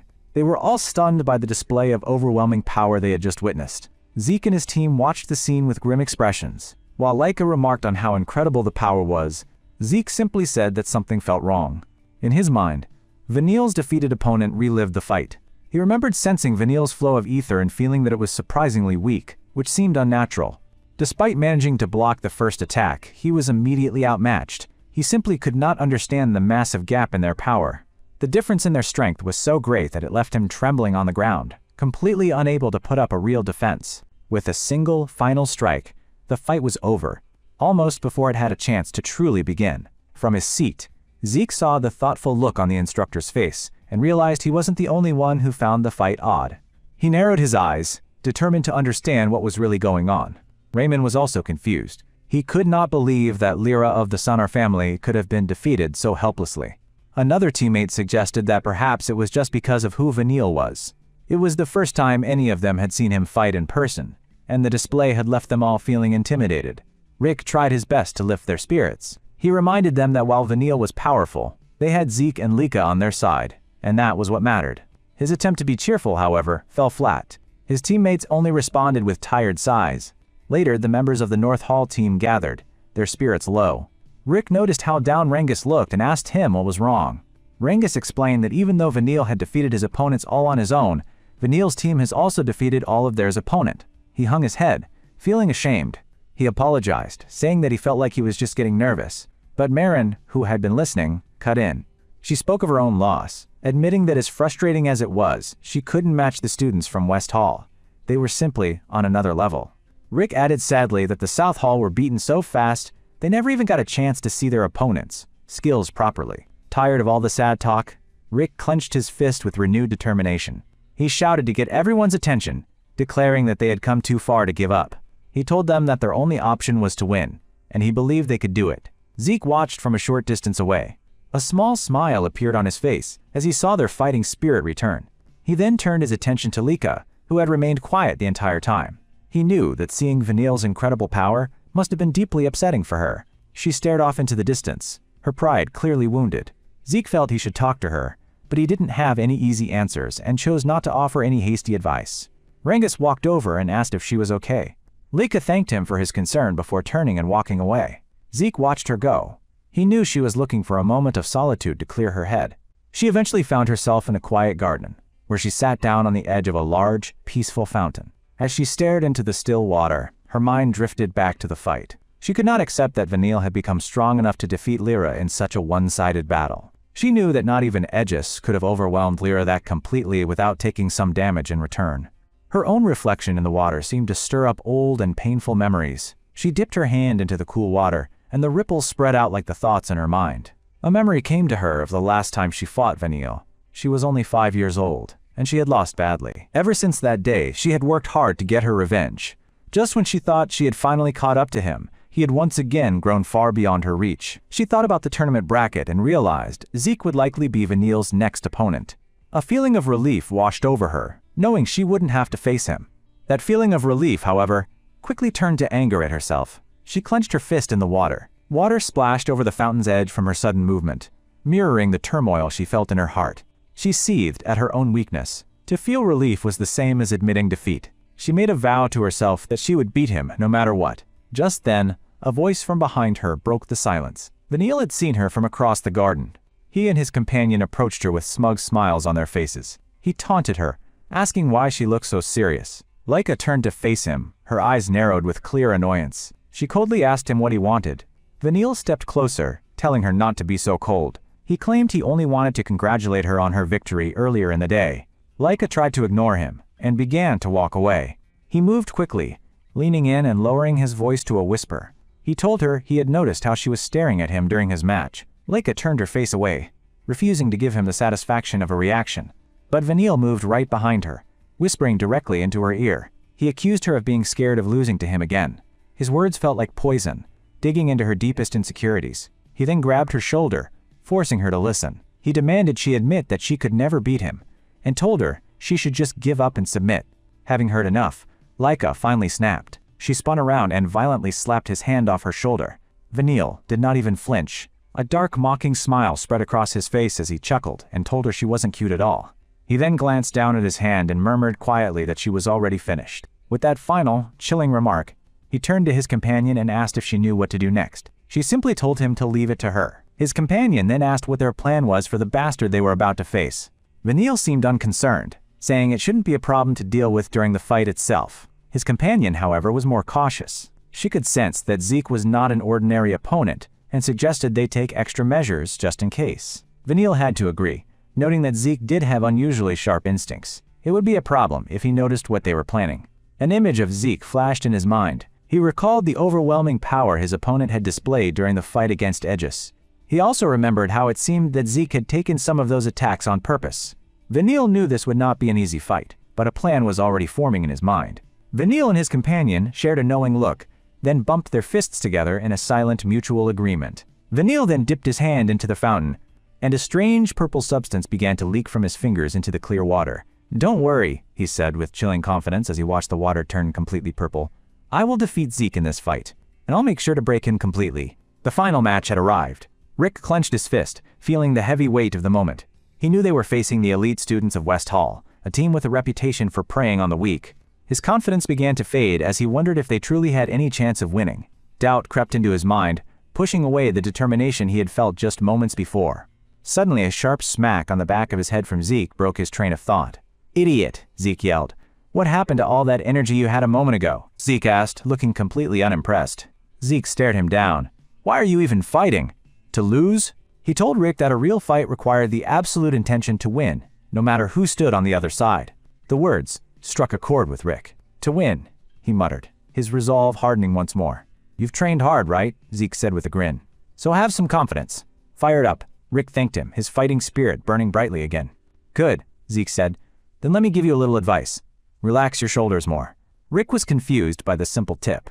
Zeke explained that the Great Force Fist needed all his power to be concentrated on a single point. If he was too tense, that power would scatter instead of focus. "Come on, relax a little," Zeke said, physically shifting Rick's shoulders into a better position. The small adjustment made a huge difference. Rick felt a new surge of power. "I feel like I can win now," he exclaimed. "Thank you." Zeke told him to go out there and win. The exchange made Lika curious. She noted that Zeke was not a Great Force fighter, yet he seemed to know the technique surprisingly well, making her wonder how he knew so much about different fighting styles. "What's the reason?" she asked him.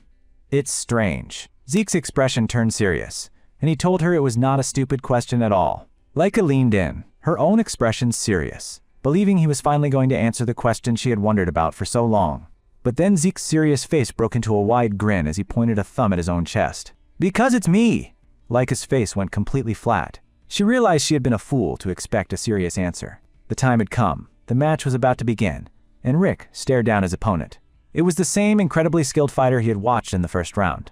But this time, Rick's fear was gone, replaced by a fire in his eyes. He promised himself that he was not going to lose. His opponent, Eden, scoffed at his confidence. He could not believe this. Nobody who had lost to North Hall dared to look so arrogant. "Shut up!" Rick yelled back.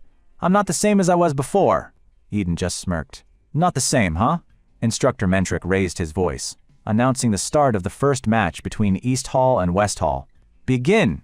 Eden drew his dagger, ready to prove Rick's claims were nothing but empty words. The speed of his opponent's first dash caught Rick by surprise. "You can't change in just a few hours," Eden screamed. He unleashed his insect dagger technique, Mantis Cut, sending a sharp wave of green energy flying toward Rick. To Eden's shock, Rick managed to block the powerful attack using only his aura. Eden could not believe it. "How dare you block that with just your aura?" he yelled, challenging Rick to do it again. He followed up with another technique, Insect Light, determined to shatter Rick's defense. The attack was strong, pushing Rick backward, but he managed to hold his ground. "Come on, what's wrong?" Eden mocked him. "I thought you'd changed." Rick gritted his teeth. The opponent was too strong, but he refused to be defeated so easily. Calling him a fool, Eden effortlessly dodged Rick's desperate counterattack. Rick was too slow. Eden's dagger flashed, leaving a thin, bloody cut across his cheek. He realized that if things continued like this, he would never land a blow. Then, Zeke's advice echoed in his mind. Relax a little. He pictured Zeke's demonstration, remembering the words about focusing all his power into one single point. He knew what he had to do. It was all or nothing. Eden grew annoyed by his opponent's stubbornness and launched another attack, the Needle Sting. But Rick had seen this pattern of relentless attacks before. It felt familiar, predictable. Just as the sharp point of the dagger was about to make contact, a confident grin spread across Rick's face. "Gotcha," he whispered. Eden's eyes flew open wide in disbelief. In a move that was both desperate and brilliant, Rick caught the blade of the dagger with his bare hand. "Take this!" Rick roared, his other fist beginning to glow with an immense pulsing power. He then unleashed his ultimate move, the Great Force Fist. The fist, now packed with all of his concentrated power, slammed directly into Eden's chest. The force of the impact was tremendous, sending Eden flying clear across the arena. The crowd of students could only watch, their mouths agape in stunned silence. Zeke and Leica watched as the dust began to settle. A small, knowing smile appeared on Zeke's face. Instructor Mentrick stepped forward, ready to declare the winner of the match.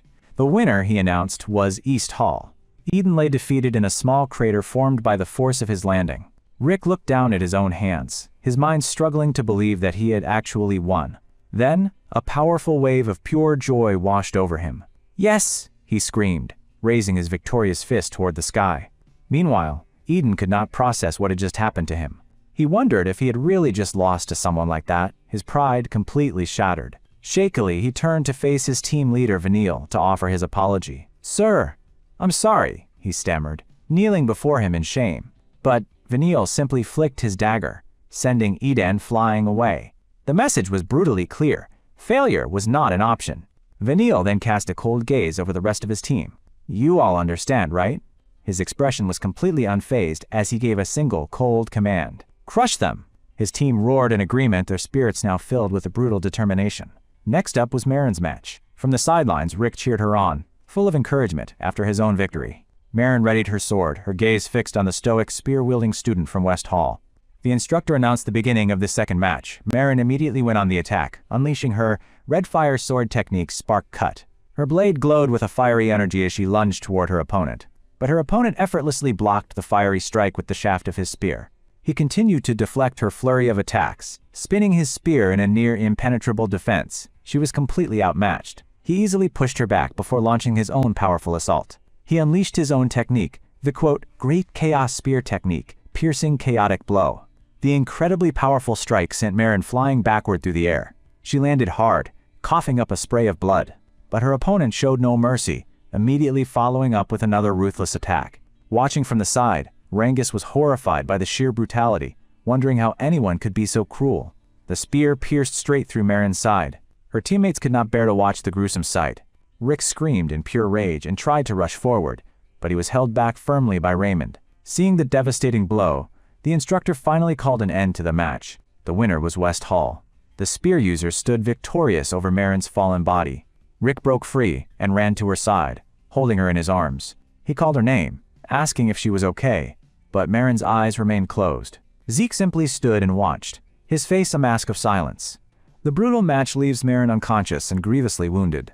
The East Hall team gathers around her, their faces a mixture of horror and grief. Watching from the stands, even Zeke, who always seemed so detached, can't hide his grim expression. He knew West Hall was ruthless, but this was something else. As Marin is tended to, the spear user turns to walk away, completely unfazed by the brutality he just inflicted. Enraged, Rick confronts him. "Hey, was there any need to go that far?" The spear user looks back with a cold, condescending expression and asks, "What's the problem?" "What do you mean? What's the problem?" Rick scoffs. "This is a real fight. I was just being meticulous to secure my victory." Spear user replies. Rick can't believe what he's hearing. "Even so, this is too much." Celine backs him up, yelling, "Yeah, there was no need to take it that far." The spear user just smiles. "You're all too naive," he says, his voice dripping with disdain. "We of the West Hall show no mercy in combat.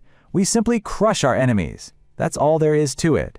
The chilling philosophy is driven by none other than their leader, Vanille. Leica steps forward, her fists clenched. "Was that an order from Vanille?" His answer is as cold as his fighting style. "So what? If you don't like it, you can withdraw." As they carry Marin away, the spear user continues his lecture. "Don't you understand? The referee never stopped the fight. She still had the will to fight, so I broke it. Isn't that the logical thing to do?" Leica is about to explode, shouting, "You!" But the West Hall student cuts her off, turning his back on them. "Talking to you people is a complete waste of my time." He glances over his shoulder with a final, chilling warning. "Worry about yourselves instead of your fallen comrade, because every single one of you is going to suffer the same fate." He leaves them with one last offer. "That's just how it is. You can still withdraw if you want, you know." The next fighter for West Hall steps into the arena. His name is Letton, and his eyes are locked onto his opponent, Rangus. Seeing his target, Rangus calls out his name with a smug familiarity. "Letton." Letton looks down, his expression that of superiority. "People like you don't get to say my name so casually." Letton continues, "So you're not going to withdraw? Fine by me. I won't stop you if you want to end up like that girl." His smile turns sinister as he leans in. "Or maybe, you want me to do what I did back in our village? Tell me, insignificant Rangus?" The taunt hits its mark. Rangus's face darkens with a painful memory.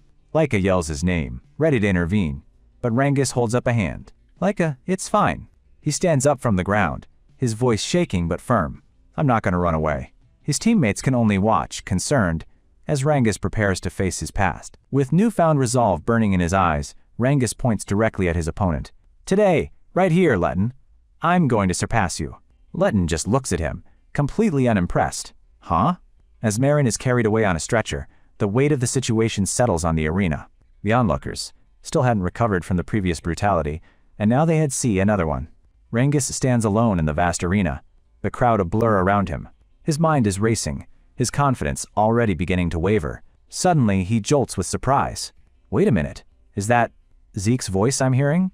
Indeed, a memory, or perhaps something more mystical is taking place. Zeke appears in his mind, radiating an aura of calm. Zeke's voice echoes, "Don't worry about it. I'm just trying to recreate an experience I had a few years ago." Zeke remembers his time at the library where he had the same experience by the librarian. And now he had recreated the same technique himself. It's telepathy. Rangus is flustered. I don't even know where to begin," he thinks, overwhelmed by the pressure. Zeke raises a finger, getting to the point. "More importantly, I use this technique to give you a piece of advice." Rangus's eye widens in the memory. "Advice?" Zeke's voice becomes profound. "There's an old saying, clouds float freely, water flows clear." Rangus is completely baffled by the cryptic message. "Clouds, huh?" Zeke patiently explains. "The clouds float freely, and the water flows constantly. When you find yourself in a tight spot, try to remember that." His words hang in the air as the vision fades, leaving Rangus to face his reality. Suddenly, Instructor Mentric's voice cuts through his thoughts. "What are you doing?" Rangus snaps back to the present, flustered. "Ah, sorry!" The instructor, looking unimpressed, officially announces the next match. East Hall versus West Hall, third combat. The two opponents face each other, the tension thick enough to cut with a knife. Begin! Letton doesn't waste a second, lunging forward with incredible speed. Rangis immediately counters, unleashing the technique Zeke taught him. Cloud and Water Spear technique, piercing water, but Letton is ready. Don't get so brave, you insignificant worm! He meets the spear's thrust with his own attack, a swirling vortex of purple energy. Snake attack sword technique! His blade takes the form of a vicious serpent. Assaulting pierce! The two attacks collide, but Letton's power is overwhelming. The snake's fangs shatter Rangis's water attack. Letton sneers, his attack pushing Rangis back. You talked a big game for someone with this little strength, you damn nobody! He presses his advantage, relentless. Here it comes again! Rangis is struggling to keep up. Letton unleashes another move from his snake attack arsenal. What? Rangis cries out as the blade seems to bend in mid-air. It's the serpentine cut! The attack is too unpredictable. It curves around his spear shaft and slices deep into his side. Ah! He screams, stumbling back in pain. I thought I blocked it, but it changed direction? Letton mocks him relentlessly. What's wrong? Try to counterattack. He lunges again, his eyes wild with malice.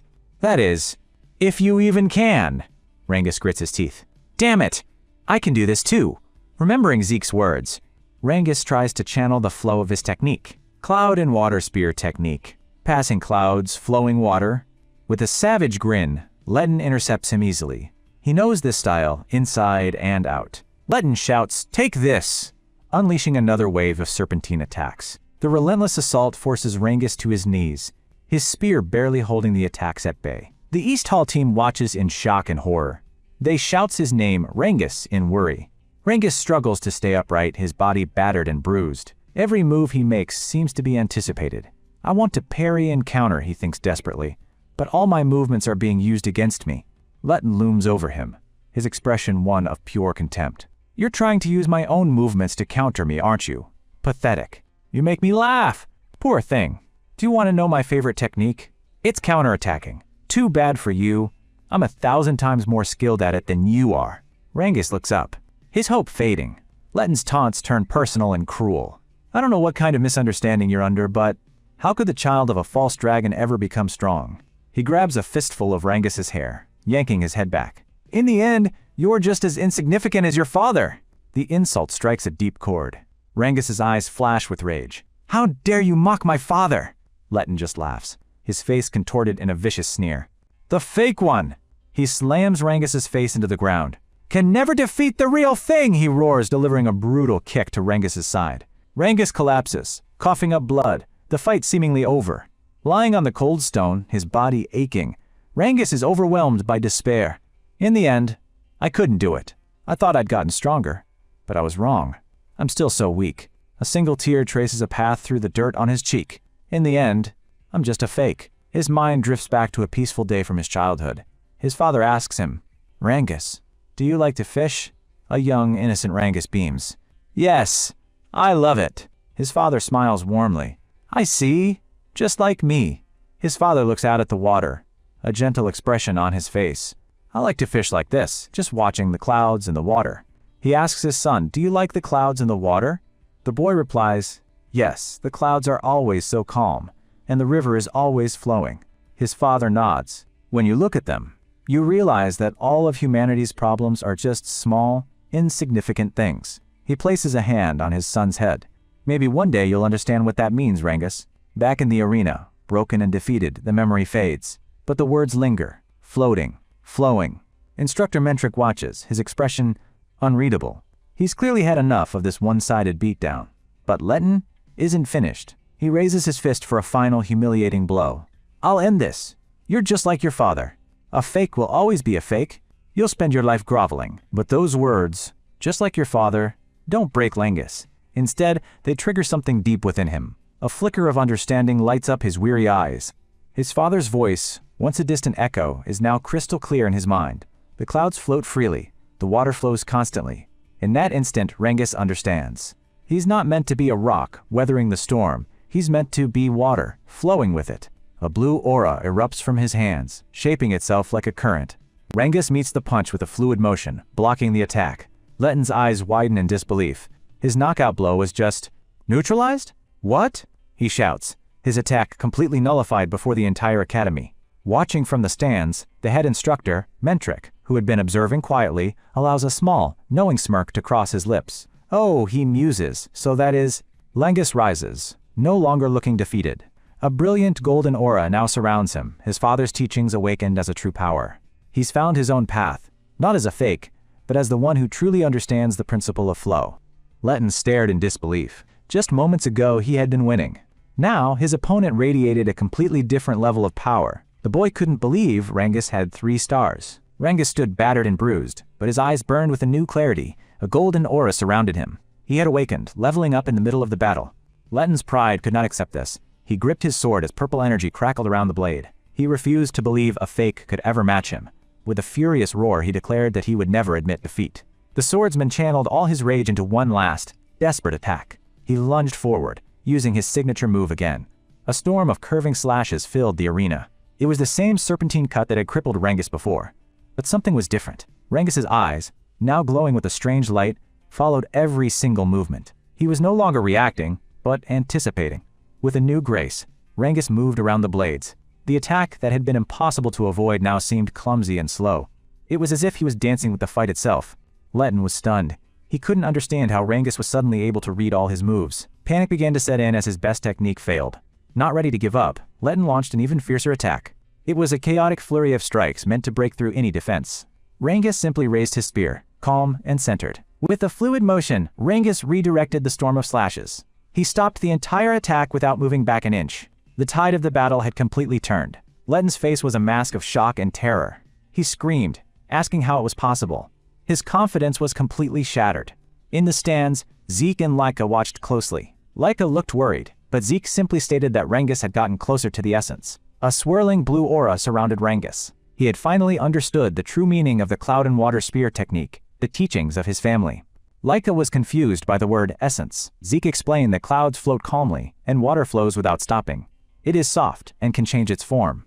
As Zeke spoke, Rangus demonstrated the principle perfectly. He did not meet force with force. Instead, he absorbed and redirected it, becoming an unmovable object by being completely fluid. Zeke continued his analysis with a hint of pride. He noted that while he had shown a little of the concept himself, Rangus had mastered it in the middle of battle in a very short time. Laika watched, truly impressed. She thought Rangus probably didn't even realize it himself, but his concentration was on a completely different level. Now it was Rangus's turn to move forward. Surrounded by his golden aura, he took a single step, and the pressure was immense. Letton stumbled back, his face pale with fear. The boy he once bullied was now a figure of calm, focused power. He shrieked for Rangus to stay away. He swung his sword wildly in a desperate attempt to keep Rangus away. His form was sloppy, his mind filled with terror. Rangus easily parried the attack.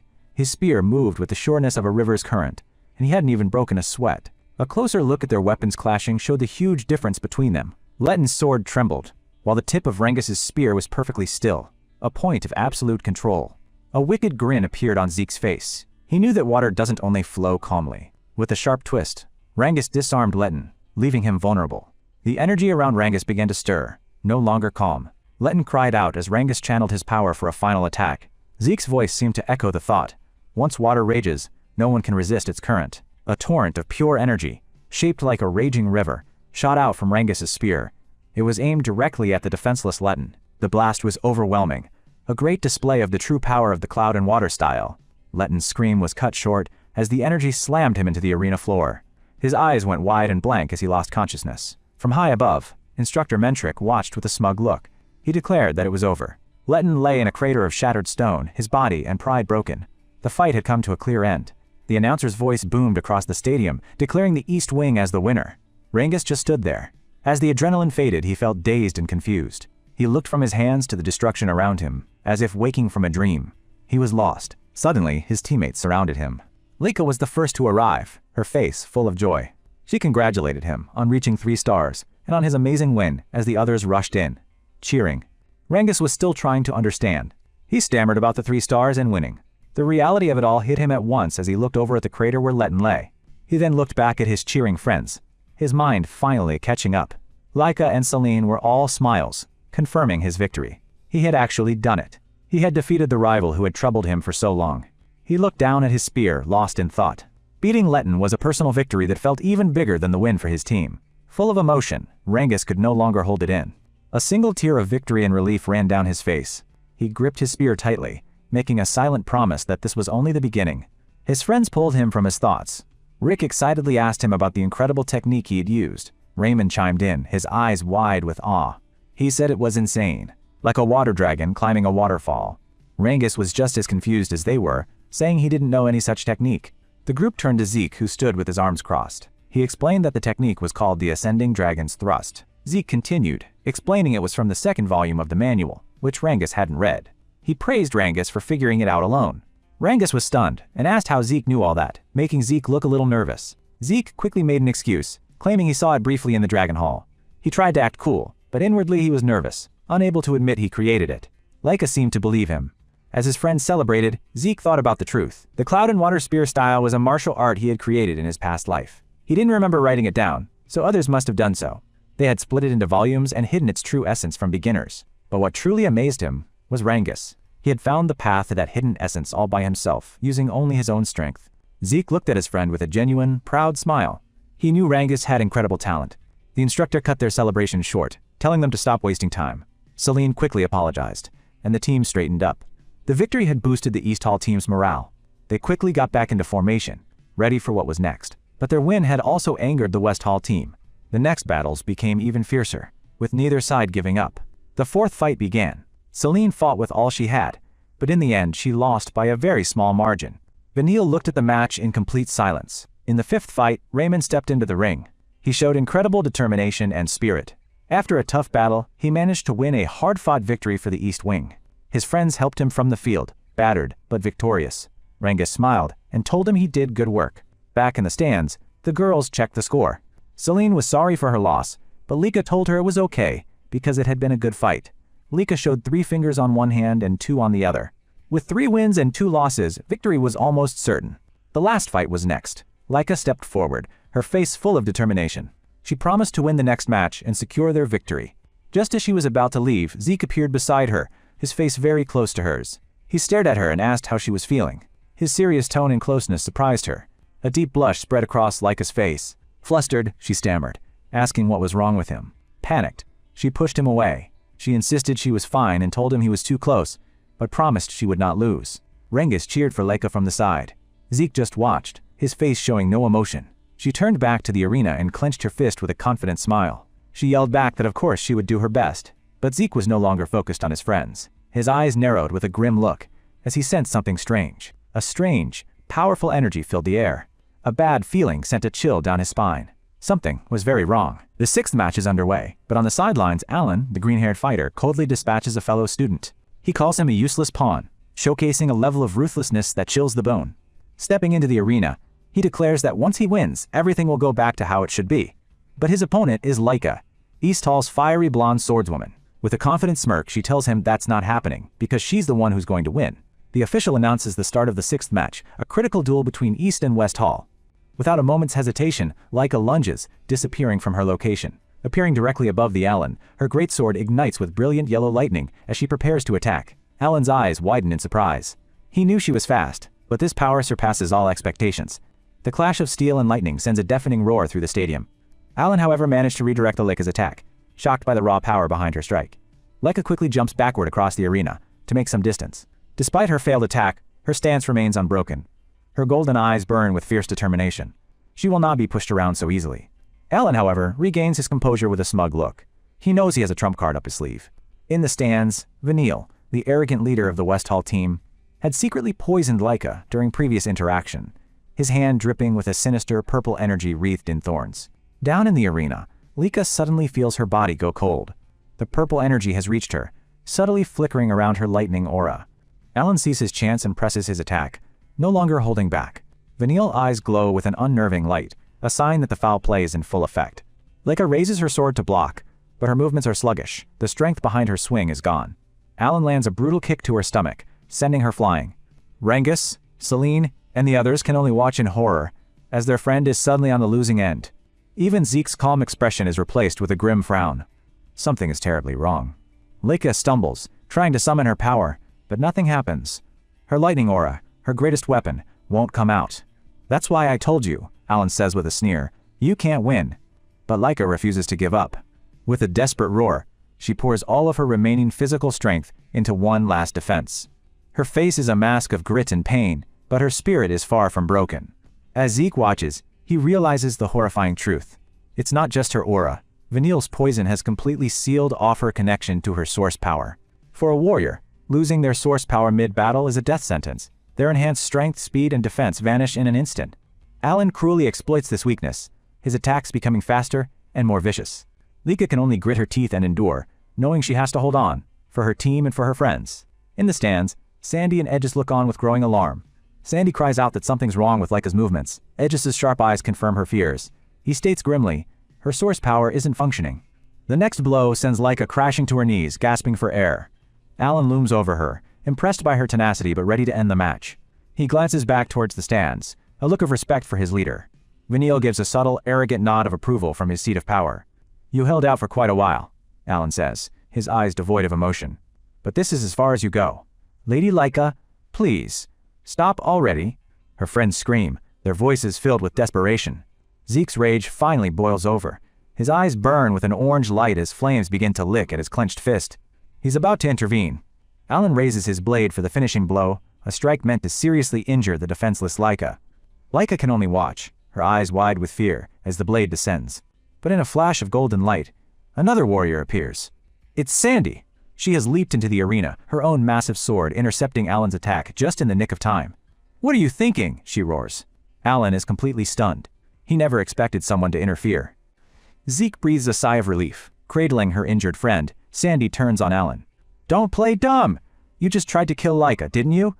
The crowd is in an uproar, shocked by the West Hall's brutality. Alan just scoffs, feigning innocence. How violent sounding. As if I would do such a thing. But Edges has also joined them on the field. Is that really true? He asks, his voice dangerously calm.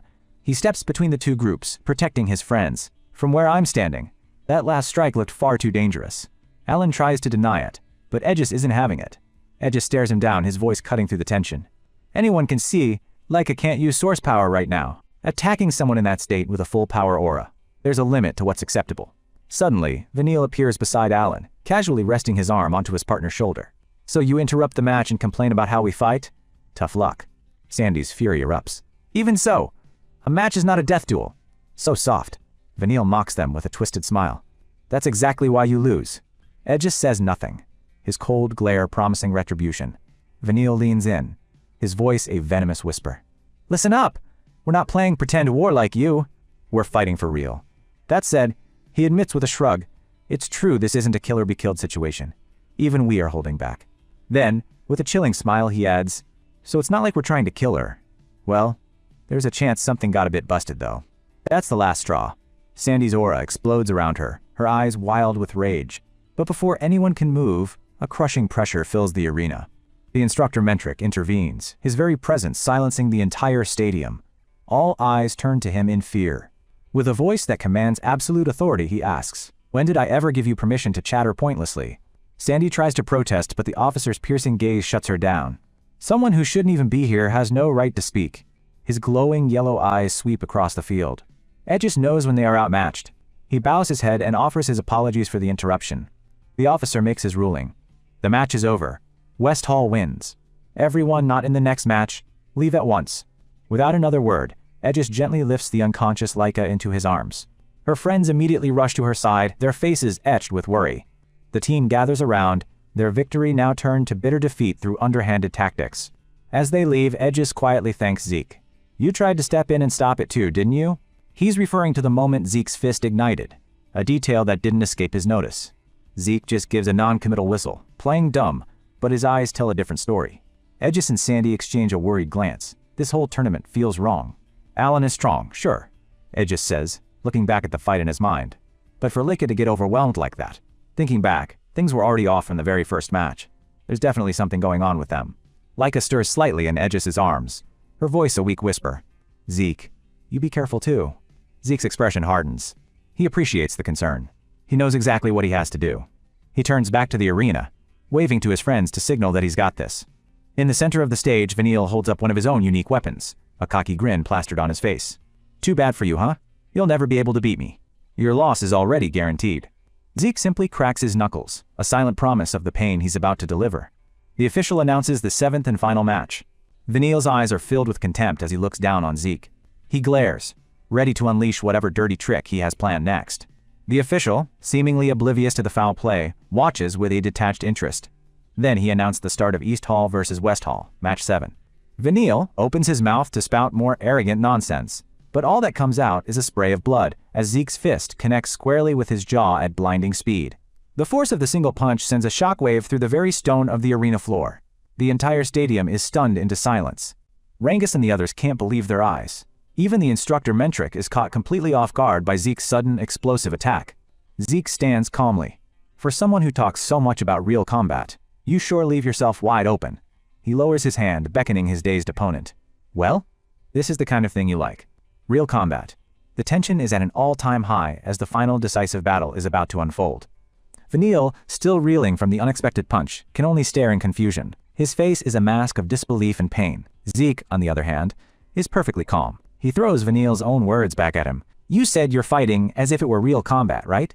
Then I'll fight in real combat mode too. His eyes, burning with a cold fire, lock onto his opponent. The message is clear. The time for games is over. You sure you won't regret that? He asks, his voice low and dangerous. From the sidelines, Alan, Vanille's loyal subordinate, screams his leader's name in pure shock. He can't believe what he's seeing. The sheer force of Zeke's initial blow is replayed, a silent explosion of power that shook the very foundations of the arena. But Zeke stands completely unfazed, not a scratch on him. He barely even broke a sweat, landing a hit that would have knocked out any normal student. Vanille stumbles back to his feet, clutching his bruised face and his shattered pride. He draws his blade, a mix of anger and bewilderment in his eyes. He looks up, utterly baffled. I countered as fast as I could, and he's unharmed?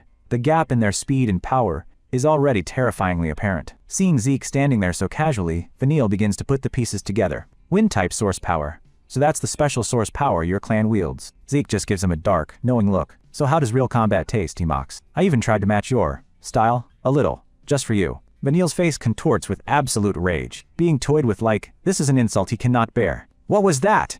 He screams. Before he can even finish his sentence, Zeke is behind him in a flash, landing a sharp jab to his side. The second hit connects before Vanille can even register the first. Zeke's eyes are cold and calculating. That's twice now, he says, his voice devoid of emotion as he looks down on his staggering opponent. A third strike, a brutal kick, sends Vanille flying across the stone floor. Zeke is moving so fast he's practically a blur. Vanille can only scramble away, his mind racing in a panic. What the hell? What's going on? How is someone like me getting handled this easily? Zeke closes the distance in an instant. He lectures Vanille mid-combo. Thinking in the middle of a real fight, huh? You must feel awfully safe. His eyes flash with deadly intent. In a real battle, that single moment of hesitation would have been fatal. Another brutal punch connects, a sickening crunch echoing through the silent arena. Vanille is completely overwhelmed, unable to mount any defense. His face is a mask of pure agony and shock, blood flying from his mouth. As Zeke's relentless assault continues, Zeke stands over his kneeling opponent, his expression unimpressed. That makes 3 times, he says, casually dismissing Vanille's confusion. He points a finger at Vanille, his eyes wide with a chilling intensity. You don't get it? Obviously. I'm talking about how many times you've died. Vanille's blood runs cold. A dark, bloody vision fills his mind as Zeke explains. First was the face. Second was the neck. Third was the heart. In a real battle, you'd already be dead 3 times over. Zeke leans in, his whisper-like tone adding to the horror. The only reason you're still alive now is because this isn't a real battlefield. He straightens up, a slight, almost playful tone returning to his voice. Oh, that's right. This is real combat, wasn't it? Break time's over. With that, he delivers a vicious roundhouse kick, sending Vanille's battered body tumbling through the air once more. The sheer, one-sided brutality of the beatdown leaves everyone in the audience completely stunned into silence. In the stands, Sandy, who had fought so fiercely with Lika, can only watch with a mixture of horror and awe. Even the stoic Aegis is sweating, his eyes wide. He looks at Sandy, the realization dawning on him. Looking at how things are now, I guess to Zeke, his match with me was just a friendly sparring match. He now understands the terrifying difference in their power levels. The Zeke he fought was holding back immensely. A sinister purple aura begins to envelop Zeke. Aegis grits his teeth. He's this unreasonable. He's the very definition of unfair. Zeke crosses his arms, a smug smile on his face as he looks down at the broken Vanille. So, have you started to understand what real combat really is? Vanille is on all fours, spitting blood, his fan lying uselessly beside him. But Zeke isn't finished with his lesson. It's true that on the battlefield, it's important to crush the enemy completely, Zeke concedes, his tone almost philosophical. He continues his lecture, his smile never wavering. But this isn't a battlefield. It's under instructors, supervision, and we have healing potions. You could say it's a pretty soft environment for someone talking about real combat. Vanille can't take it anymore. The physical pain is nothing compared to the humiliation. "Shut up," he growls through clenched teeth. Zeke's eyes narrow, his final words cutting Vanille to the core. "In short, the real combat you're talking about is far removed from the real thing. All you're doing is running away from your own weakness, aren't you?" Those words are the final straw. Vanille's composure shatters completely, and his aura explodes outwards in a furious, turquoise cyclone. He roars, his voice filled with a lifetime of frustration and rage. "Shut up! Shut up! Shut up!"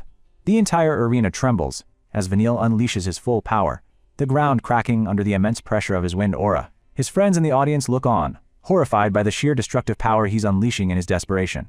He screams, his pride as a noble warrior completely incinerated by Zeke's words and fists. "Some bastard child like you has no right to lecture me." Zeke, however, looks almost bored by the outburst. "So you're at that rebellious age?" he says nonchalantly. He opens his arms wide, inviting the attack. "Can't be helped then.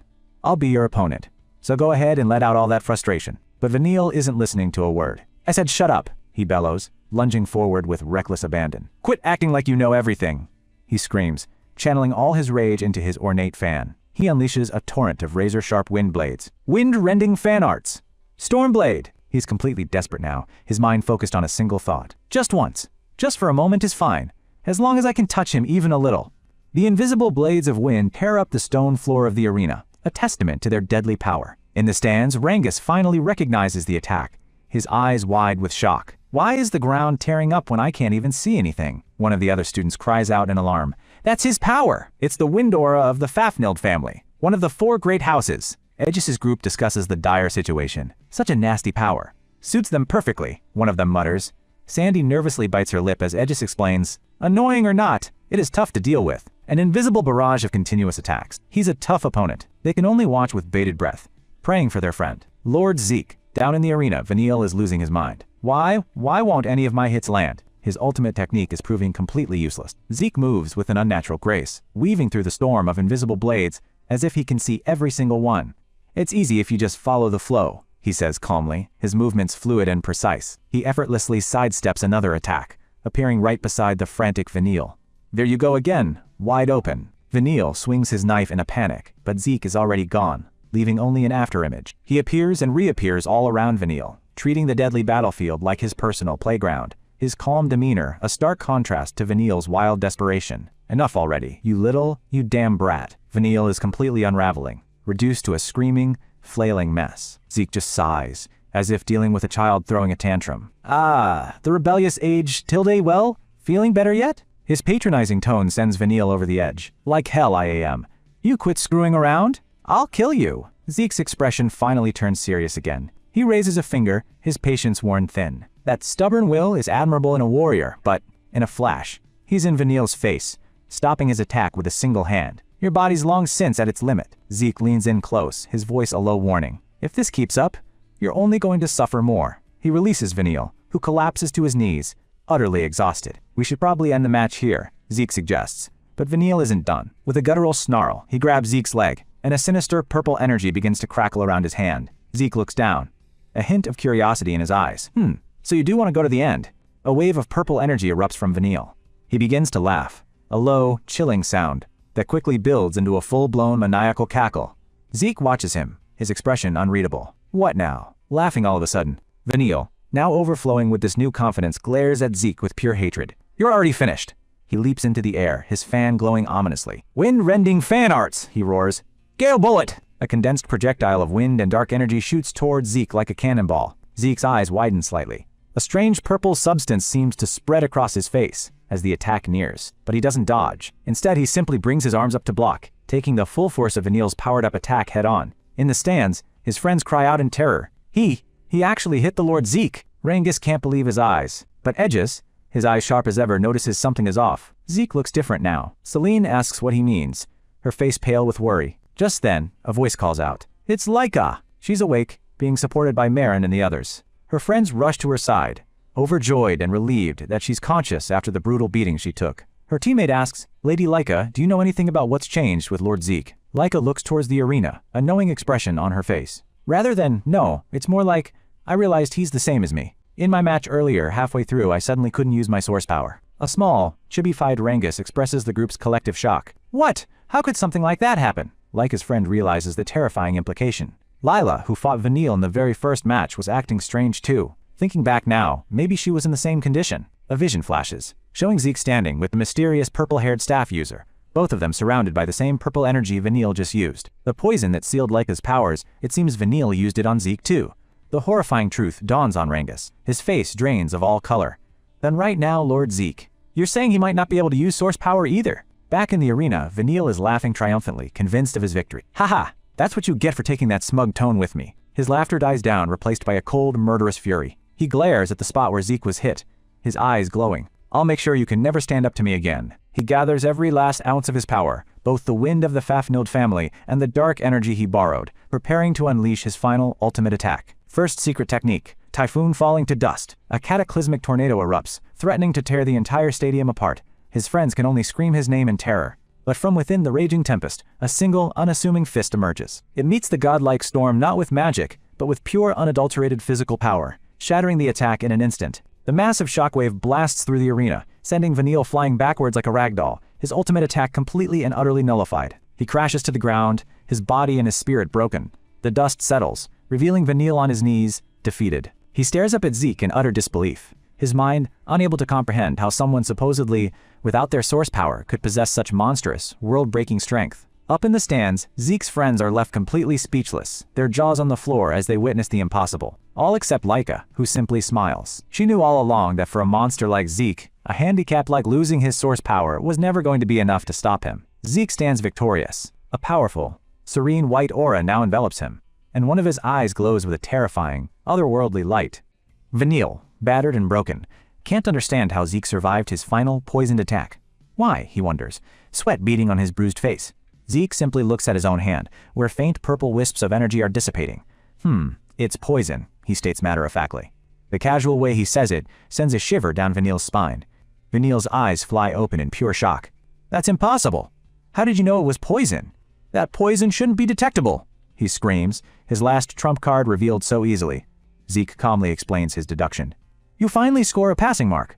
The reason everyone who fought you ended up losing so one-sidedly. So, this is a poison that only activates when source power is stirred up. A flashback shows other students using their powers only to be overwhelmed. Zeke continues. To think it slipped past even me until I actually used my source power. He gives Vanille a condescending smirk. You've done quite well. The compliment is laced with mockery, infuriating the already humiliated Vanille. With that poison, I know I definitely sealed your source power, Vanille growls, clinging to this one fact. And yet, how did you pull off that last hit? Zeke just scoffs, flexing his bicep like it's the most obvious thing in the world. Something like that is meaningless in front of a thoroughly trained body. Having my source power sealed is nothing. There's no way someone like me, the strongest, would be shaken by it. Right? Vanille clutches his knife, his knuckles white. The poison was his masterpiece, his one true advantage. Meaningless? He seethes. You're saying my creation, true killing poison, is meaningless? He roars, his pride and his very identity as a creator utterly shattered. Zeke's eyes narrow with interest. Oh? So you made this poison yourself? He asks, piecing together Vanille's story. Seems it really is harmless to your own body, and you channel it through your source power into others so it takes effect. A dark vision flashes through Zeke's mind, of Lika. It's a groundbreaking kind of poison. Creating something like this is truly impressive. But Zeke roars, his own purple aura exploding outwards with a force that dwarfs Vanille's. It doesn't work on me. Vanille stares in absolute horror as Zeke purges the poison from his system in an instant. He detoxed himself? Through his nose? Zeke brushes himself off, completely unfazed. It was an interesting unknown poison, but that's as far as it goes. In the end, it always comes down to your own strength. He points a finger at his defeated opponent. If you rely completely on poison, you've still got a long way to go. Vanille is on his knees, his mind a whirlwind of confusion and despair. His eyes, glowing with a desperate light, can only stare as his world falls apart. Zeke stands over him, an unspoken challenge in his posture. Well then, you're satisfied now, right? He asks, his voice calm, almost gentle. But Vanille can only grit his teeth, spittle flying from his mouth as the full weight of his defeat crashes down on him. What a screwed up world this is. And then we're pulled into the dark recesses of Vanille's mind. We see him as a small, lonely boy, clutching a blade he has no talent for. His past is a cold, sterile mansion, where his stern, green-haired mother lays down a cruel ultimatum. No matter what you have to do, you must become the head. If you can't, you have no reason to exist. The pressure was immense. His own value as a person was tied directly to a position he felt he could never attain. He overhears other students gossiping. They talk about how all the other candidates for head of the house are geniuses, all except one, Lord Vanille. Honestly, one says, he's the one with the least chance. Vanille was ordinary, and in his world, ordinary was a death sentence. No matter how hard he trained, wielding his family's signature fan, all it did was expose how little talent he truly had. He was outclassed by everyone, even his younger relatives like the formidable Laika. His mother's words were a constant, screaming reminder of his inadequacy. "How can you still not do something this simple?" she roars, brandishing a riding crop, a symbol of her harsh, unforgiving training. In those endless, painful days, his hands, battered from weapons training, found a new purpose riding in a lab. He discovered his one, true talent. Not in swords, not in fans, not in source power, but in poison. A dead rat on his desk is the first testament to his dark gift. A twisted smile spreads across his face as he holds up a vial of his creation. This was it. This was his path. That was my talent. With poison, even I can fight, he resolved. I'll use it to become the head. He makes a deal with the green-haired fighter, their tainted handshakes sealing the pact. And then he thinks, a desperate hope in his eyes, as he imagines his mother sitting before him. Mother will finally acknowledge me. And yet, back in the present, all of that hope turns to ash. He unleashes a primal scream of pure, unadulterated rage and despair. Zeke simply watches, his expression unreadable, as the torrent of Vanille's pain washes over the arena. "What do you know about me?"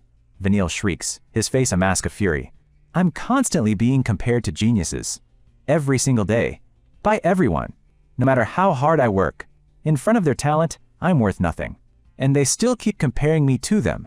No matter what it takes, I have to struggle and claw my way up," he screams, lunging at Zeke with his knife. "And you, someone, WHO knows nothing. Dare to judge me." His wild attack is filled with a lifetime of resentment. But Zeke, with the calm of a seasoned master, effortlessly catches Vanille's wrist, stopping the attack dead in its tracks. He looks down on Vanille, his expression almost bored, completely unfazed by the emotional outburst. Vanille, seeing that even his rage is useless, makes a desperate choice. He stabs his own hand with a poisoned needle, channeling a surge of dark purple energy through his body. His friends in the stands can only cry out his name in horror, realizing he's using a forbidden power-up on himself. Even the black-haired boy with the white streak and Sandy watch with stunned concern. This duel has gone far beyond a simple match. Rely on poison? Yeah, that's right. Vanille screams, his body contorting as the purple aura swirls around him. As long as I win, nothing else matters. I have no talent for combat, but when it comes to poison, I actually have talent, he declares, his eyes glowing with manic energy. As long as I have poison, I won't lose. He leans forward, a crazed grin plastered on his face. I really didn't want to use this one, but if I want to win, I have no choice. He prepares his final gambit, a cloud of deadly smoke and poison needles that even I, the creator, can barely detox. I'll have to inhale a bit myself, but if I go this far, then for sure, he thinks, channeling all his power into his knife for one last, desperate attack. But as he looks up, he sees Zeke, eyes glowing with an intense golden light, ready to meet his attack head-on. "That was your last one, right?" Zeke asks, his voice dangerously low. Vanille falters, completely caught off guard. "What?" he stammers, his confidence evaporating in the face of Zeke's overwhelming presence. Zeke casually walks towards him, swatting Vanille's hand away like he's shooing a fly. Vanille collapses to the ground, utterly powerless. Zeke's body begins to glow, not with the familiar purple aura, but with a new, intense power. His eyes shine like beacons in the dark. Vanille can only look up in terror, a single thought racing through his mind. What is this guy? Zeke grabs him by the collar, the sheer pressure of his grip making Vanille choke. The difference in their power is no longer a gap, it's a chasm. "Listen well," Zeke says, his voice cutting through Vanille's panic.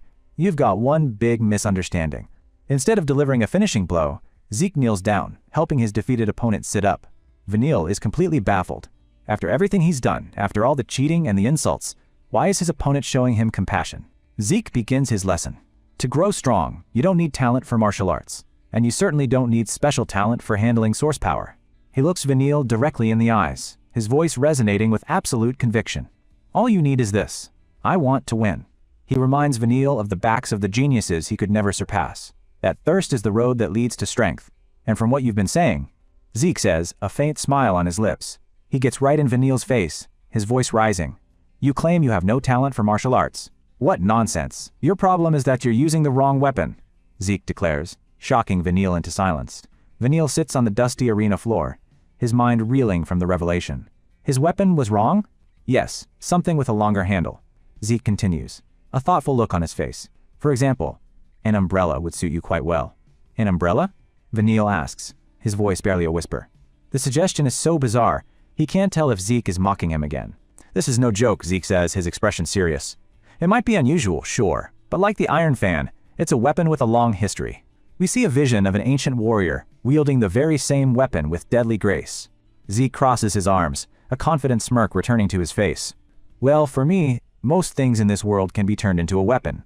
Vanille looks at his hands, then back at the empty space where the vision of the umbrella was. Something that suits me? The very idea that there's a path for him, a right way for him to fight, is something he's never considered. Zeke's voice cuts through his thoughts. You seem to think you have no talent for battle, but when it comes to the battlefield, you're more of a warrior than anyone, Zeke says, patting him on the head to stop his spiraling thoughts. Vanille looks up, completely stunned. A warrior? Him? In a real fight, like you said, as long as you win, anything goes. A vision of a bloody battlefield appears, littered with fallen soldiers. If you cling too much to quote, warrior's pride, you won't be able to win and protect a thing. Zeke's gaze is intense and unwavering. To protect what's important, you have to use every tool at your disposal. So your thinking isn't wrong. What is wrong is where you're using it. Zeke stands up, towering over the seated Vanille. The lecture is over. He looks down at his defeated rival with a gentle, knowing smile. Come to me, he says. Vanille can only stare, dumbfounded. Huh? Zeke extends his hand, an undeniable offer of strength and mentorship. If you do, Zeke says, his voice filled with a strange mix of kindness and intensity, I'll make you as strong as you could ever want. Vanille is completely bewildered, suspicious of the sudden offer. You're saying, that's right, Zeke confirms, poking Vanille like a chibi anime character. As you can see, I'm stronger than you, aren't I? Don't worry. He pulls back his hand, a wide, confident grin spreading across his face. Once I'm done with you, you won't have time to moan about talent and all that nonsense. I'll drill you until you're strong. Vanille's face is a perfect picture of shell-shocked confusion. This guy sure talks a good game, he thinks, but a tiny spark of something new has been lit within him. But Vanille's thoughts are cut short as he sees Zeke's hand drop. Ah, Zeke says, looking up with a start. Whoops, forgot something. Before Vanille can even process what's happening, Zeke states, we're still in the middle of a match. With a comically joyful expression, Zeke delivers a final bone-crushing right hook straight to Vanille's jaw. As Vanille is sent flying, Zeke poses dramatically. A match is a match. When you wake up, come find me, all right? Vanille lies unconscious on the stone floor, a faint wisp of purple poison energy escaping his mouth, his defeat now absolute. The blonde officer, who had been watching the entire exchange with a mixture of shock and intrigue, finally makes the call. Match over. He looks on, impressed despite himself. To think he even managed to detox in that instant. The champion is East Hall. With the official declaration, Zeke's friends erupt in a massive, joyous celebration. They swarm together, cheering for their victory and their incredible friend. As the victors celebrate, we see the other students dealing with the aftermath. And so, with Zeke's overwhelming victory, the intense selection matches finally conclude. As a reward for their hard-fought victory, the students of East Hall are treated to a magnificent feast. The selection matches are over, but not everyone is celebrating. While the winners feast, the defeated students, including the lavender-haired student, sit in stunned silence at a separate table. Vanille and his associate, the green-haired fighter, look utterly dejected. They were summoned here, along with the victors, and they have no idea why. Even some of Zeke's allies, like the Edgin and Sandy, are confused. She wonders aloud why everyone was called here, victors and vanquished alike. The answer, for now, is a reward. The students are presented with a magnificent feast, a mountain of food to celebrate the conclusion of the grueling matches. And no one is enjoying it more than our hero, Zeke, who immediately dives headfirst into a giant turkey leg without a care in the world. His friends, Rangus, Raymond, and Eric, can only watch with a mixture of amusement and awe at his bottomless appetite. The girls, however, are less impressed. Laika looks on with a strained smile, completely exasperated by Zeke's total lack of decorum. Zeke, his mouth stuffed full, casually tells his friends they'd better eat up before the food gets cold, completely oblivious to the tension in the air. He turns the grand hall into his personal all-you-can-eat buffet, a whirlwind of motion as he grabs food from every corner of the table. Laika can only sigh. Defeated. For someone so powerful in a fight, he's completely hopeless at a dinner table. Just then, the grand doors swing open, commanding the attention of everyone in the room. A man in an ornate uniform enters. This is the blonde-haired academy officer, and his calm, almost smug expression means business. He strides over to Zeke's table, casually remarking, "Now let's eat." Though some of you have already started, his eyes fixed on the still chewing Zeke. The other students happily dig in, taking the officer's words as a formal invitation to start the feast. The girls, including the Serene, also enjoy the meal.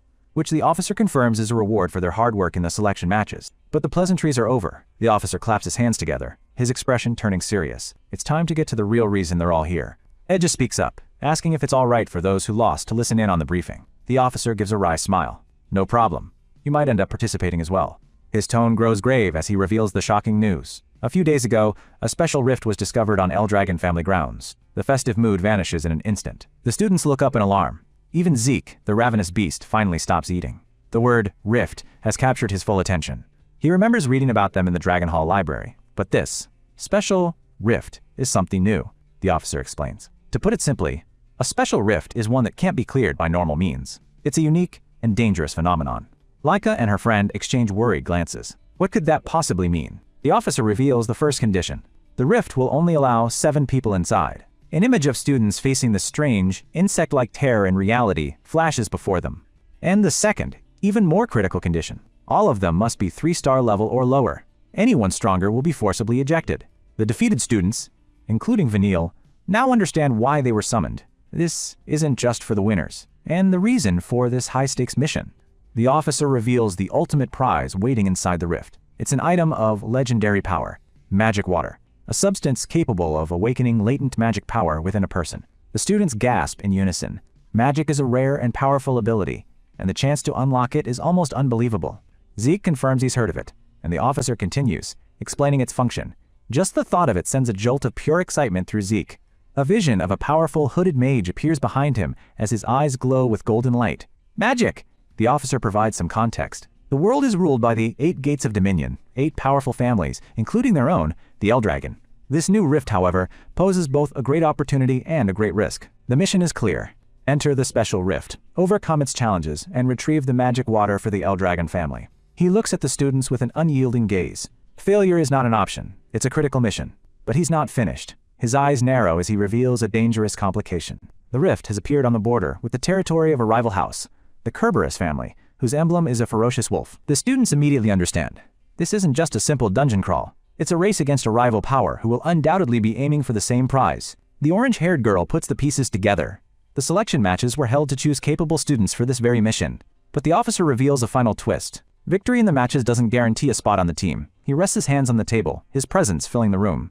Vanille and his teammates are floored by the next revelation. Every student, regardless of their wins or losses, is a candidate for the strike team. The officer leans in, his intense gaze sweeping over the students. We had everyone fight to the end. Zeke and Lika are stunned. To share information on each person's strength and fighting style as reference for building the team. He throws a pointed look towards Vanille's table, adding, though a certain someone couldn't really show their full potential, making the poison user flinch. And with all that said, the officer makes his final, most shocking announcement. He looks directly at Zeke and declares, and with that, Zeke, choose the members of the strike team. Zeke is caught completely off guard, a half-eaten piece of meat still on his fork. Huh? Me? The officer is unfazed. Why are you so surprised? You're East Hall's representative, aren't you? Zeke panics. I never meant it that way, though. He immediately looks for a way out of this responsibility. With a bright, panicked smile, he points a finger at Laika. Lika, you decide instead! Lika is flabbergasted, shouting, eh? As Zeke cheerfully passes the buck. She stammers. Is that really okay? Zeke's expression turns deadly serious. If you let me pick, I'll just make myself the only member of the team. He then pictures himself as a chibi, running off alone.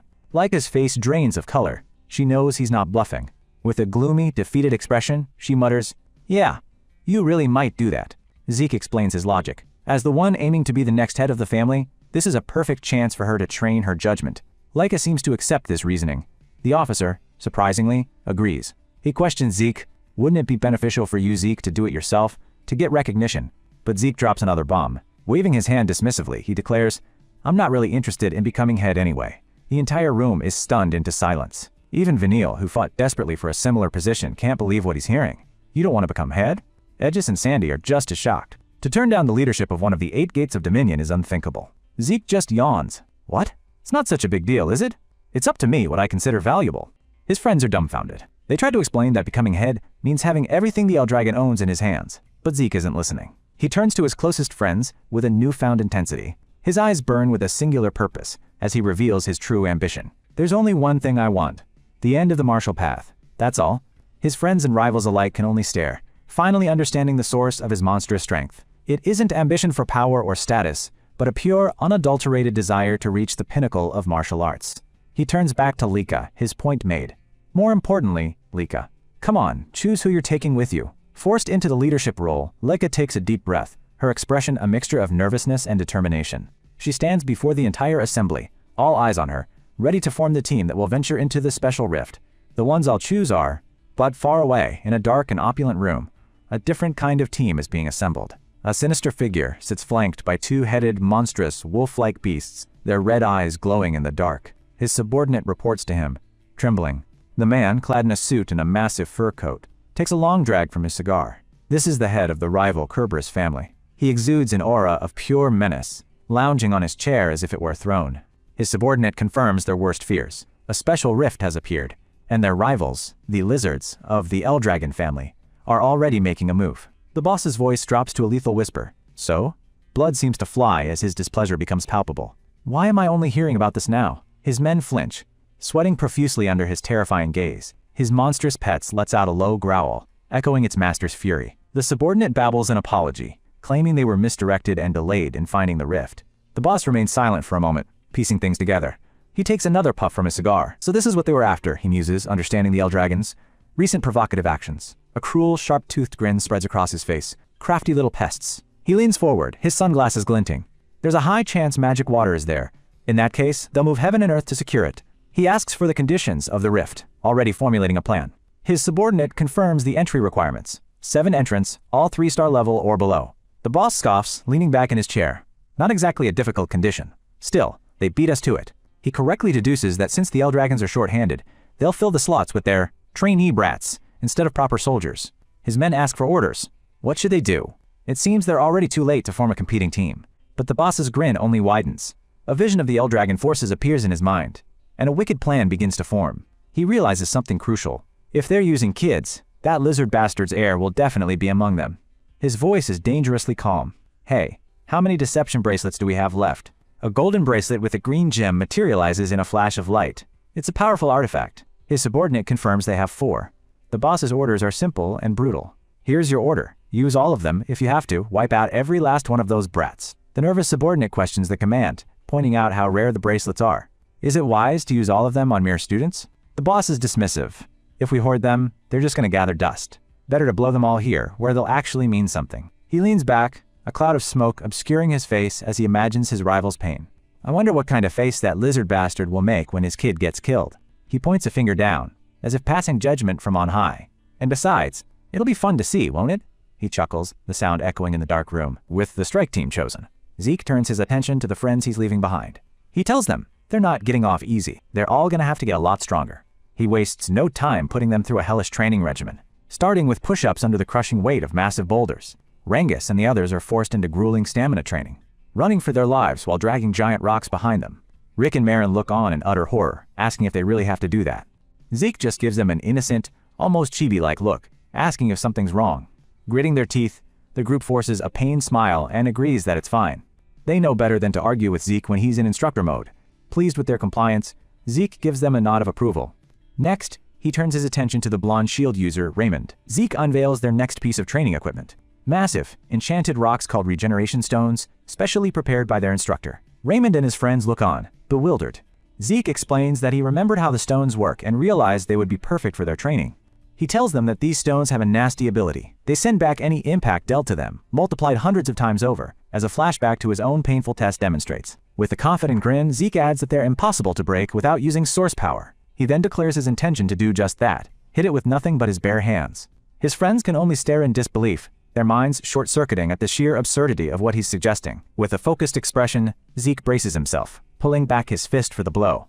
He strikes the stone with a completely normal punch, devoid of any visible energy or aura. Rick and Marin can't believe their eyes, shouting out that he just hit it normally.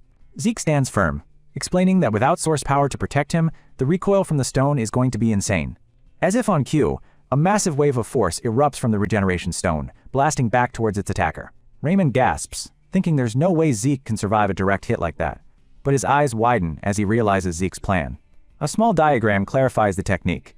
Instead of taking the full force, Zeke used a simple shield to absorb and tank the reflected shockwave. Zeke holds up the cracked shield, a perfect example of what he wants Raymond to learn: how to take a shock head-on or deflect it, honing his defensive skills to a razor's edge. Raymond breaks into a cold sweat, the reality of his brutal new training exercise sinking in. He's amazed, never having imagined such a creative and painful way to use regeneration stones. Next on the list is the Celine. Zeke hands her a sword and instructs her to attack the regeneration stone, repeatedly using her source power. With a determined cry, Celine follows his orders, but there's a problem. He tells her she has to focus all her aim on a single point. She unleashes a furious assault, but her strikes land all over the stone's surface, scattering her power and giving the stone time to regenerate. Zeke points out her mistake. As she can see, her attacks are too dispersed, and the stone has already healed itself.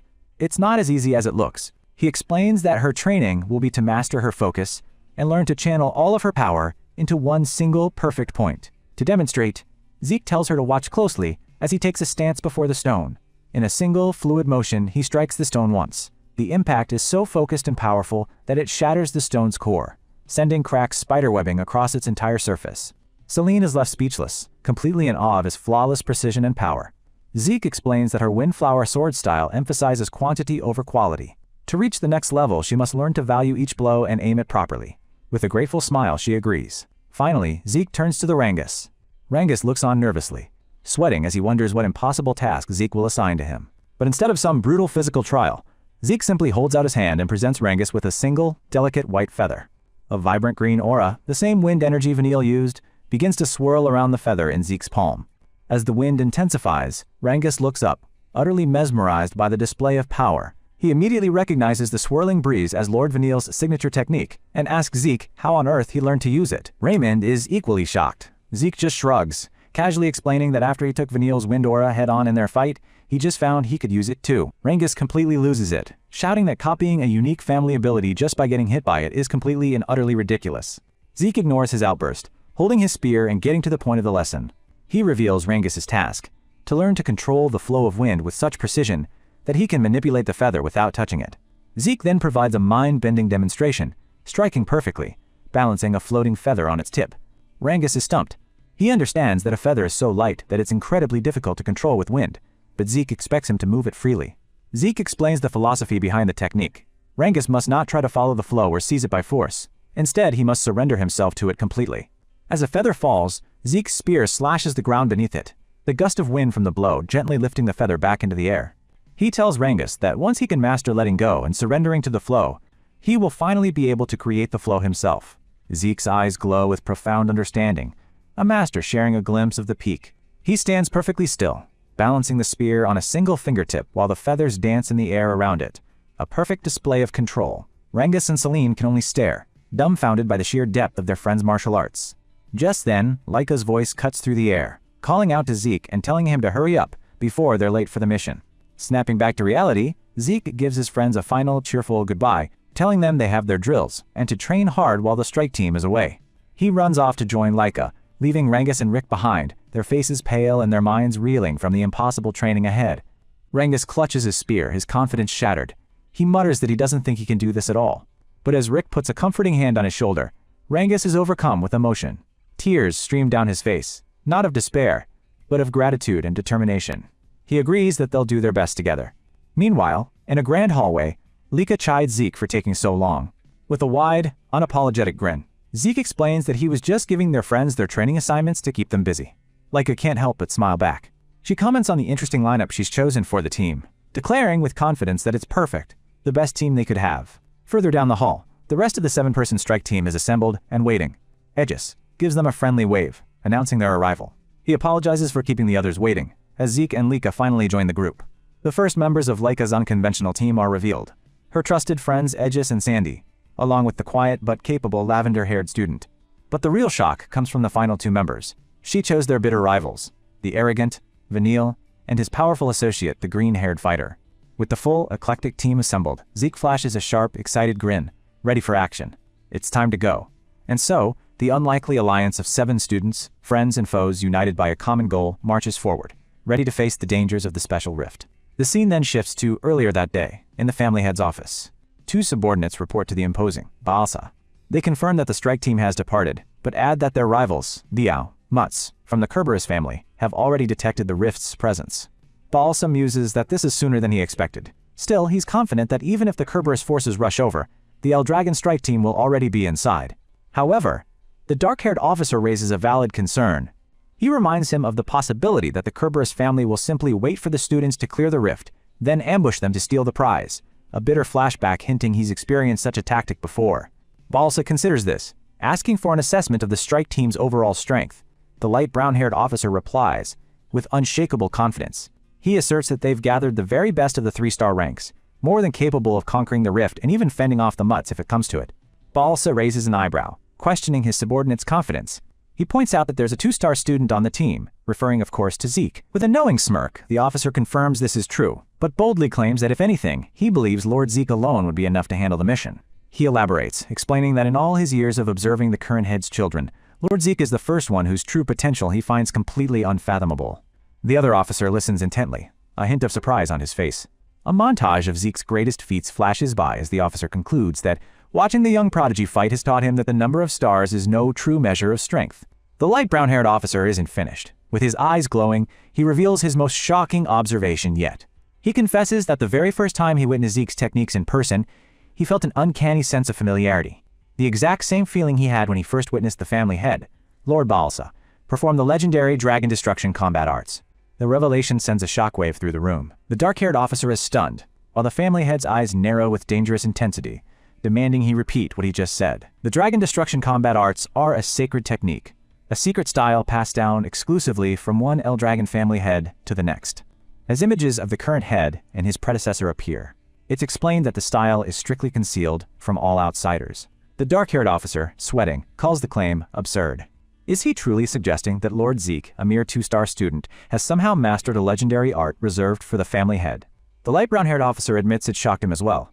But having seen Lord Balsa's techniques with his own eyes countless times, he is absolutely certain of what he saw. He makes his final, stunning declaration. Lord Zeke's martial arts are on par with, if not one and the same as, the Eldragon's Dragon Destruction combat arts. Balsa falls silent, absorbing the weight of this impossible revelation. The subordinate isn't done. He quietly speculates that Zeke's potential might go even further. A terrifying vision of Zeke's purple aura form flashes in his mind, an image of dark, limitless power that might surpass even the legendary family arts. He quickly dismisses the thought, shaking his head as if waking from a dream. The family head finally speaks, revealing that years ago, he grew suspicious of Zeke's origins. He had Freya conduct a thorough investigation into Zeke's background, searching for any clue about where his monstrous talent came from. But the investigation turned up nothing.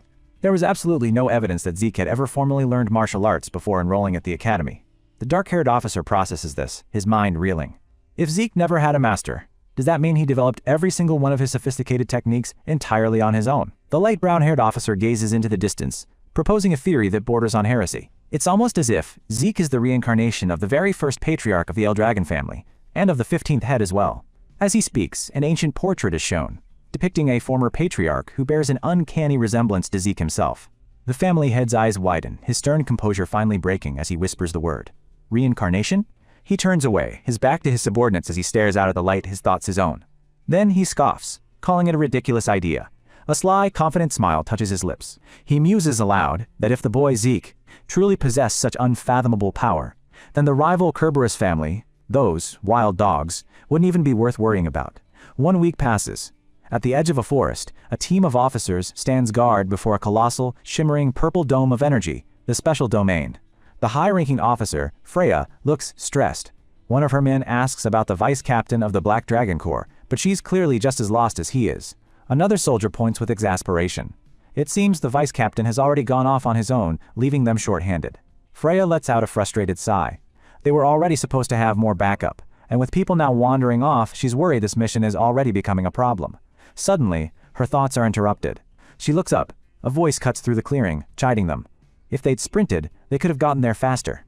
Laika gasps in shock, recognizing the imposing red-haired woman. She exclaims her name, Instructor Freya. Freya stands bathed in an authoritative glow, correcting her sternly. Right now, she is not there, Instructor. She is an officer on duty. She explains, she's here to guard the special domain. The students look on in awe at the massive, pulsating rift. Laika can't help but feel a shiver of dread at the sight. Freya explains that some special rifts are so potent they warp the reality around them, creating a self-contained domain just like this one. Zeke, however, isn't looking at the rift itself. His attention is drawn to the unnaturally pitch-black trees at its border. A memory clicks into place. The dark, misty power radiating from the trees is identical to the energy from the monstrous boar he fought. He finally realizes that beast must have been a product of a rift, He turns to Freya and asks the obvious question. Why are they all just standing around guarding it? The mission, Freya reveals, is more political than it seems. Their main job is to keep their rivals, the Kerberos family, from interfering. If the Eldragon clan succeeds, their power will grow, a fact Kerberos will do anything to prevent. Leica gives a small nod of understanding. This isn't just a simple monster hunt. It's a power play between great houses. Freya gestures to the forest around them.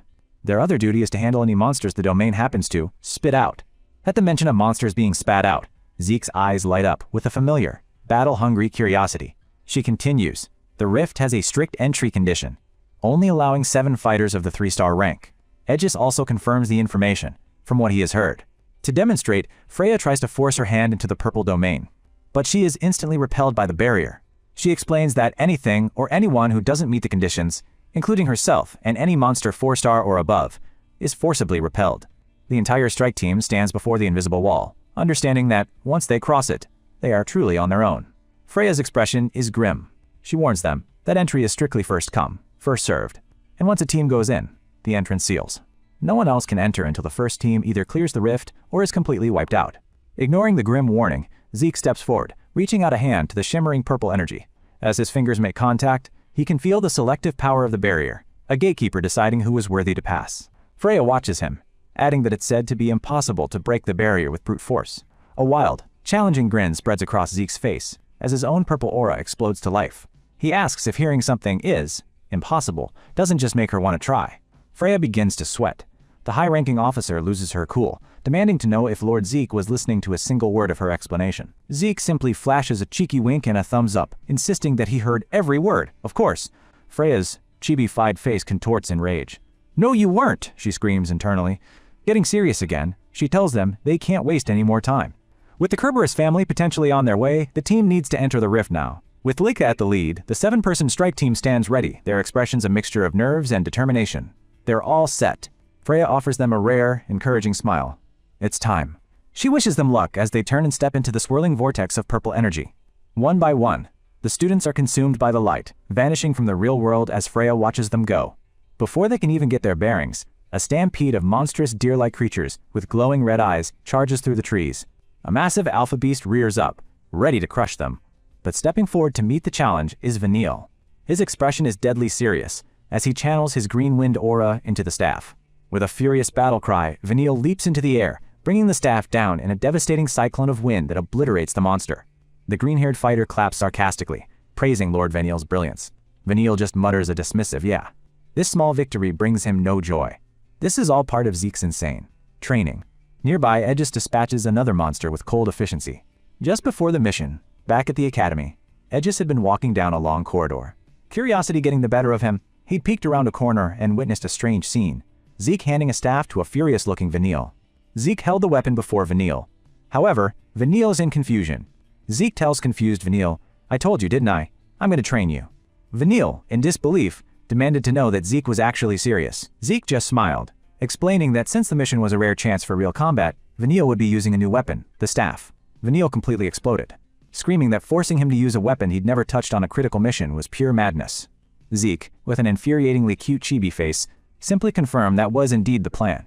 In a fit of rage, Vanille threw the staff to the ground, collapsing in a tantrum and refusing to cooperate. He stormed off, muttering about having to use a weird weapon, but his escape was cut short when the wind flew past his head, the very same green wind aura that was his family's secret technique. He spun around, his jaw dropping in shock. There stood Zeke, effortlessly wielding Vanille's own signature power. Vanille stammered, demanding to know how it was possible for Zeke to use the wind aura, but Zeke's playful demeanor vanished, replaced by the sharp, intense glare of a master. He told Vanille that, how, didn't matter. He was going to do it. He held out the staff again, the silent offer hanging between them. Gritting his teeth, Vanille stubbornly refused one last time. Zeke's patience had run out. He commands, "You will do it." What followed was a ridiculous chibi-style argument, with Vanille's defiant shouts of, "No," met with Zeke's equally loud, "Just do it." The disagreement escalated into a full-on cartoon brawl, with Zeke physically wrestling Vanille into submission, determined to force him to accept his training. Finally, with a thoroughly defeated Vanille on the floor, Vanille brought up the odd comment about umbrellas from their previous match. Zeke explained that since they lacked any actual umbrellas, this staff would serve as a substitute. Lying on the ground, Vanille could only stare in exhausted disbelief as the reality of Zeke's training began to sink in. He made one last protest. He didn't have any basics. How could he possibly train with a new weapon right before a mission? Zeke simply puffed out his chest and beamed with pride, telling his new student not to worry. He'd already invented a brand new fighting style, tailored just for him. Zeke declares that he's even given his impromptu fighting style a name. He calls it the Ghost Wind Umbrella style. Vanille looks less than thrilled to be the style's first and only practitioner. Watching from the side, Aegis is in disbelief. Creating a martial art from scratch sounds completely insane, but he can't deny the results. He observes that Vanille's movements are even sharper now than when he used his signature fan. Somehow, the staff-based style meshes perfectly with Vanille's innate wind aura, amplifying his power. Aegis can't help but wonder if Zeke really did the impossible. Having just dispatched a monster of his own, Zeke stands with his arms crossed and gives his new student a glowing review, exclaiming that his last strike was excellent. The green-haired student asks Vanille if Lord Zeke really created the style. Vanille, still struggling to process it all, can only mutter, yeah. Just then, a new voice pipes up. Lila, the lavender-haired staff user, steps forward to join the conversation, calling out to them. Zeke turns to her with a curious expression, confirming her name is Lila. She smiles, confirming her identity, her own ornate staff in hand, and gets right to the point. With a shy but determined look, she asks him directly, did he really create the Ghost Wind umbrella style all by himself? Zeke puffs out his chest with a smug grin, proudly confirming that he sure did. Lila looks utterly impressed. She then asks the million-dollar question, how did he do it? Zeke pauses dramatically before giving his answer. With a pose that radiates pure, unadulterated confidence, he declares that it's obvious. He did it, because he's him. Lila is completely starstruck, clapping her hands together in awe at his wonderful explanation. Watching from afar, Sandy can't help but yawn. She dismisses it as Zeke talking nonsense again, muttering that creating a martial art from scratch is impossible. But even as she denies it, a part of her has to concede. With someone as absurdly talented as Zeke, the impossible somehow starts to make a twisted kind of sense. Shaking off the thought, she turns her attention to Vanille's group and issues a cold warning. Just don't drag us down. The comment immediately gets under Vanille's skin. He turns with a glare, demanding to know what she just said. Sandy doubles down on her taunt, reminding him that he can't even fight properly without resorting to poison, and questions if he'll be okay using a style he's never practiced before. The insult hangs in the air, a direct reference to his and his allies' underhanded tactics during the selection matches. That was the last straw. Vanille and his green-haired attendant absolutely explode with rage, shouting that they've been holding their tongues for long enough. The attendant screams at Sandy to watch her mouth, but Sandy just fires back, asking if the truth hurts her feelings. Laika desperately tries to get her sister to calm down. Seeing the situation about to boil over, Aegis jumps in with a cheerful laugh, trying to act as the peacemaker. He reminds them that they're all on the same team and that they'll need to work together to survive, turning his attention specifically to Sandy. But Sandy is far from convinced. She scoffs at the very idea of working with the people who poisoned Laika and nearly killed her. Her eyes glowing with fury, Sandy declares that she does not approve of this team lineup one bit, and Laika can only shout her name in exasperation. While the drama unfolds, Zeke quietly asks Lila if she's really okay with all this, pointing out he thought she'd have her own issues with Vanille. Lila simply says that she's not really bothered by it. After all, she says with a shrug, she had to join the mission one way or another, so holding a grudge is pointless. Zeke laughs, genuinely impressed by her maturity. He tells her she has a big heart. Sandy, however, is not so forgiving. She turns to her sister Laika, questioning why she would ever choose Vanille for their team. Laika looks away, sweating. She admits that she's not as willing to forgive and forget as Lila is, but she continues. It's an undeniable fact that Vanille and his attendant are on a different level strength-wise. She declares that she chose them because they were necessary for the mission's success. Hearing this, Vanille simply says, naturally. But his attendant throws more fuel on the fire, snidely remarking that their leader Laika is wise, unlike her own cousin Aegis. Hearing this now, Aegis is on high blood. The two are instantly at each other's throats. Sandy holds him back. As the bickering continues, Zeke watches them with a serious expression. The bad blood from the selection matches is still poisoning their dynamic. He lets out a heavy sigh. He knows that at this rate, they'll never be able to trust one another with their lives. He muses that if they can somehow learn to accept one another through this trial, they might become true comrades. But he knows it's just wishful thinking. The outcome is anyone's guess. Suddenly, a sound from the trees catches everyone's attention. It's Laika. She points forward excitedly, telling everyone to look. There, in the center of a clearing, is a pulsating violent tear in the fabric of space. So that's the rift! Laika exclaims. Zeke notes that it really does look like space itself is cracking apart. This must be the heart of the domain. The playful bickering is forgotten in an instant. Laika's face is a mask of tension as she whispers that they're about to go inside. The entire team stands ready, their expressions grim and determined. No one knows what awaits them. Laika, as the acting leader, takes her position before the anomaly and reminds them all to stay sharp. But where they see danger, Zeke sees a challenge. A wide, battle-hungry grin spreads across his face. He cracks his knuckles with a satisfying crunch. But just as they begin their approach, Zeke senses a surge of energy heading straight for the heart of the anomaly. The faraway outer barrier distorts, which Zeke's team had crossed earlier. And from it emerges a man in the suit, subordinate to the fur-coated crime boss. Zeke senses scream and alarm. His eyes flash white as he instantly perceives the unexpected arrival. Lila, noticing his sudden pause, asks him if something is wrong. Playing it cool, Zeke says it's nothing, but his urgency betrays his concern. He tells them all to hurry. With a new, unknown variable now in play, the team proceeds with renewed caution, walking towards the final confrontation of the domain. The team takes their first cautious step into the heart of the anomaly. But the moment they're inside, something goes terribly wrong. Laika lets out a scream of pure terror. Edge's face contorts in panic. Sandy gasps in shock. The ground vanishes beneath them, and the entire team is sent tumbling through an open sky. Laika desperately shouts for everyone to calm down and think of a safe way to land. But before anyone can react, a massive bird swoops down and snatches Zeke right out of the air. Sandy screams in horror, watching her sister Laika plummet towards the forest below. Caught completely off guard, Zeke can only look on in surprise as he's carried away. Laika frantically points, screaming Zeke's name as he's whisked away into the sky. Edge screams at Laika, reminding her to focus on their own survival first. He shouts in desperation as the ground rushes up to meet them. Gritting her teeth, Laika braces herself for a rough impact. Vanille clicks his tongue in annoyance, muttering that his teammates are all useless. He yells for his attendant, Alan, and the two of them leap into action. Alan unleashes the newly learned Ghost Wind Umbrella style, while Vanille counters with his signature, Wind-Rending Fan Arts. Together, their wind techniques combine into a massive whirlwind, creating a cushioned wind wall to break everyone's fall. The powerful gust of wind swirls beneath them, softening their rapid descent. Edges just barely manages to grab onto a thick tree branch, saving himself from the impact. Vanille and his attendant land with practiced ease, their wind control flawless. The girls aren't so lucky, however, crashing into the ground with painful thuds. Sandy yells at them for the rough landing, but Vanille coldly replies that it's not his problem. Edges, ever the mediator, rushes over, pointing out that Vanille did soften the impact, which is better than nothing. Lila sits up, admitting that while it hurts, she'll live. Edges takes a moment to survey their new, alien surroundings, remarking on the strange nature of the rift. He suggests they all take healing potions while they have the chance, since they have no idea what's coming next. With the immediate danger over, Laika turns to face Vanille and Alan. She sincerely thanks the two of them for saving everyone back there.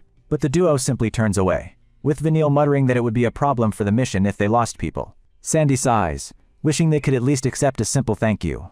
Alan then asks the most important question. What do they do now that Zeke has been kidnapped? Vanille scoffs, telling them to just leave him. This prompts Lila to ask if he's actually worried. He instantly explodes in denial, insisting he's not worried at all, though his flustered expression says otherwise. Sandy sighs at the display, remarking that Vanille is terrible at being honest with himself. Edge surprisingly agrees with Vanille's sentiment, adding that for someone like Zeke, worrying is probably a waste of energy. Sandy looks at him in surprise, questioning his sudden confidence in their unpredictable teammate. But when Laika also agrees with Edges, Sandy fumes, demanding to know what they all take Zeke for. In Laika mind, she flashes back to Zeke's monstrous training regiment. Edges recalls his unnerving, almost frightening intensity, and Vanille remembers his overwhelming inhuman power. In a unison, they proudly declare him a monster, and Sandy wonders if she's the weird one for not seeing him that way.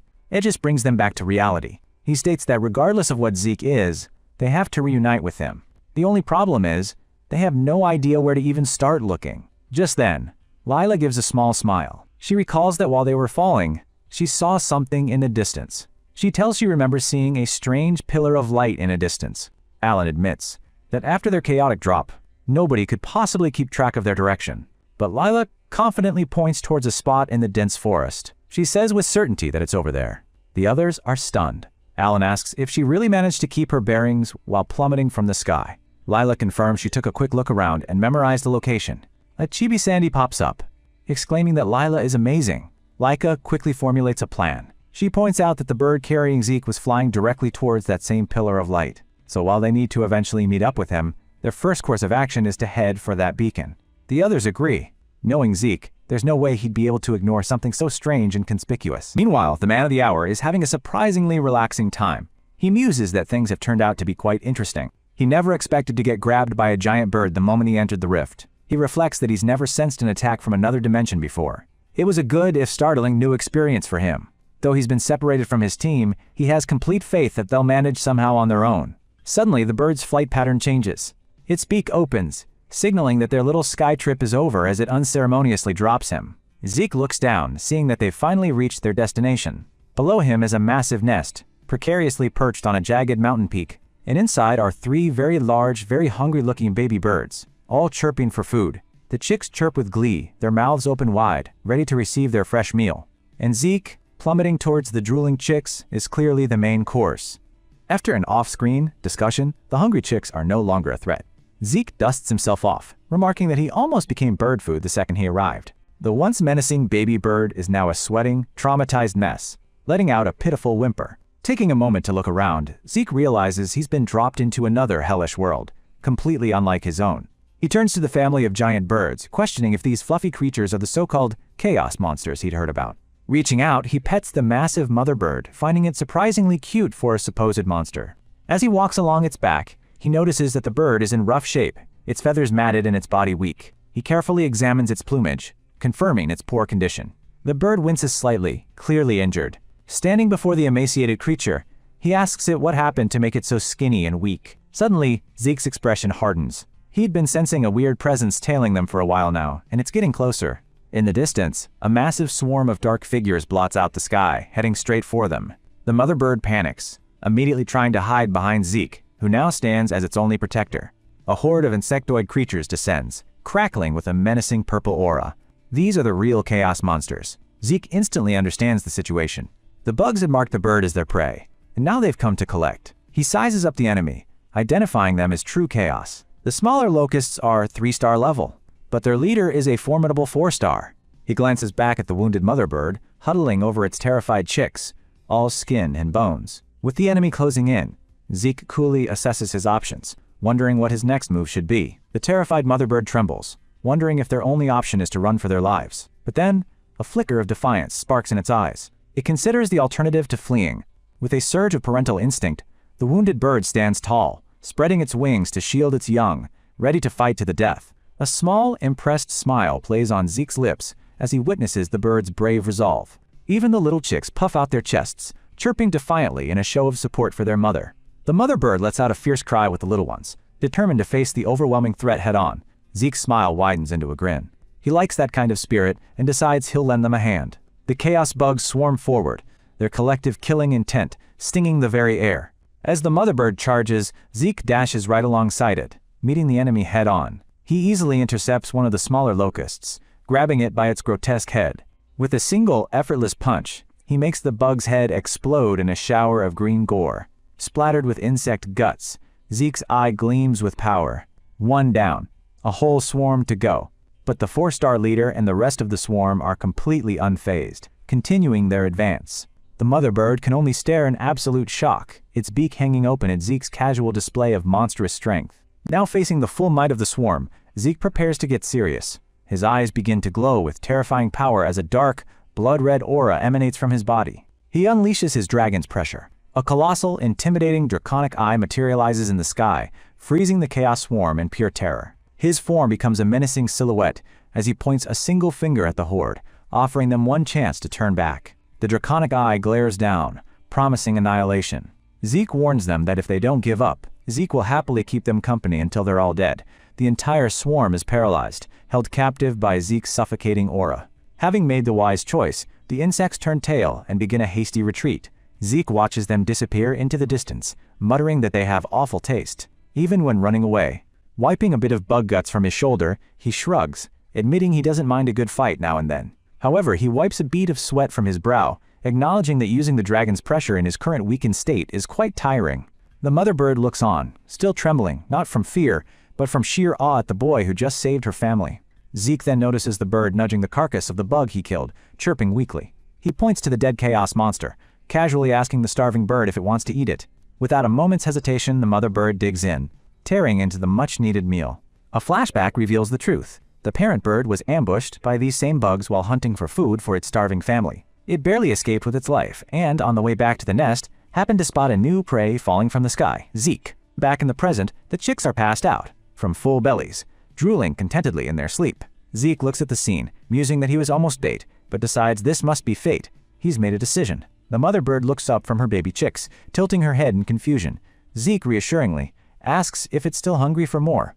Its eyes go wide with shock. This strange boy wants to get it more food? Zeke flexes his arm with a determined grin. He declares they're going hunting, promising to whip the bird into a true predator that will never worry about food again. Meanwhile, deep in the forest below, a sharp blade pierces the body of another dead chaos bug.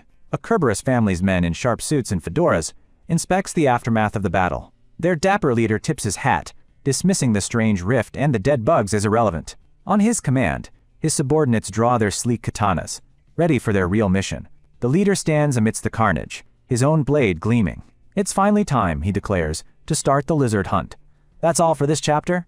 If you enjoyed the recap, make sure you smash that like button. It really helps out the channel. And don't forget to subscribe and ring that notification bell so you don't miss the next explosive episode. Thanks for watching, and we'll see you next time.